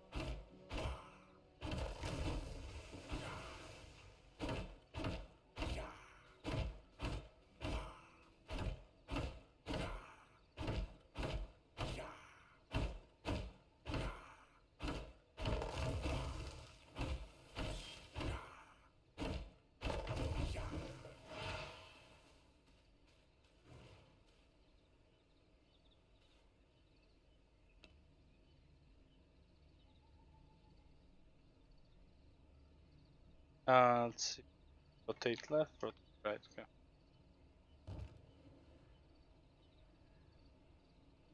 Stash. Guess that's.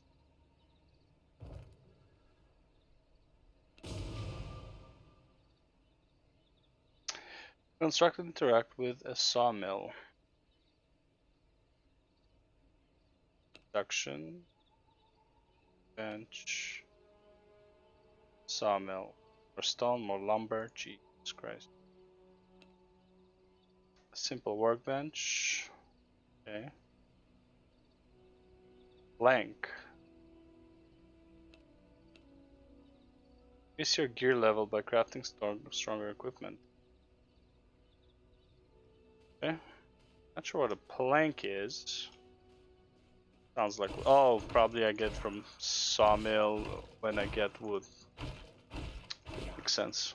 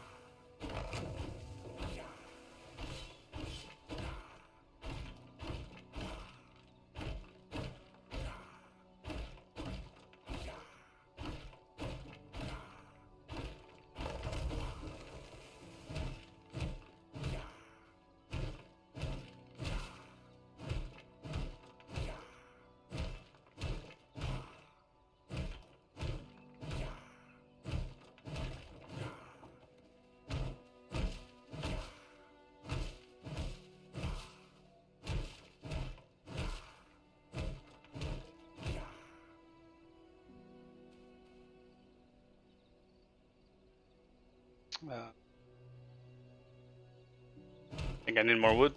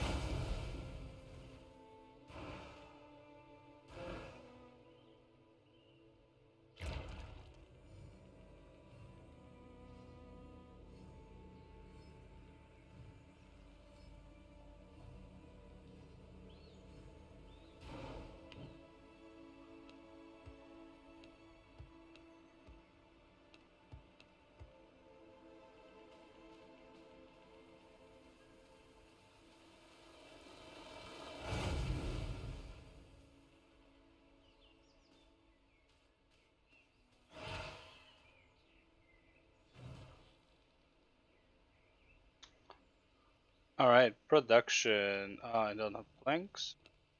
Just sawmill.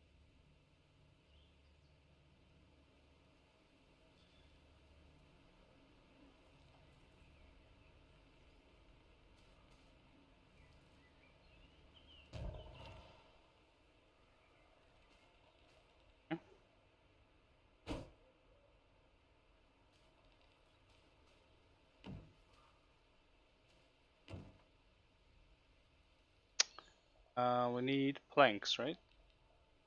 Plank and sawdust. Okay.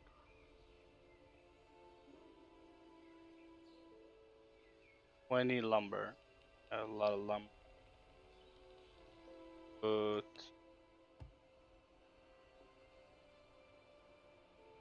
okay. Insert essence. Okay, blood essence. Sorry.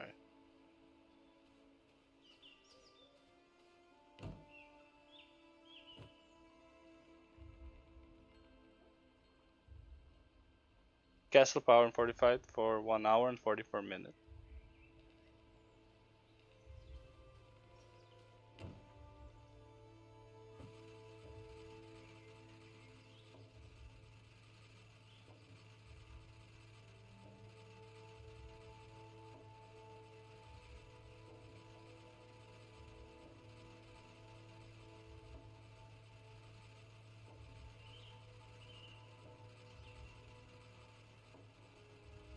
Wow, that's gonna be fucking annoying, huh?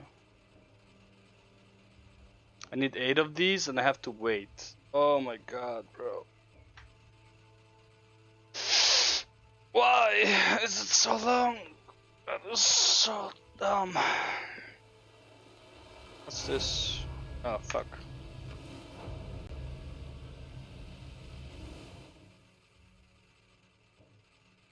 Oh, but I don't have to wait for it to do it either. That's... I guess that's okay.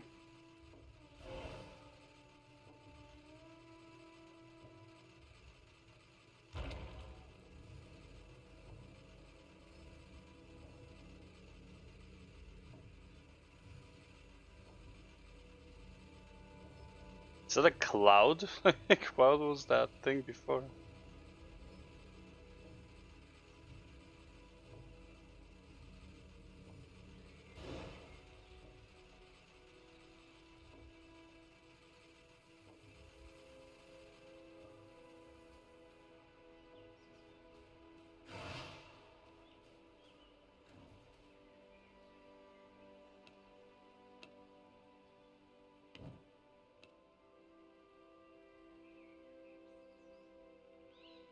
Bone Spear. Attack and deals thrust damage that has greater effect on creatures. Oh. Do that then?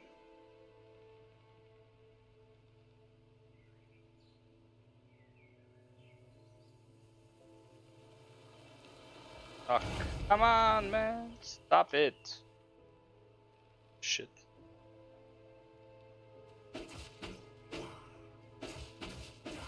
Oh, it's an attack speed too.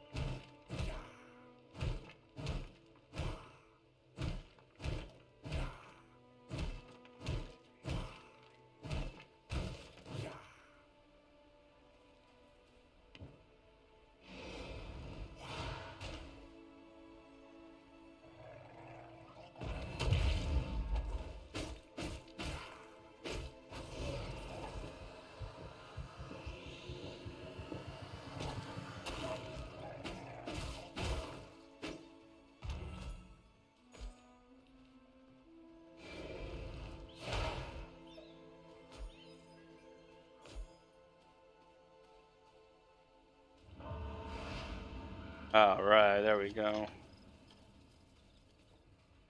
Hey. Oh, I missed. Ooh, 17%, whatever that means. Oh, okay, blood quality set. Okay. I see how it is.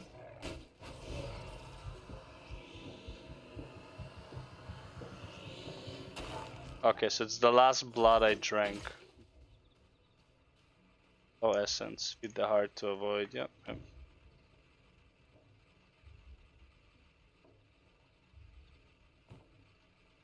Good buddy. More to consume now. Alright, sawmill. That.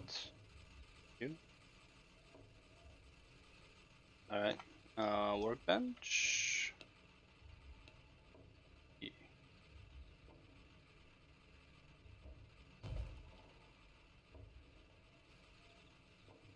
Simple workbench. Got it. Oh, interact. Okay. Alright, now. Enforce this, right? 6 gear levels. Or I can just... Oh no, I need this first. So I can get the copper stuff.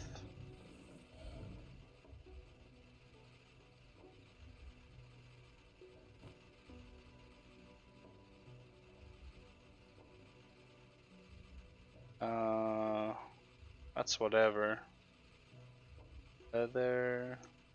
Alright, let's see if this is enough to break that stone.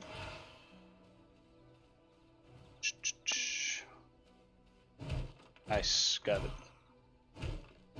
Got him!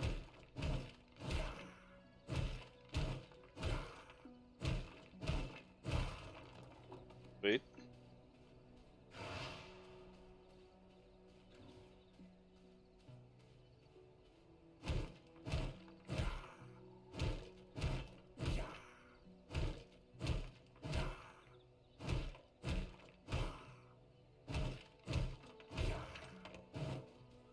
Okay, good. Copper.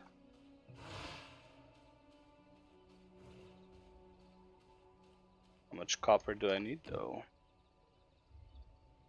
I can. I need ingots. Blood rose. Can I reinforce all of them? I don't have planks.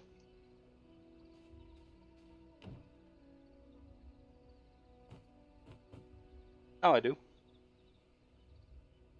Let's see. So that more wood for you to work.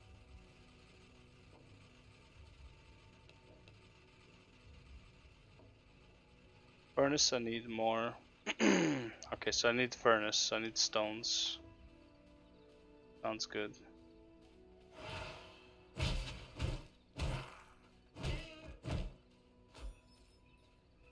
Alright, where are the stones, man? Give me them stones, me.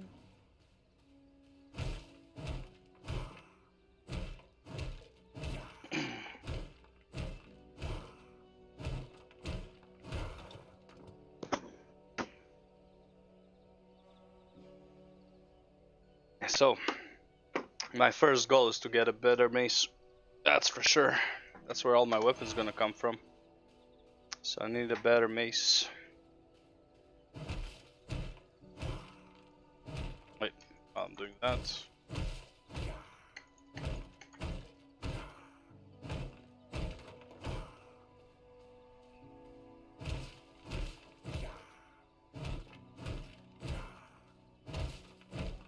There you go. Get some lumber while we're at it. Just a tiny bit, but whatever.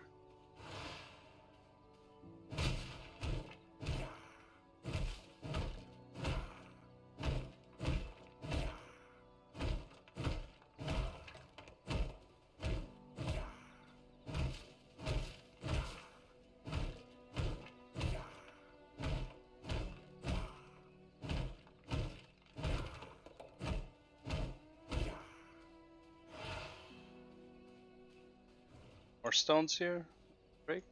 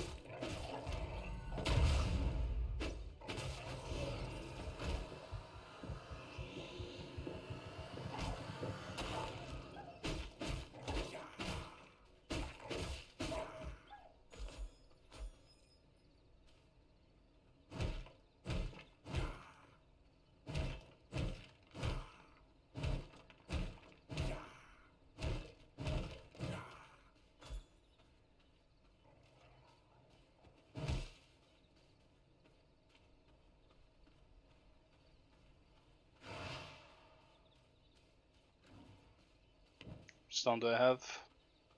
That should be enough, right? Furnace? Nope. Almost there. Stones here. Go. I think that's a stone, yep.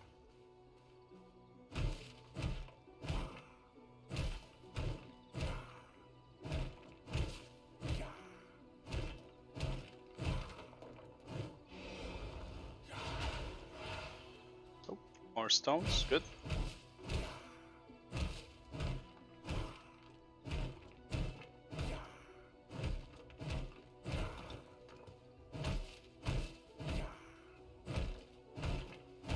Oh, nice. More stones. Let's go. Oh, that's massive stones. Okay.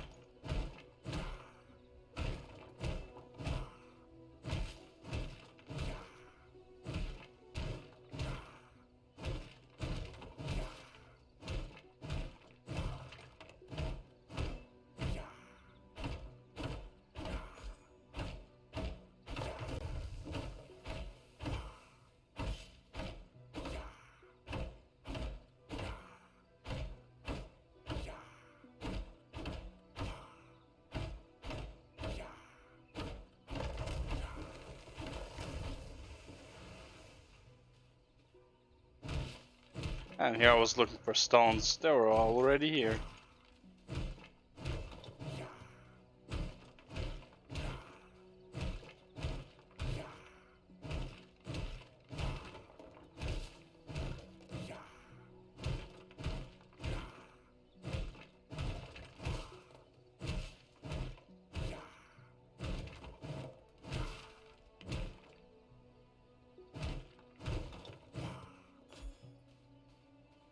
Even some stone bricks, baby. Alright. Furnace.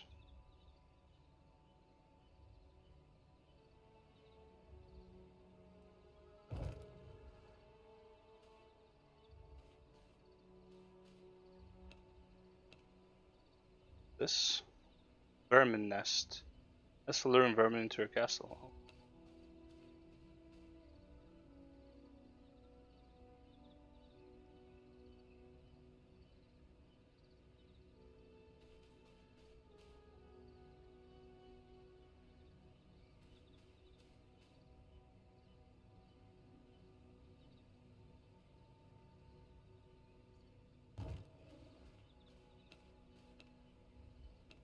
Now then, I'm going to turn copper ore into copper ingots. Oh man, Lada. It's actually more of them. Got and stone dust. Whetstone. Whetstone. Glass.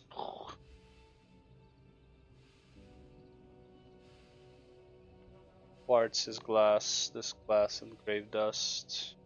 Scourge stone. Oh. This guy.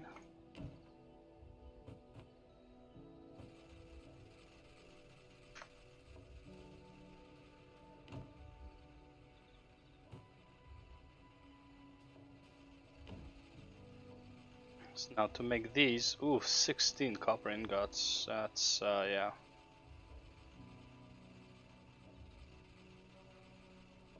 I can do that, I guess. Can't do these yet.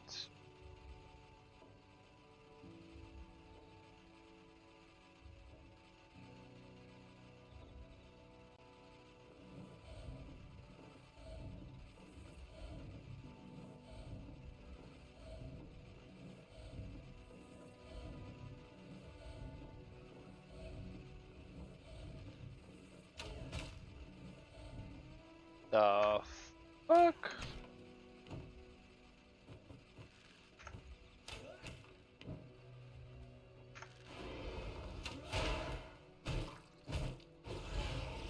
Oh, what is that? Some rogue?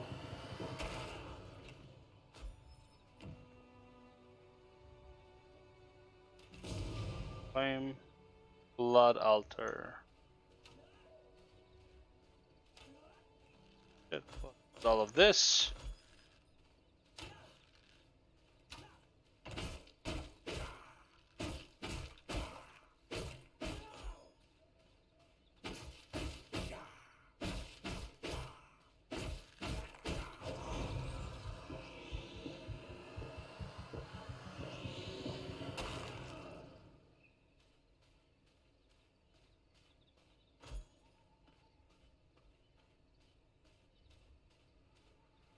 Try and try with Blood Altar, okay.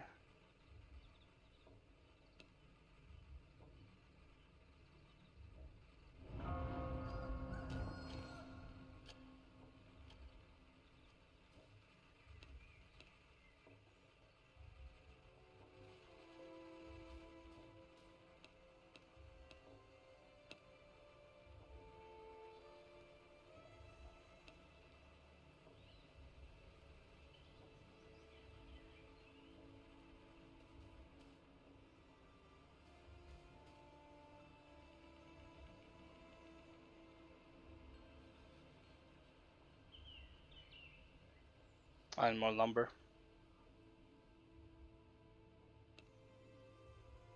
Okay, more lumber it is.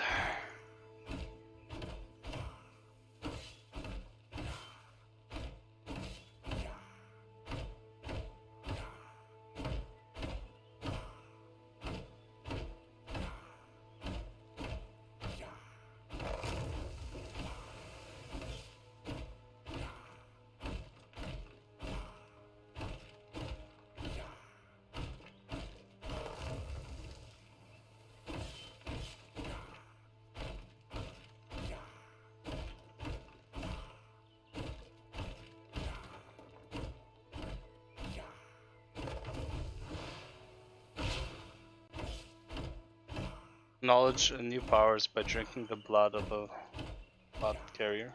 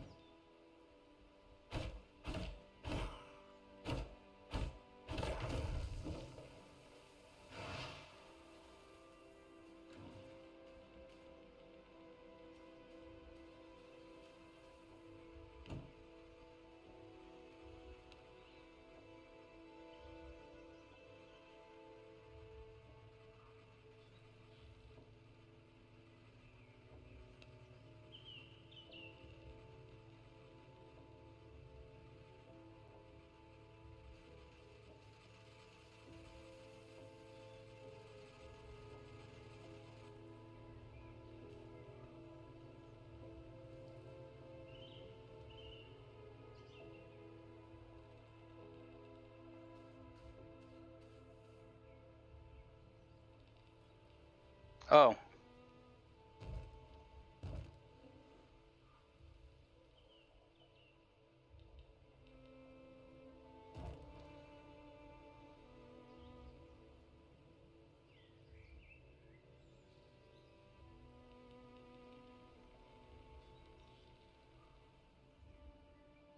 So this borders require blood essence too. I see. Okay. What's this? Mist brazier consumes bone to generate a dense mist that blocks out the sun's. Oh my god, this is fucking fantastic. For now, that there. Okay, so tracking this guy, right?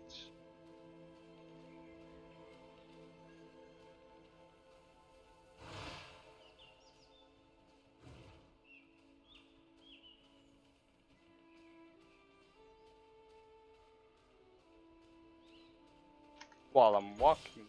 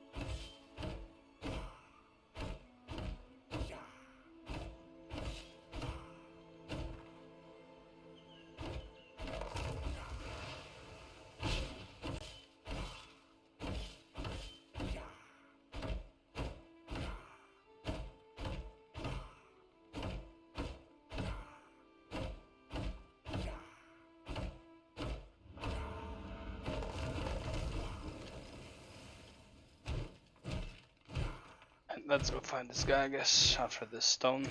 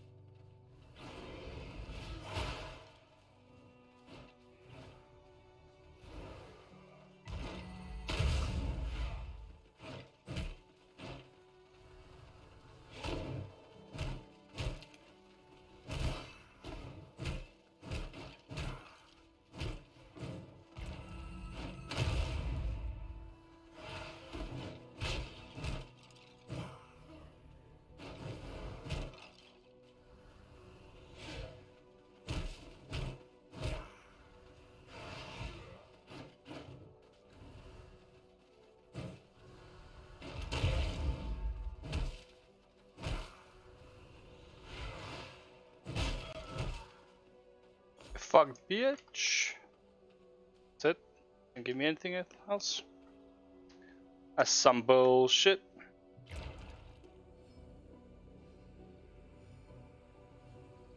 That is some bullshit. Mm-mm-mm.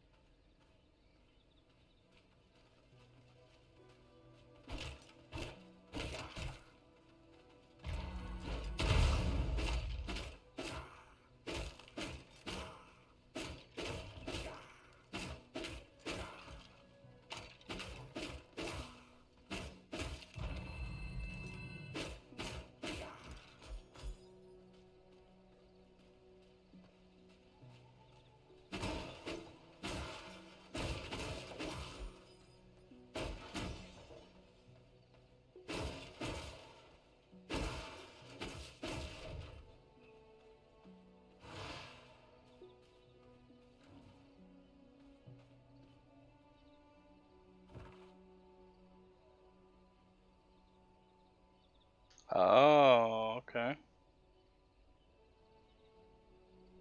Bone Morning Lily. Interesting.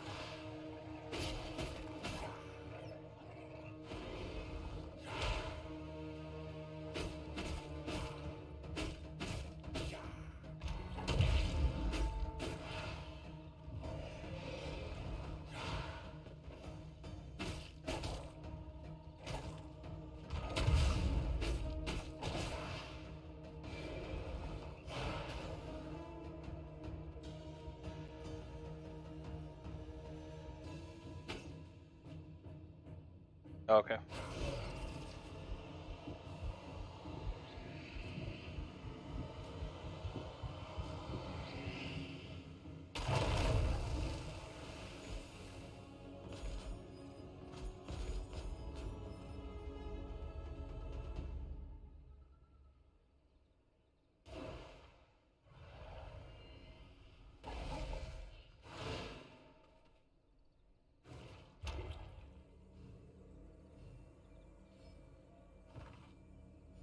Cave passage, okay. Blank, coarse thread, papers, animal hide. Why am I'm out of blood. Wait, am I gonna die if I don't have blood?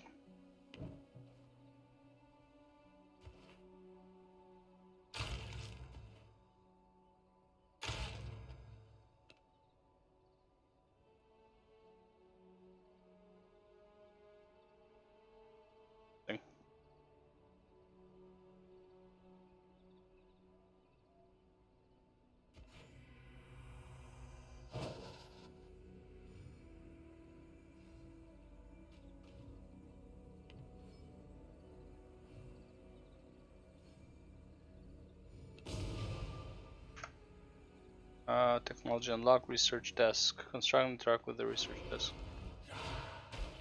How do I... Often. How do I get back there though? Like faster. Oh fuck.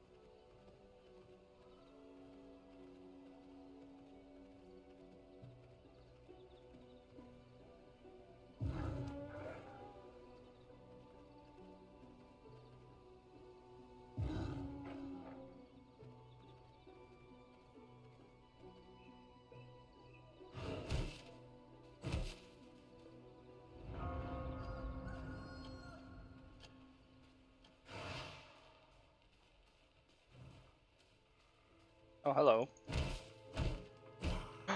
No way! Fuck, I found a better stone again. What's this? Regular stone. Damn it. Where's the copper, man?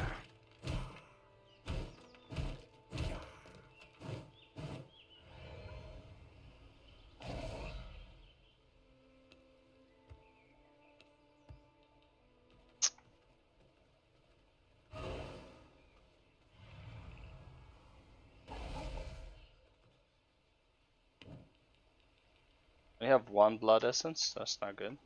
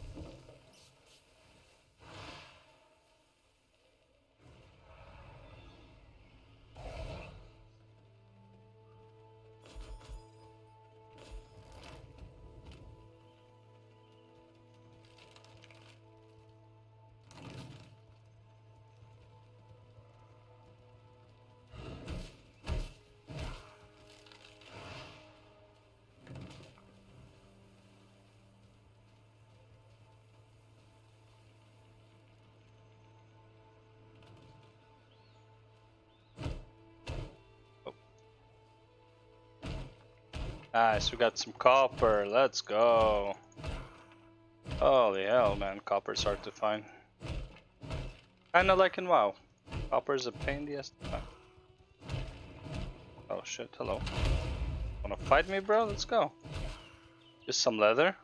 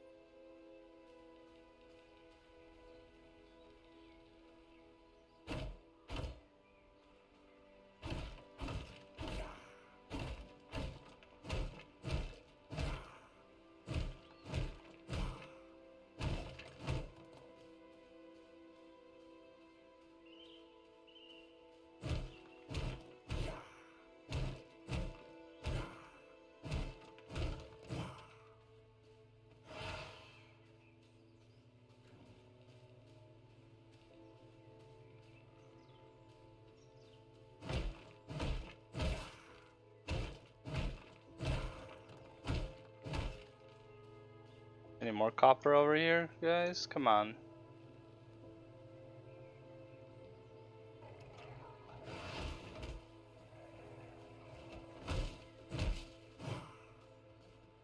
Blood rose. Oh, we got a bear.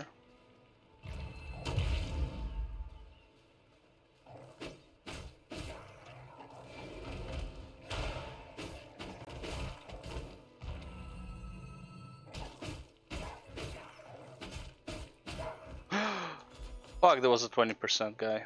God damn. What's up, bro?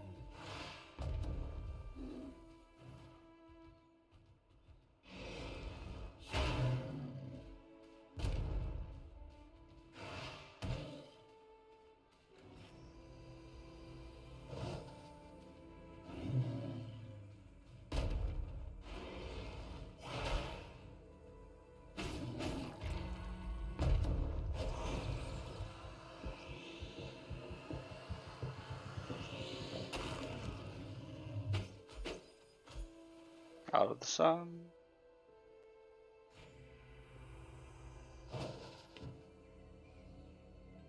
Okay, got a good chunk of essence now. Not amazing, but something. But all I want is some copper. Is that copper? That's not copper. Ah, it's copper.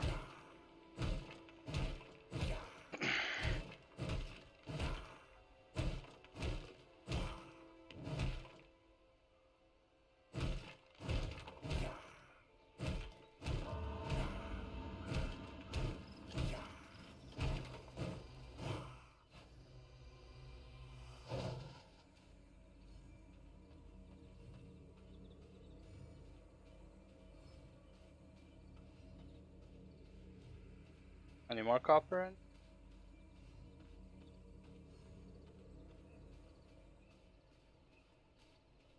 Blood rose? Yep. Blood rose, good. Blood rose.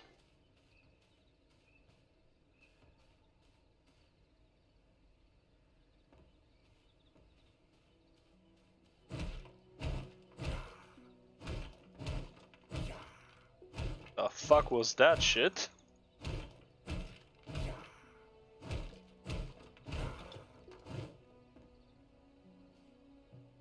Stone golem.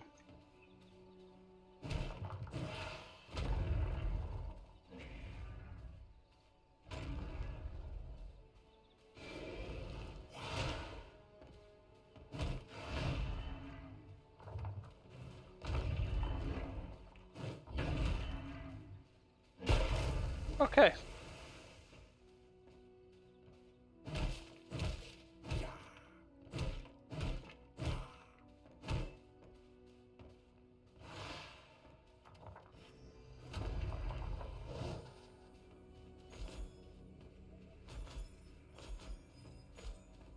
Nice buddy, can you destroy more shit? Haha, bro, you're the best. Alright, can you do something about this guy too? Or no?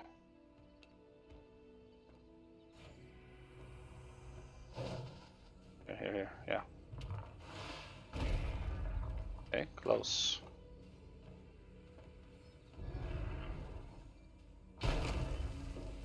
Nice, okay.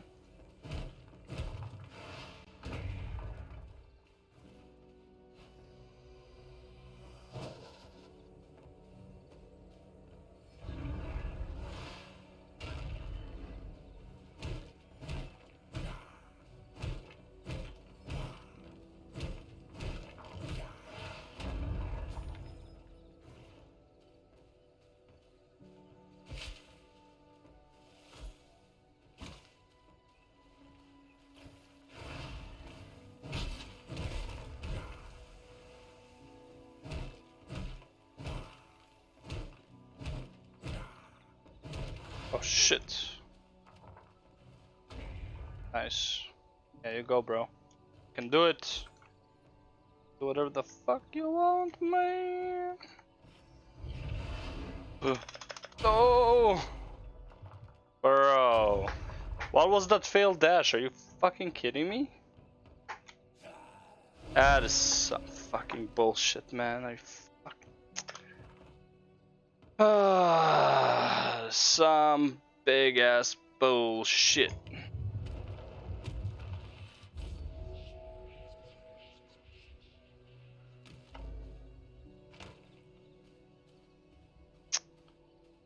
Okay, that was annoying. Stupid as fuck. The fucking dash failed. The fucking dashed in place like a fucking Momo. The fuck was that game?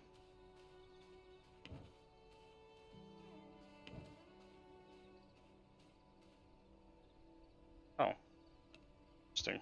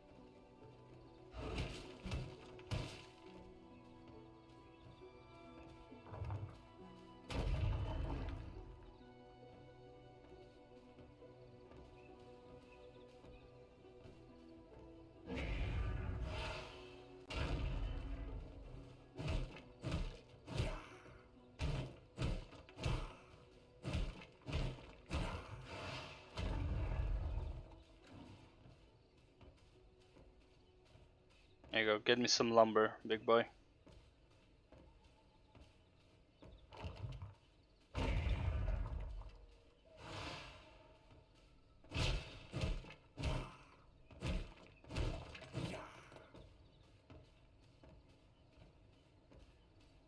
I passed by one more somewhere.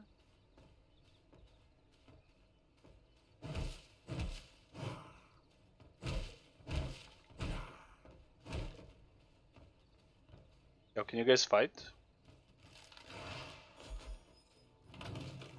That even work? Doesn't look like it would. Alright, where's the other copper one? Pretty sure I passed by. While in wolf form.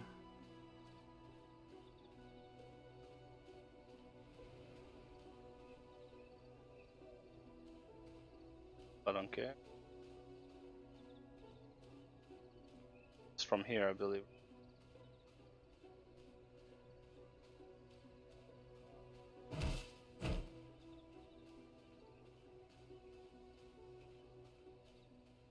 Did I not pass by copper? I believe I passed by copper.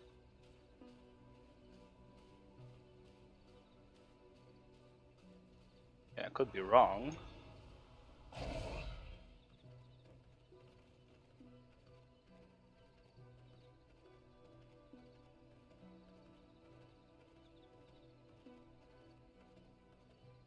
Oh.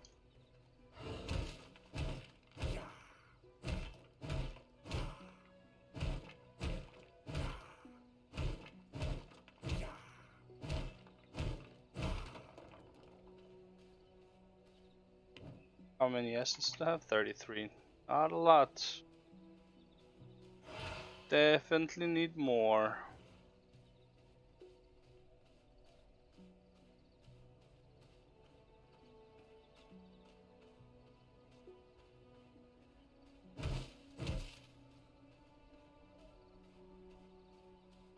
Much copper do I have? And it's 20, right? Minus 2, 18. So that's fine. Oh, there it is. There's the copper.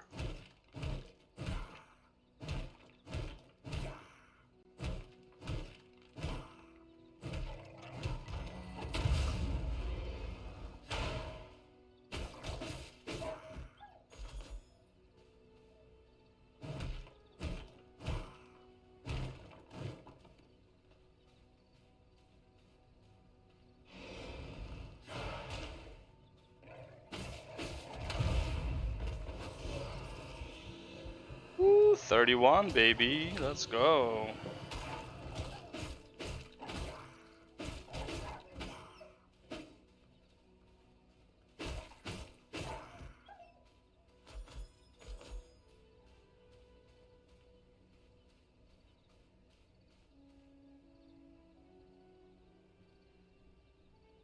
Nice. Some sun resistance. It's nice too. Alright. Stop doing that.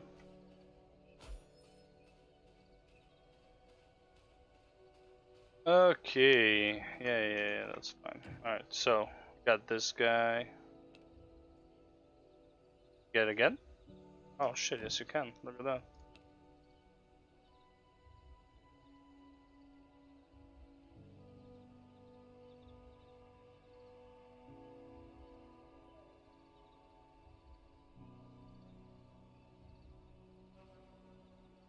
Fishing pole. Alright. Check you, but doesn't matter right now.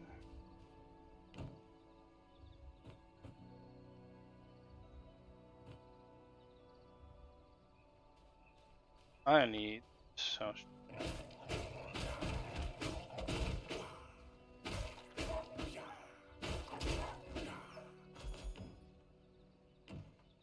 from the furnace. I need is a bunch of coppers. Heal yeast. Alright, now construct and interact with the research desk. Research desk.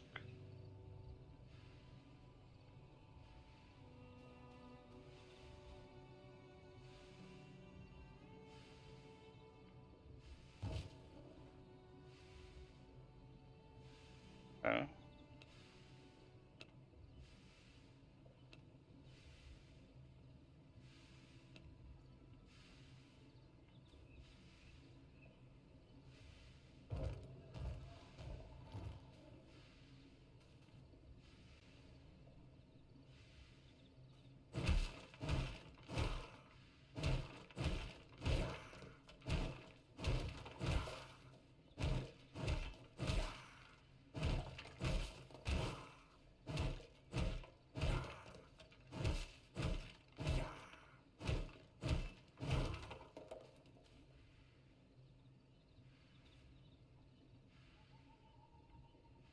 So you can dismantle it. Okay. That's okay.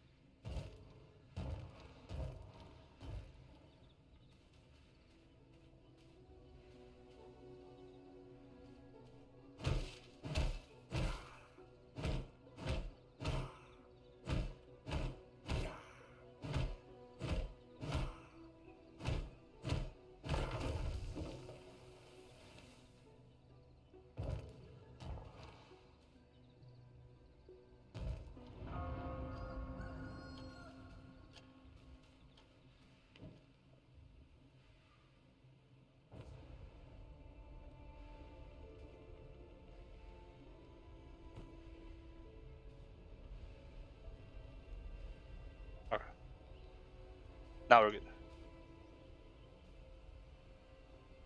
Locked.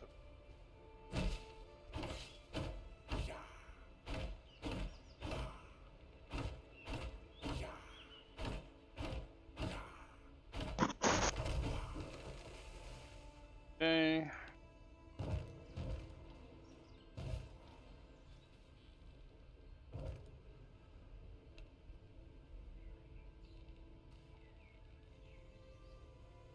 Should have enough for that. Why can't I build it?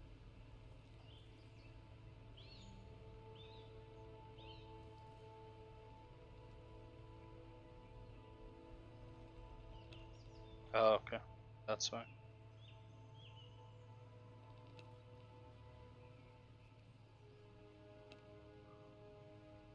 I see. Okay.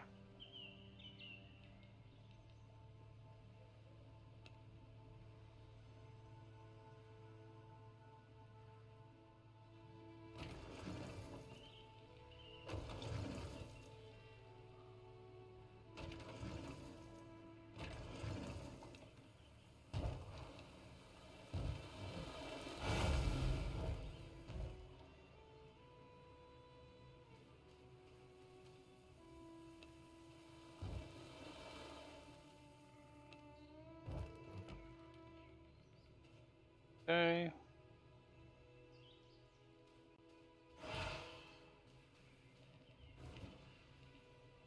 Uh,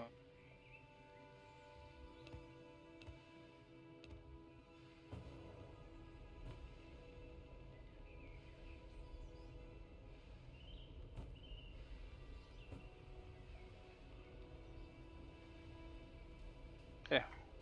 Here. 500. That's fine for now. How about you? Hell yeah, brother. Keep working. Keep it going.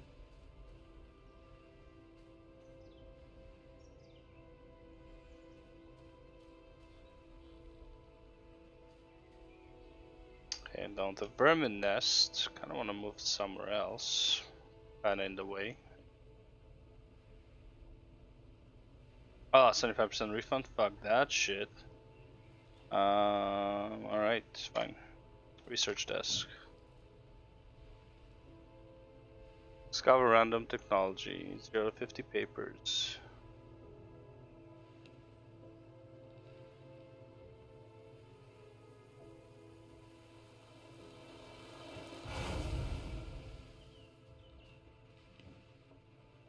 Well, you're being a bit annoying, aren't you? Alright. Claim. Walls and structures. Castle heart. Interact with it. Upgrade with 12 ingots and 12 leather. Okay. Let's see, castle walls. It's cool. Windows, wallpapers, universal, badges. Okay. All right, production. Okay, we need a blood press. For reasons. For what does, but we need it. Grinder. Yeah, at some point. Sawmill, we got research. Blood altar, we have storage, refinement. Alright.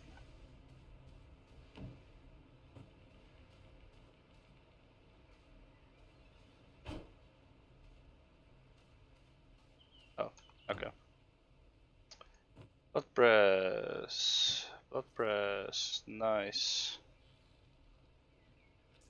Else for blood press? I don't think so, right? No. Yeah, nothing else. Okay. That'll be good though.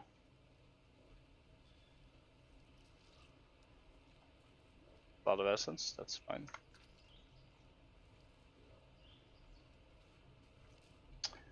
Search desk, blood altar, fine. Sky.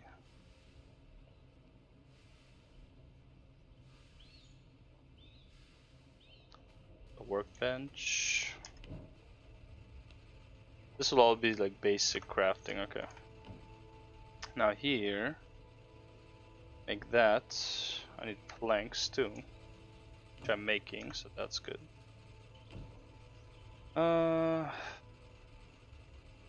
so I need 16, 32. That's a lot of copper, man. That's a lot of copper. Oh.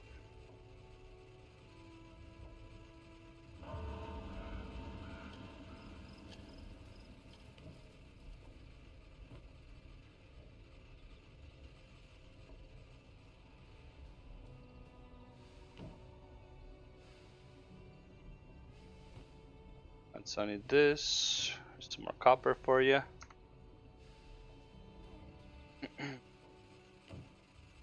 Let's take this. Alright, and go here.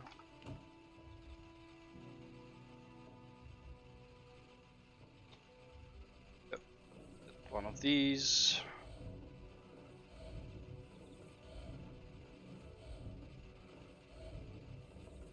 This is 9.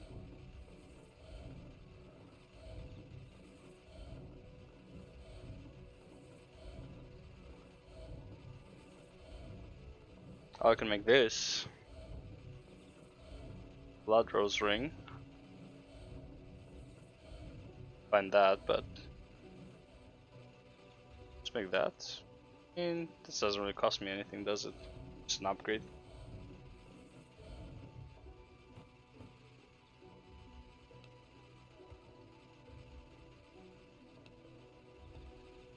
I dismantle it. Bear drop. Move. Doesn't look like it. Leather and coarse thread. Night Stalkers. Mine is a set, right? Yeah. But this one, that's what I have, yeah. Okay, alright, alright.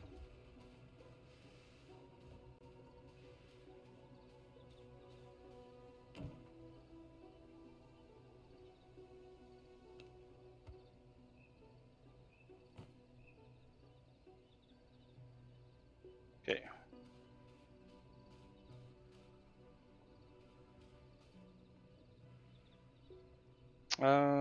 Okay. I'll need these guys to buy. And that's for luring vermin into your castle, okay. Here? No. Oh, okay, so that's how you do it. Interesting, so that's how you get rats. A giant rats with fish bone, so I need to that, okay. Ah.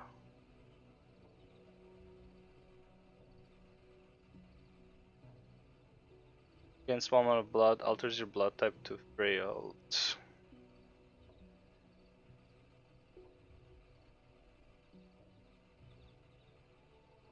care about these guys, do I? I even get with rats? Nothing. It's this vermin stuff. Oh, but I can take the rats, press them into essences. So might as well.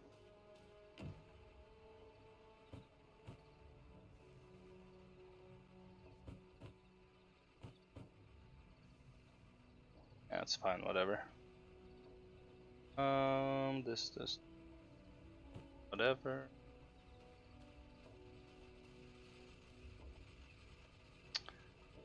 Thing I need to construct right now? Not really. Cloud press we got. Oh, grinder. I don't have whetstones. This is how I get whetstones though, right?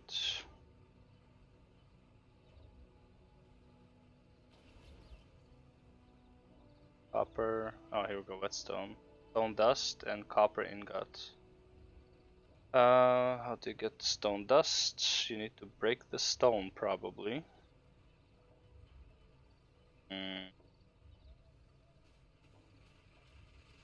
Oh, not sawmill.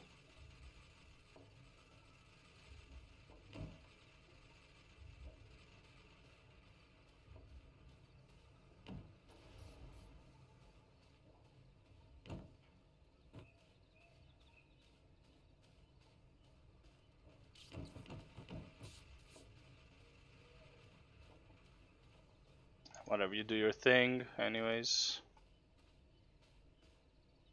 I don't need that anymore. Alright. Let's go look for Buddy over there.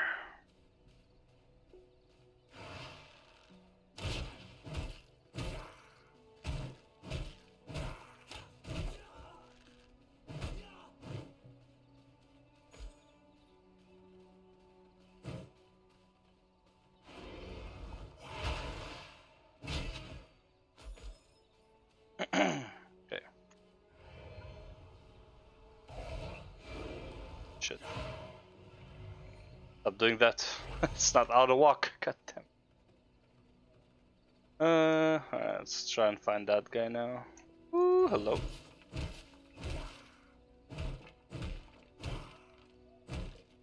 You like copper, that's for sure.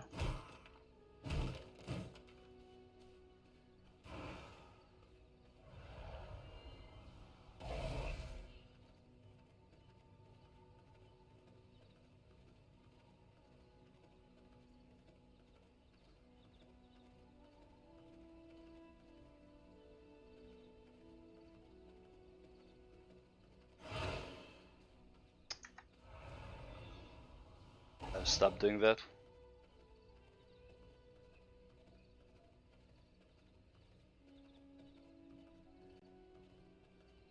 Hello.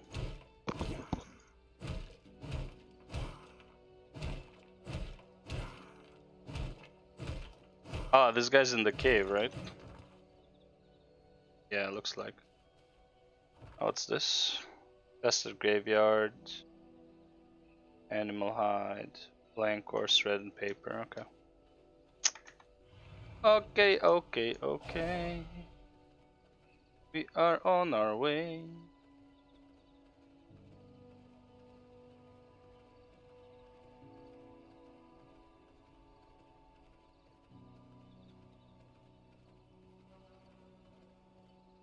An alpha wolf, buddy. Let's go, brother.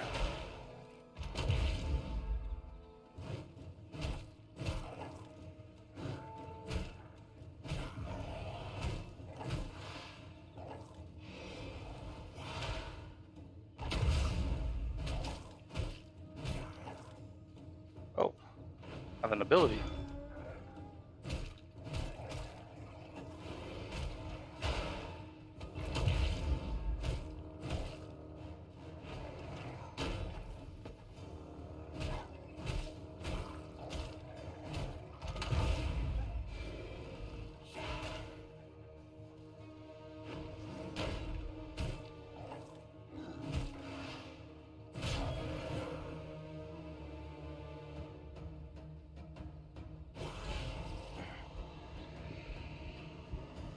V blood. Fuck is V blood?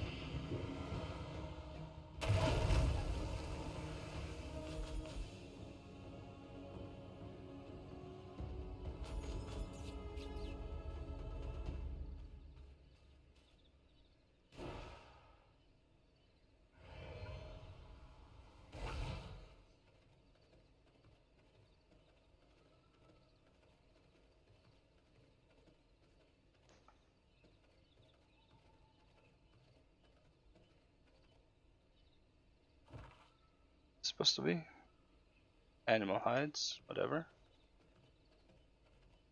And to get to that cave, right? No, it's not. He's not in the cave.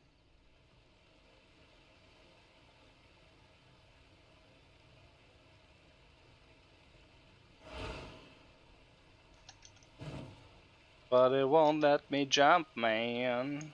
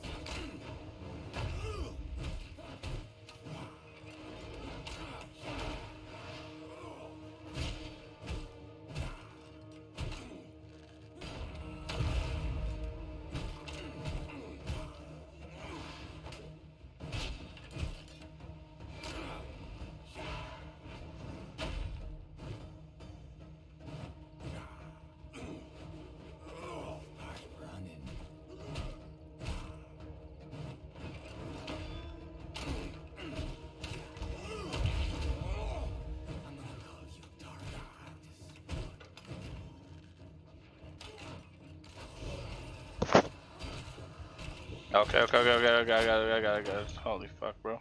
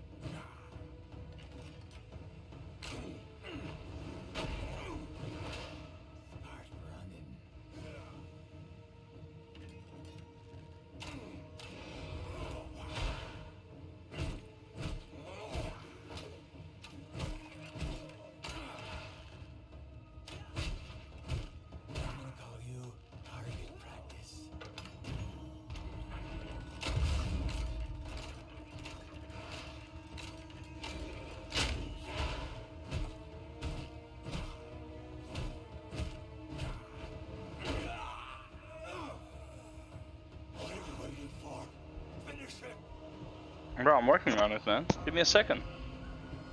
Ah, shit. Not the sun right now.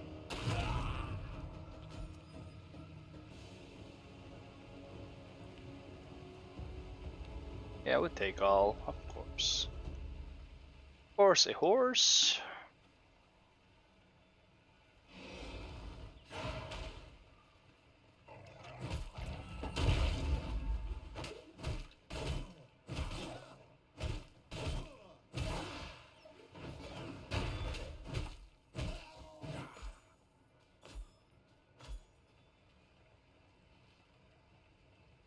Uh, 5 out of 6.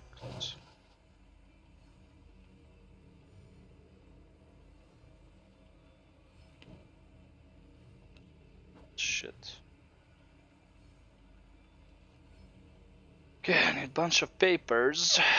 Not that much. Let's do another one.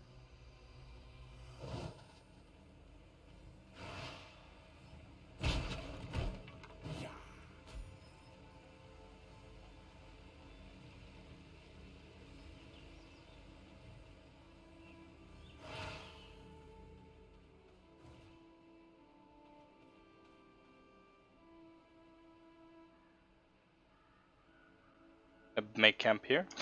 Just fucking like, yeah. Build my own fucking house here.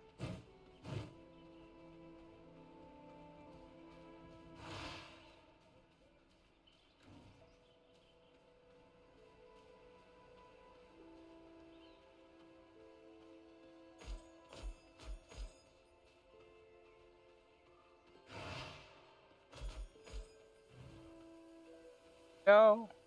Nice. Okay.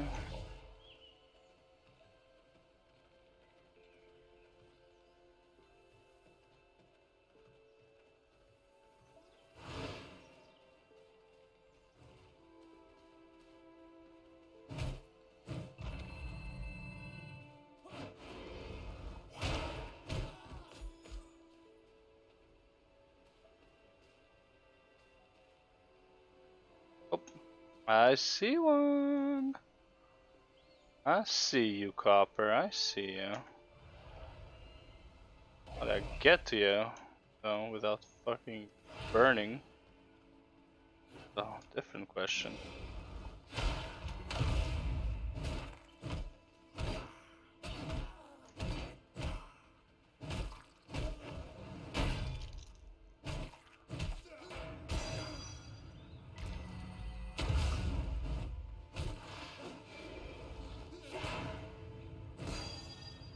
Okay.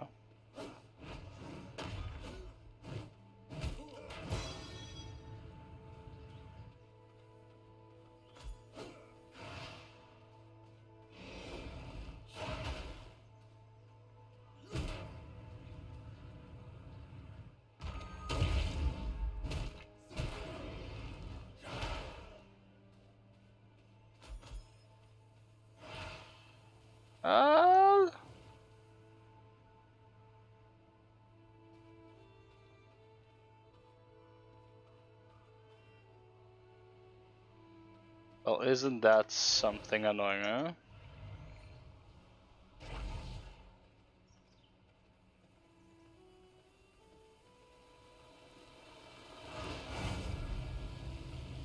Can't even fucking move. Holy shit, that's fucking toxic.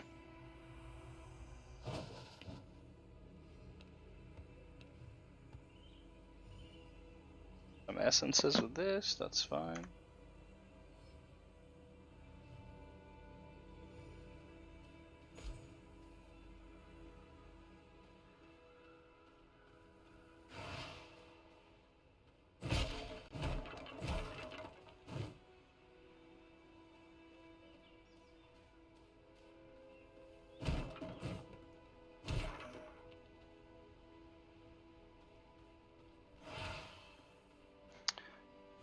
The sun, man. Let me gather the copper, yo. Piece of shit, sun. Annoying in real life, just as you're annoying in here. Okay, how we got here? Blood Rage. Shield yourself and nearby allies for 110% of your spell power and increase attack speed by 25%. Oh, shit. Actually like this more. Don't have ultimate ability yet, do I?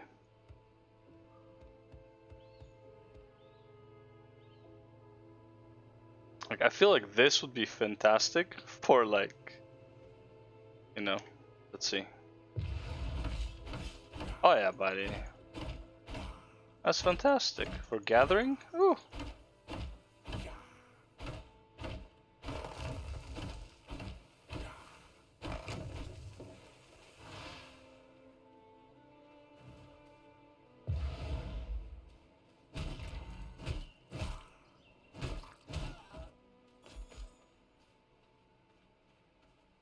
On nighttime, come on.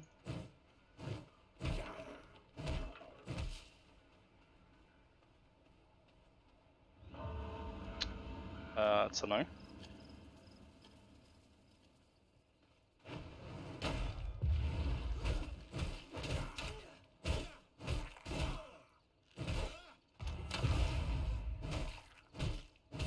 No! Oh my god, 43%. Are you kidding me? I missed out on that. Wow, that sucks.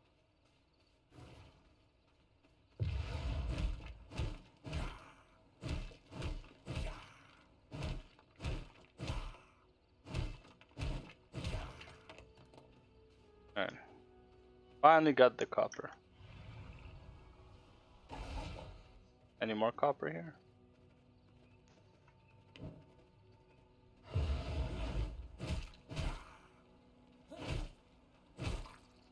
Ah.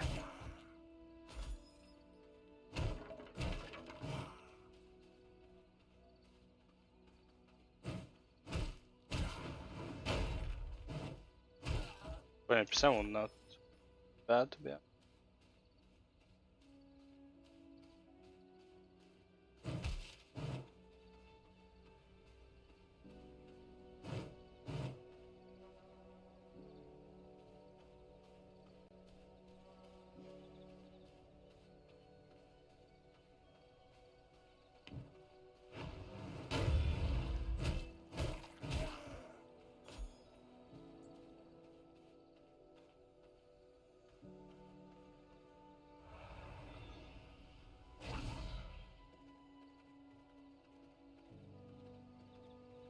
Oh, hello. Come on. Hurts.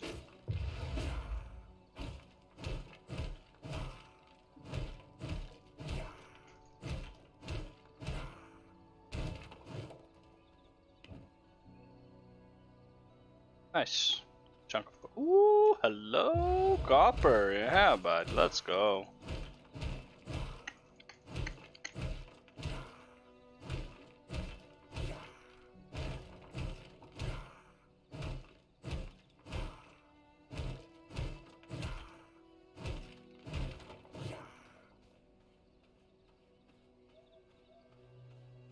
Hello, copper. What's up?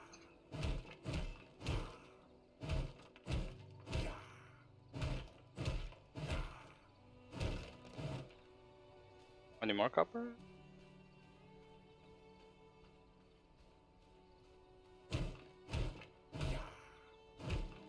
Yes, there is. Right there. Right next to this guy.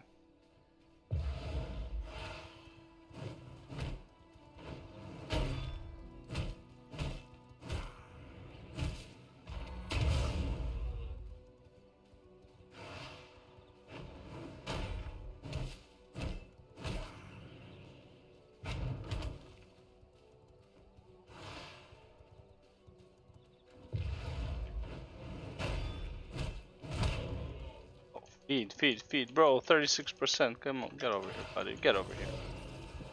That 36%. Crazy. Hell yeah, brother. This. Oh shit. Take those. 3 kills, baby. Not it.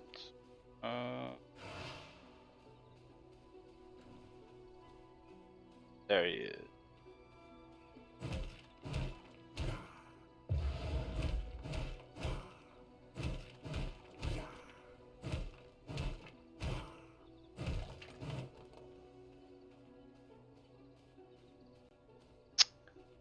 There we go, more copper, let's go. From oh shit. Not wanna fight this guy yet. So can I even fight him? Not really, alright.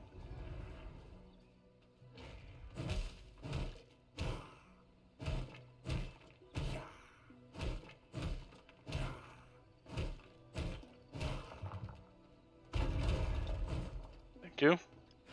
Take care.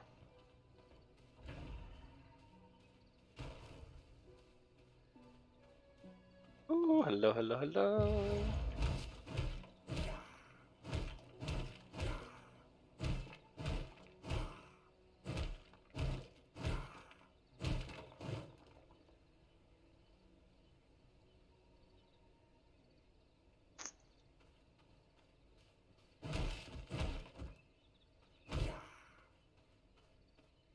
What's going on with my story here? Bunch of random ass shit. On brick.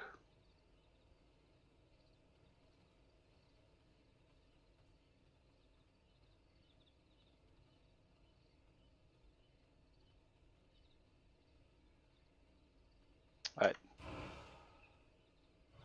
Let's return.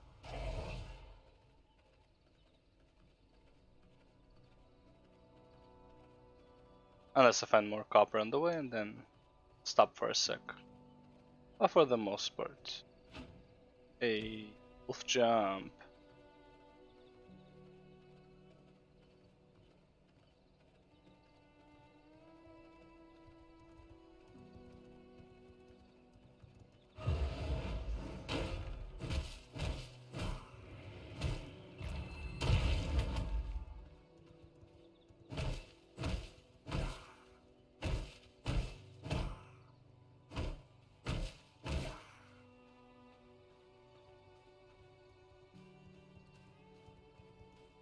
Oh, there you are. Buddy, come on, man. Oh, he starts healing.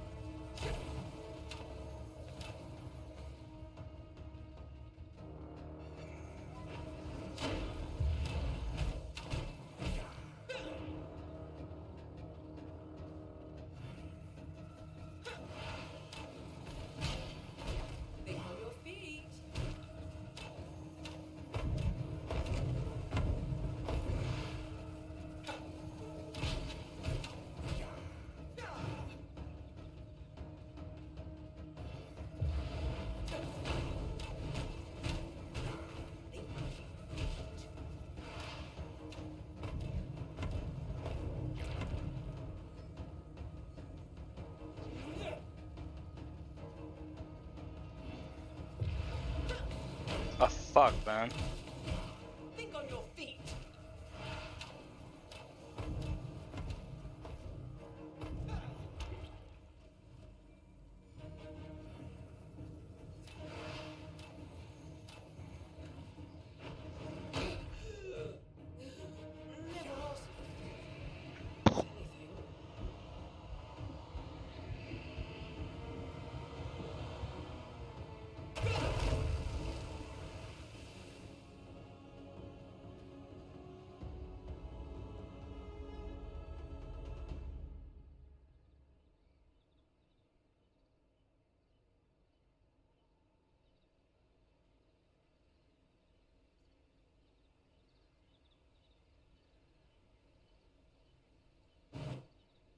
Okay, okay, lumber.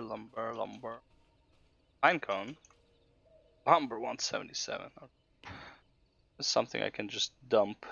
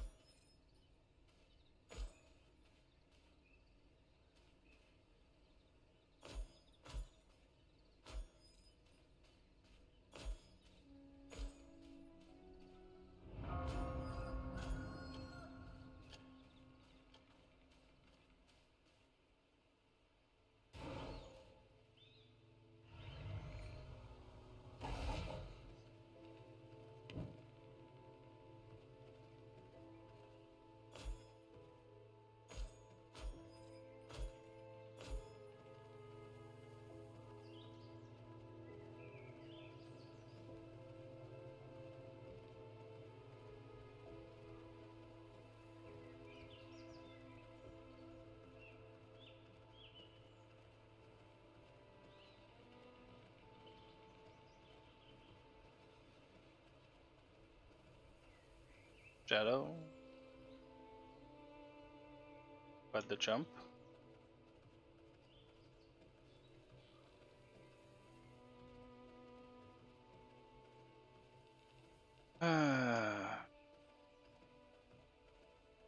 Hello. Goodbye.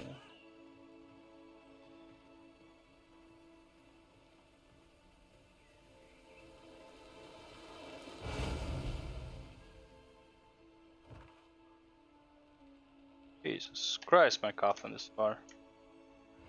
Gonna have to build a new one soon.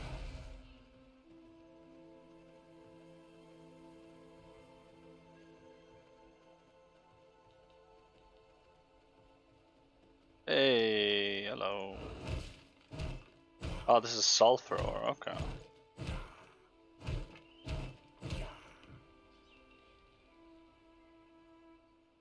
What's new? Oh, chaos. Has balls in the sequence that deals like chaos burn.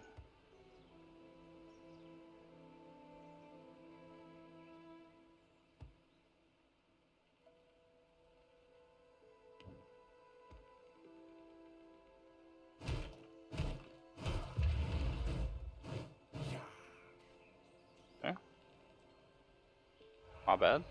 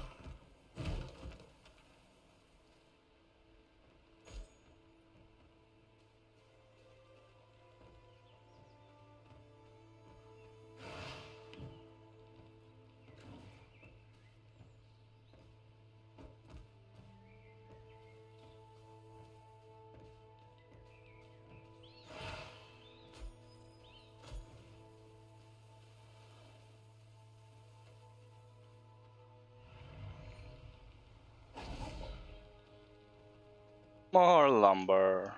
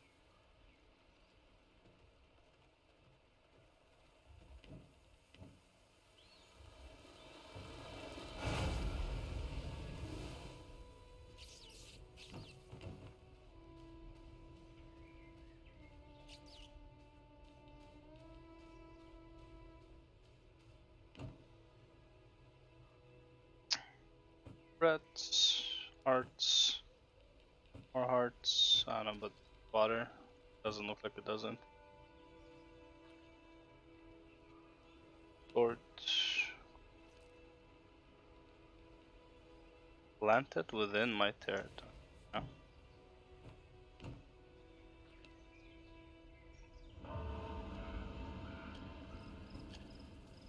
Moon is rising. Give me my bones back. Thank you.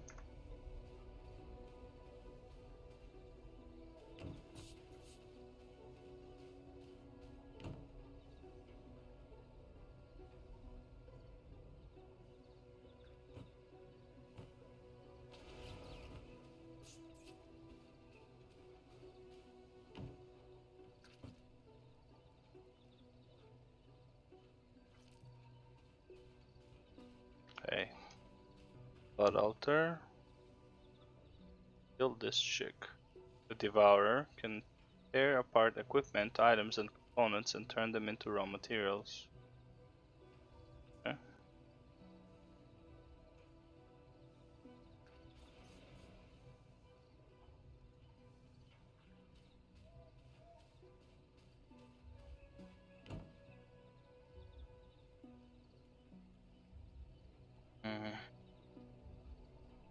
Just here then?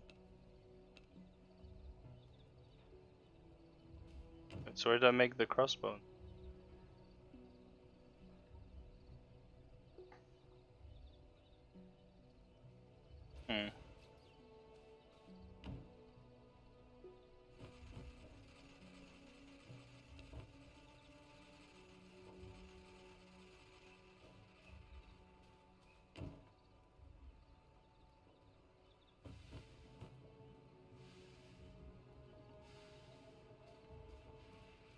Time to do this.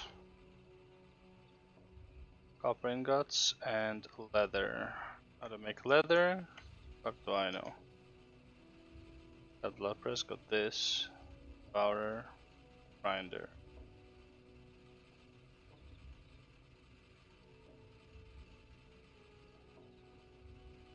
How can tear apart equipment items? Oh, okay. Equipment and items. Fine. Okay.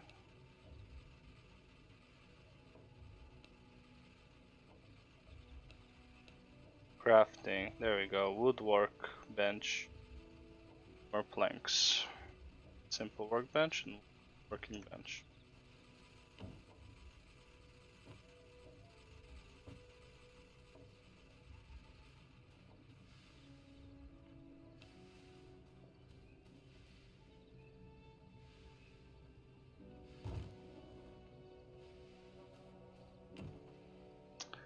Okay, here's the fishing pole. What enter that? Copper ingots. One needs leather.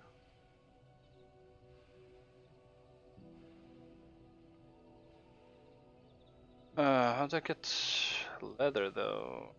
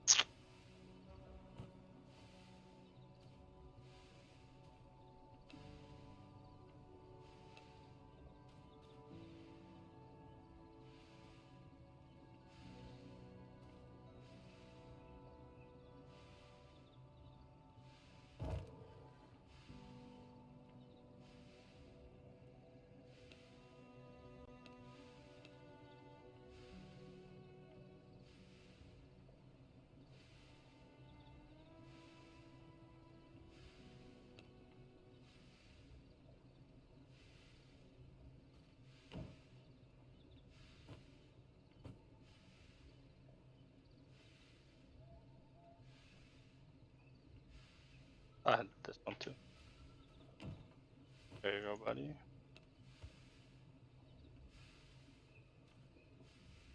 I haven't. Oh no, that's different.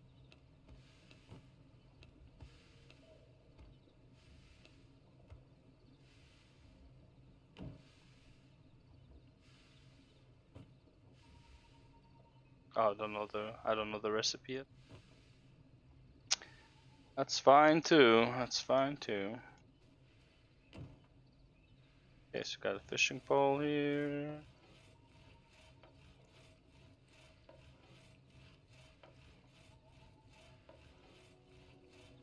The agent used for crafting sculptured wood.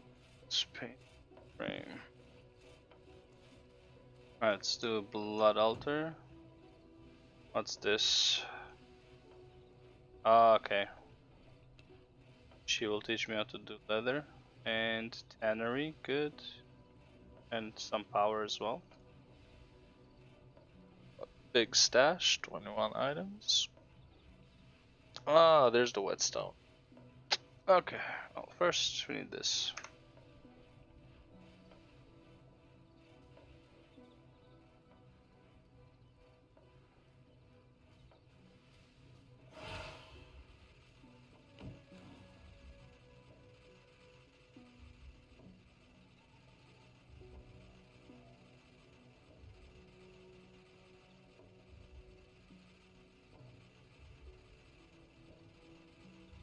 I still don't have leather, can't do anything about that. Grave dust, I don't even know. I can make this, technically. Spear.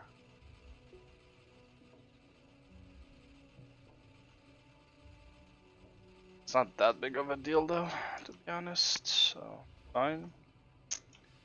Upgrading castle, I need what? Yeah, I need the leather, so yeah. Is that what I went to get? This bitch with leather? Yes, okay.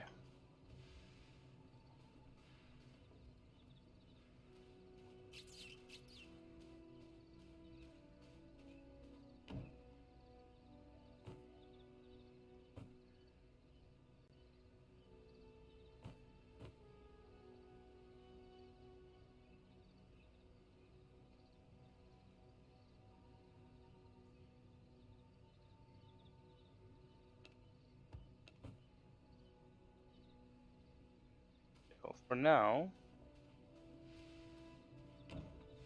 I'll put this, not like it can do anything with it anyways. What else we got?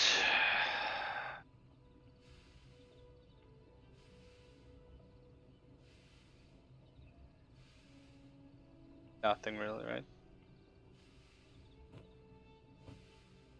Doing that, that's fine.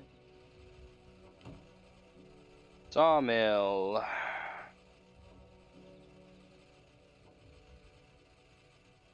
Yeah, whatever. Fuck it. Keep that too, I don't need it. This guy can hold all my animal hides. Horse thread. Bones.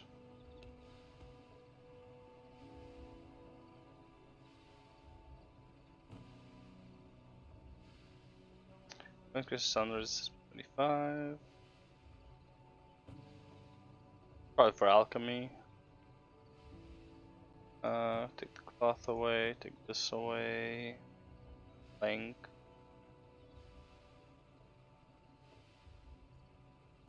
Whatever.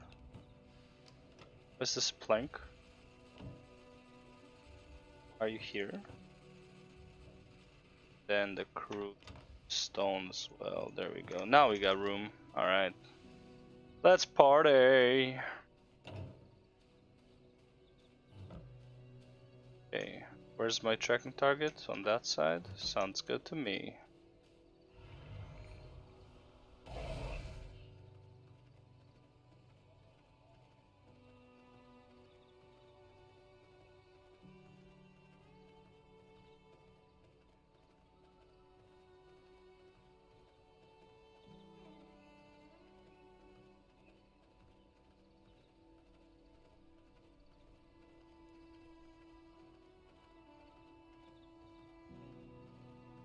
Hello.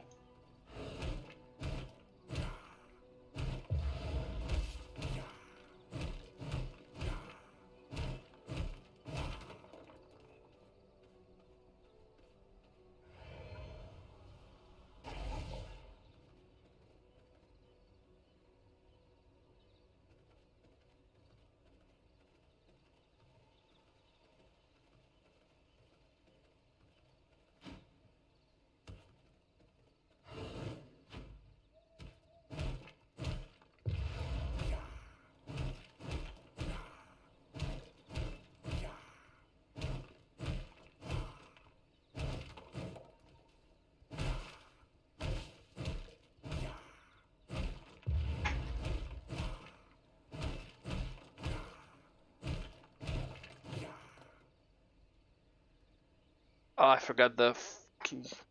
Man, that sucks. It's okay. I'll do this and I'll have to go back anyways for the leather.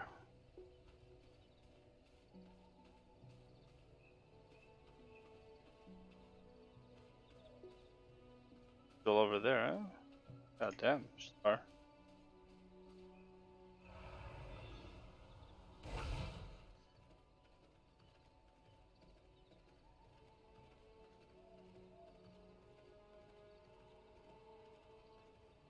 Thought she would be in the bandit camp, but clearly not the case.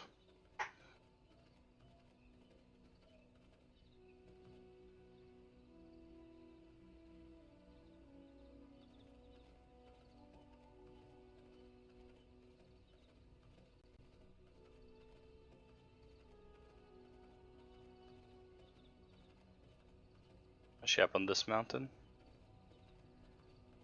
Hello.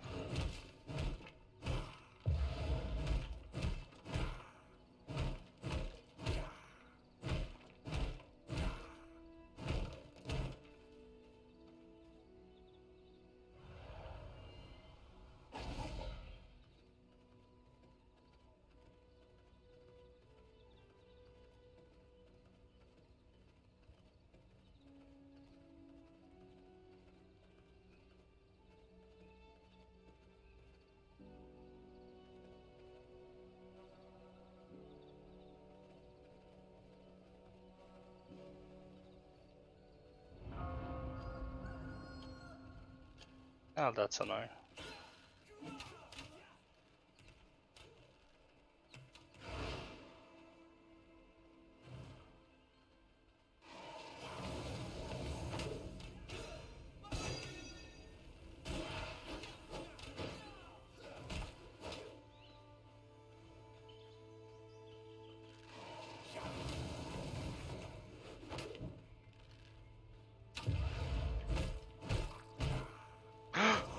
%100% rogue, let's go. What is this?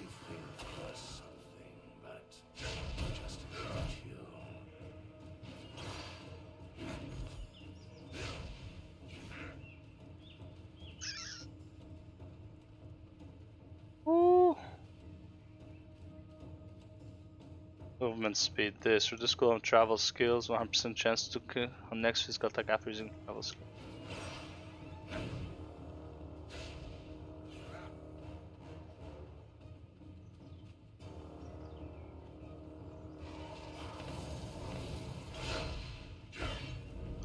Okay, I'm dead.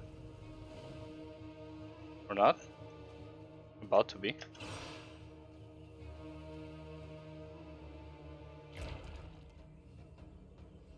Oh, holy shit, bro. What the fuck? Please don't use all of my... damn, stupid ass bear.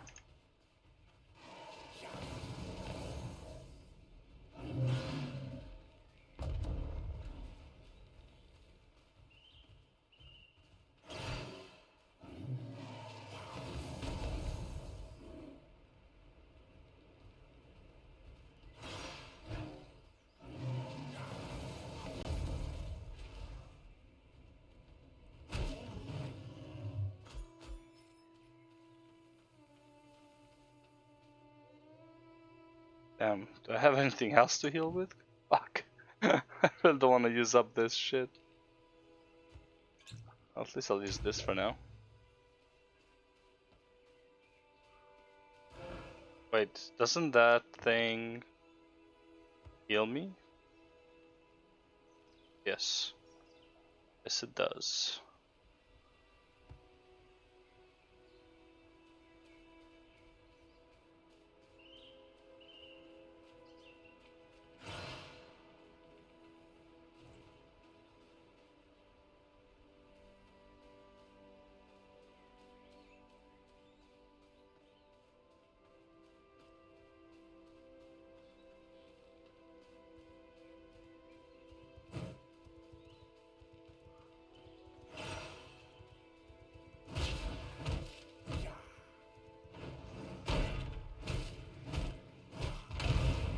Nice.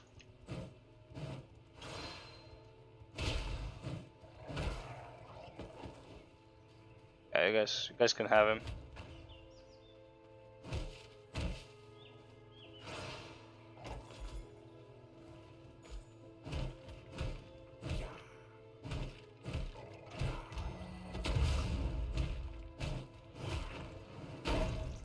Oh fuck. There's the guy.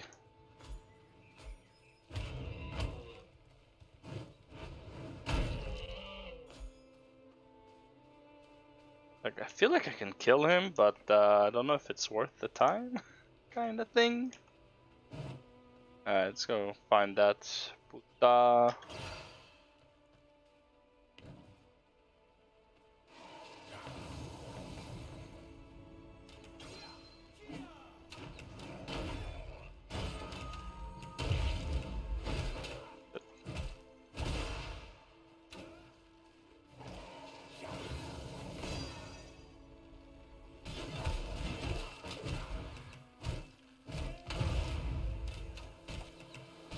Oh, where's the fucking shade? Holy shit, bro.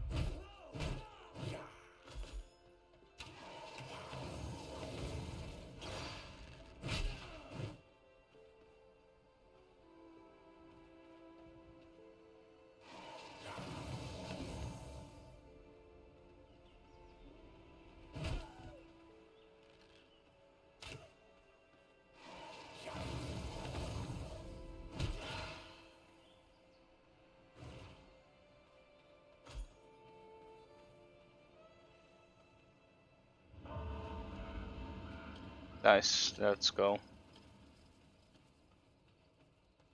Her? You're looking a little hot-blooded. Let me cool you off. Fuck. Some random vampire hunter just fucking spawned in front of me.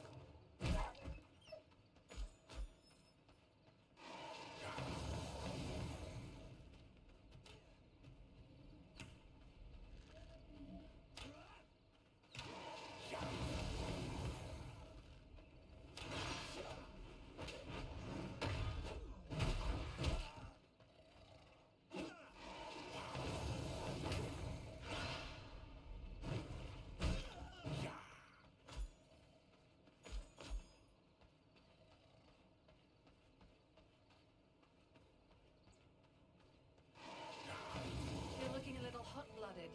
Let me cool you off.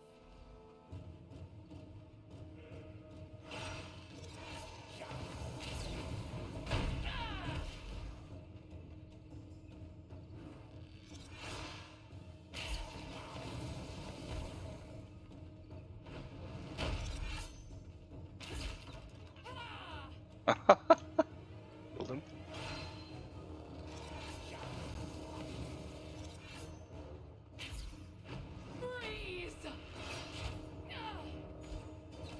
Okay, Sylvanas, relax.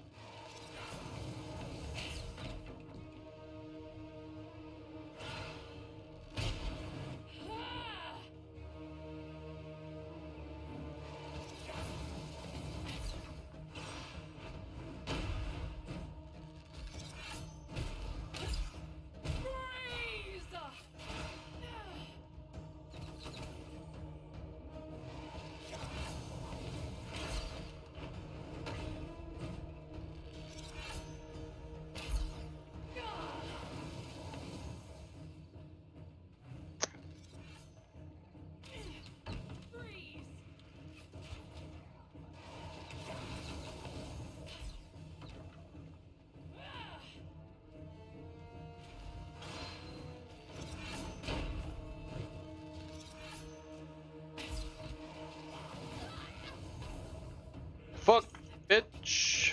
Damn it. Oh fuck, I gotta go to sleep, man. I will go back to base.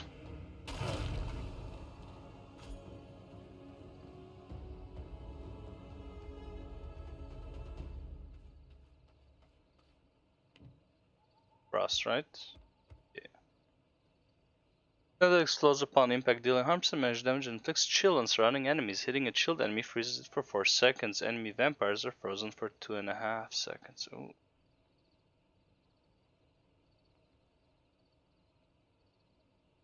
This one does more damage, but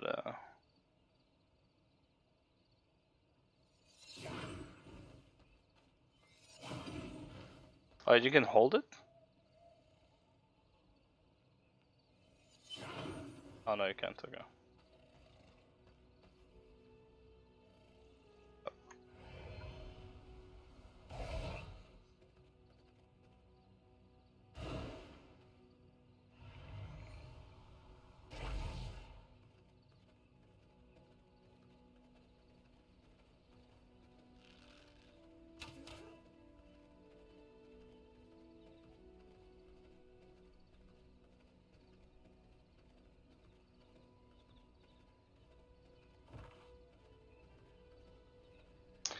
Holy shitballs, I am far.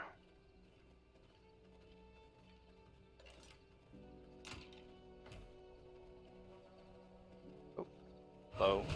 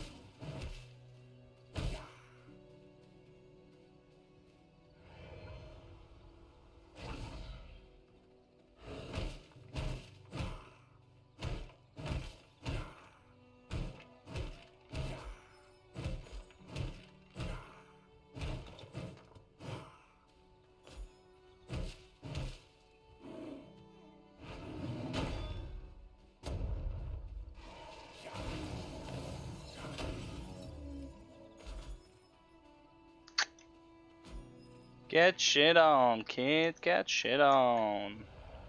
Get shit on. Nice.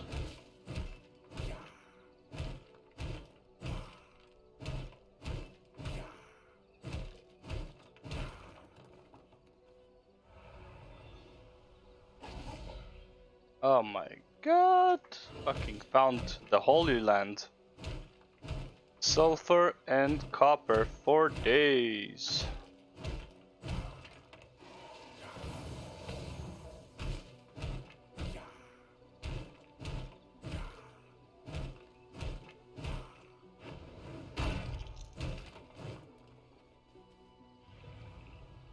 Oh my lord, more of it.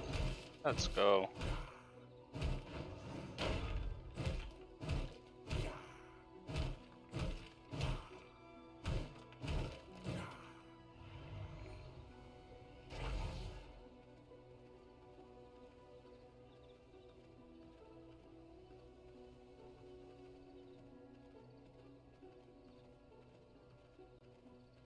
Alright, sweet. Good shit.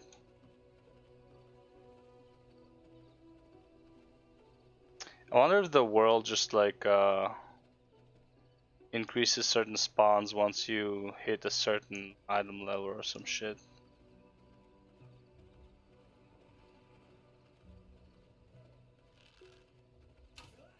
Nah, G, not like this.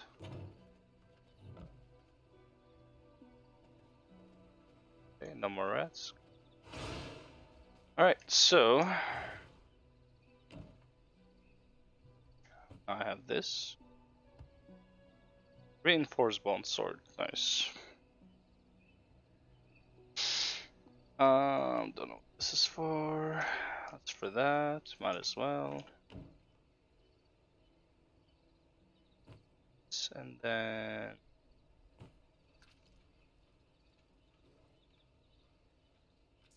that's that. That's cool, that's cool, okay.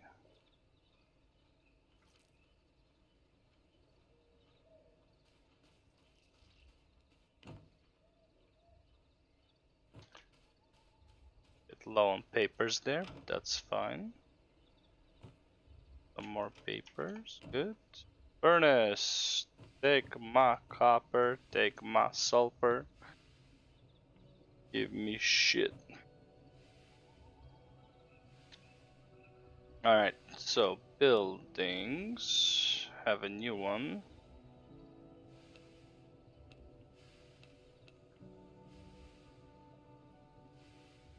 Cannery, there we go. I need planks for that.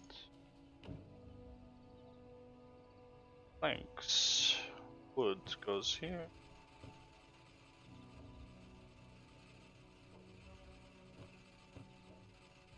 Alright, tannery.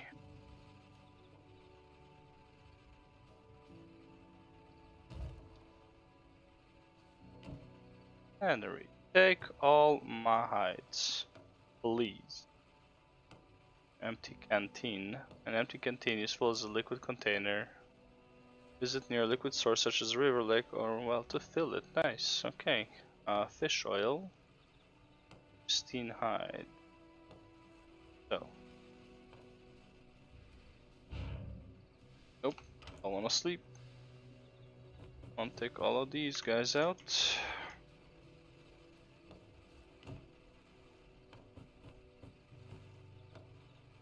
Okay, that's the leather stuff. Soon I'll be able to craft these guys. Oh no, I don't have coarse thread though. Blood altar. Oh, there we go. Armor, bloodbound. Where did I make this? Oh, here we go. Yeah, I need more cloth and I need leather. Have any more cloths? I have 2. 3 plant fibers and 1 leather gives me cloth. That same here? No. Okay. Where do I get cloth then?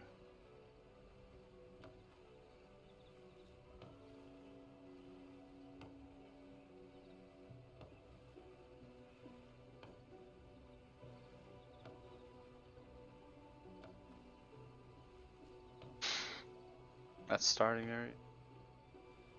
No idea where I get cloth. Oh well. Well, there was a cave there. Probably should have went to the cave at some point.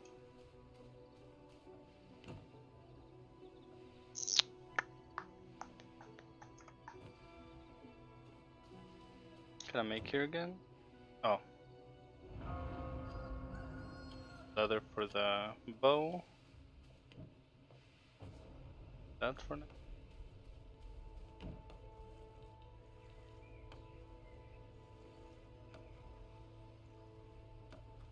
Whatever, that's fine. Whoops, whoops, whoops. That was not my intention.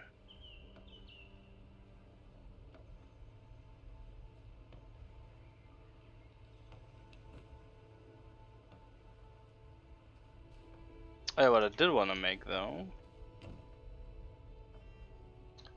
think about making one of these. Honestly, even this would be good, probably. That guy.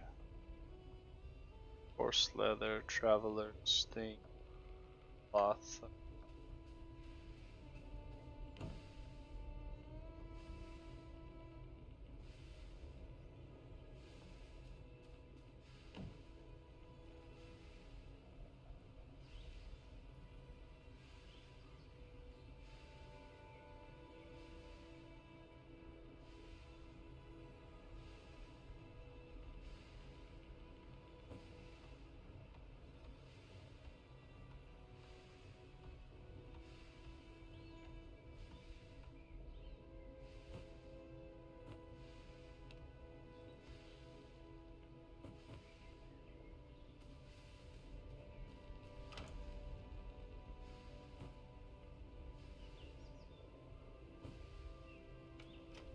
I have 8 course leather, so I can make that thing, right?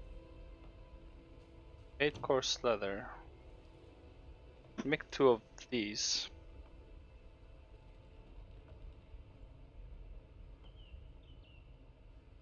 I might as well make Night Stalker vest and leggings.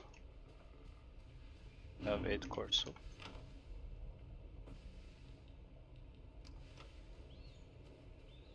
How much leather do I need? 12. 12 leather. Okay, we're at 8, so we're almost there.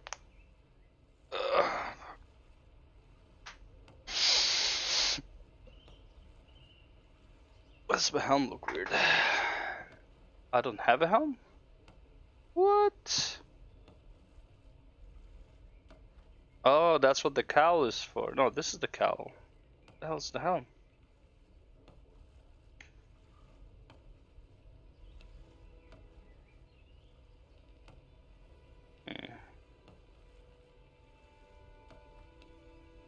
Interesting.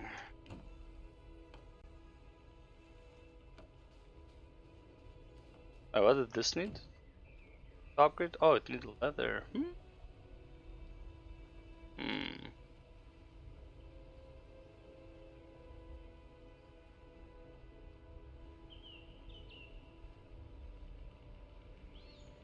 Should probably just upgrade the castle. Get these 12. Get 12 leather. 11. Come on, man. Take forever. Why don't you?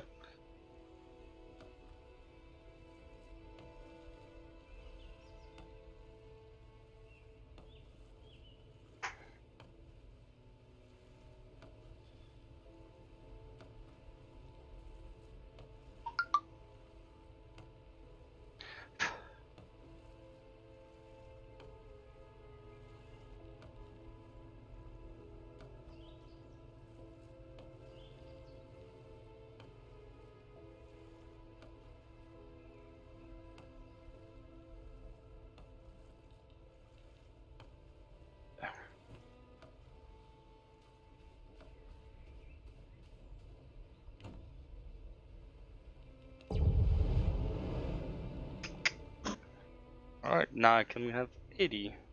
Nice. Alright, claim. Clear the castle room by laying down floors and building surrounding castle walls to generate a roof.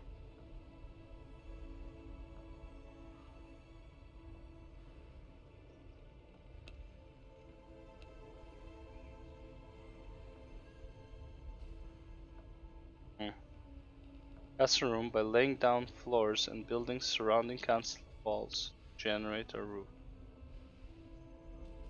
It's annoying, isn't it? Can I move shit? Oh, yes I can. Thank the Lord. Go here. Here. Alright. Go floors.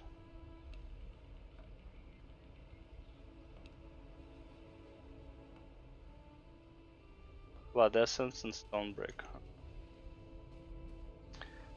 I even have bricks. I have stone. Almost no stone bricks. Staying. How does one get stone bricks? Probably stone cutter. Production. Grinder, probably that would do it. I need whetstone though. Okay, so I need whetstones, which means I need this guy. Big stash, don't care. This is the one I need.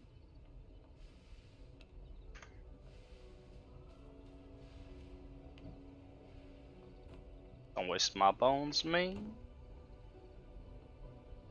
Alright, so. Still need that 12th leather though. Jesus Christ, man. Take longer way, don't you? Alright, fine, I'll just go and kill this guy then. Actually, no, I'm not gonna go kill this guy, man. I need to go to sleep, and this game is way too addicting. Leave game.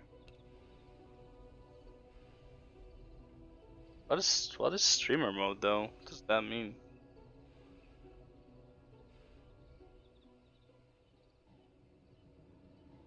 Exit. I love that they make games with like streamer mode enabled. Let's see, V Rising. Streamer mode, what is that? How to enable disable. Okay, V Rising developers will make offline mode available as soon as possible. Offline mode is coming to V Rising as soon as possible. What is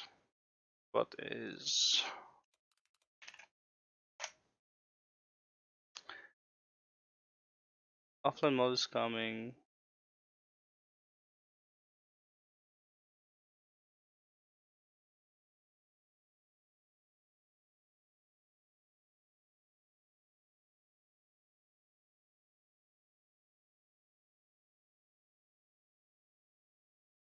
Okay, what is streamer mode though?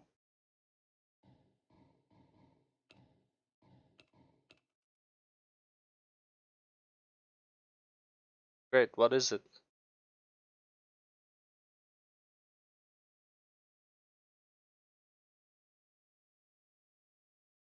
Yeah, but what is it, bro?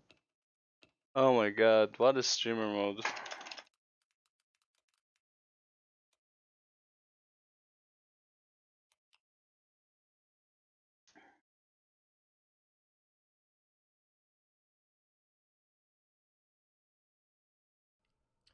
Hi everybody, this is Beantown from Support for Support, S4S, Discord community, Twitch streamer community.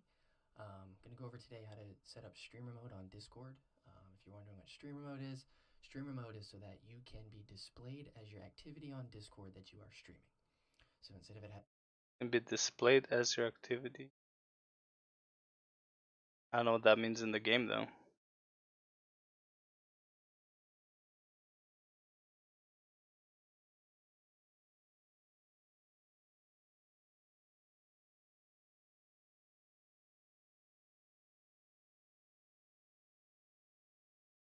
Okay. Well, whatever. Anyways, I'ma go fucking sleep, man. Gotta wake up. 7 hours. Holy shit. Alright guys, that's it. Peace.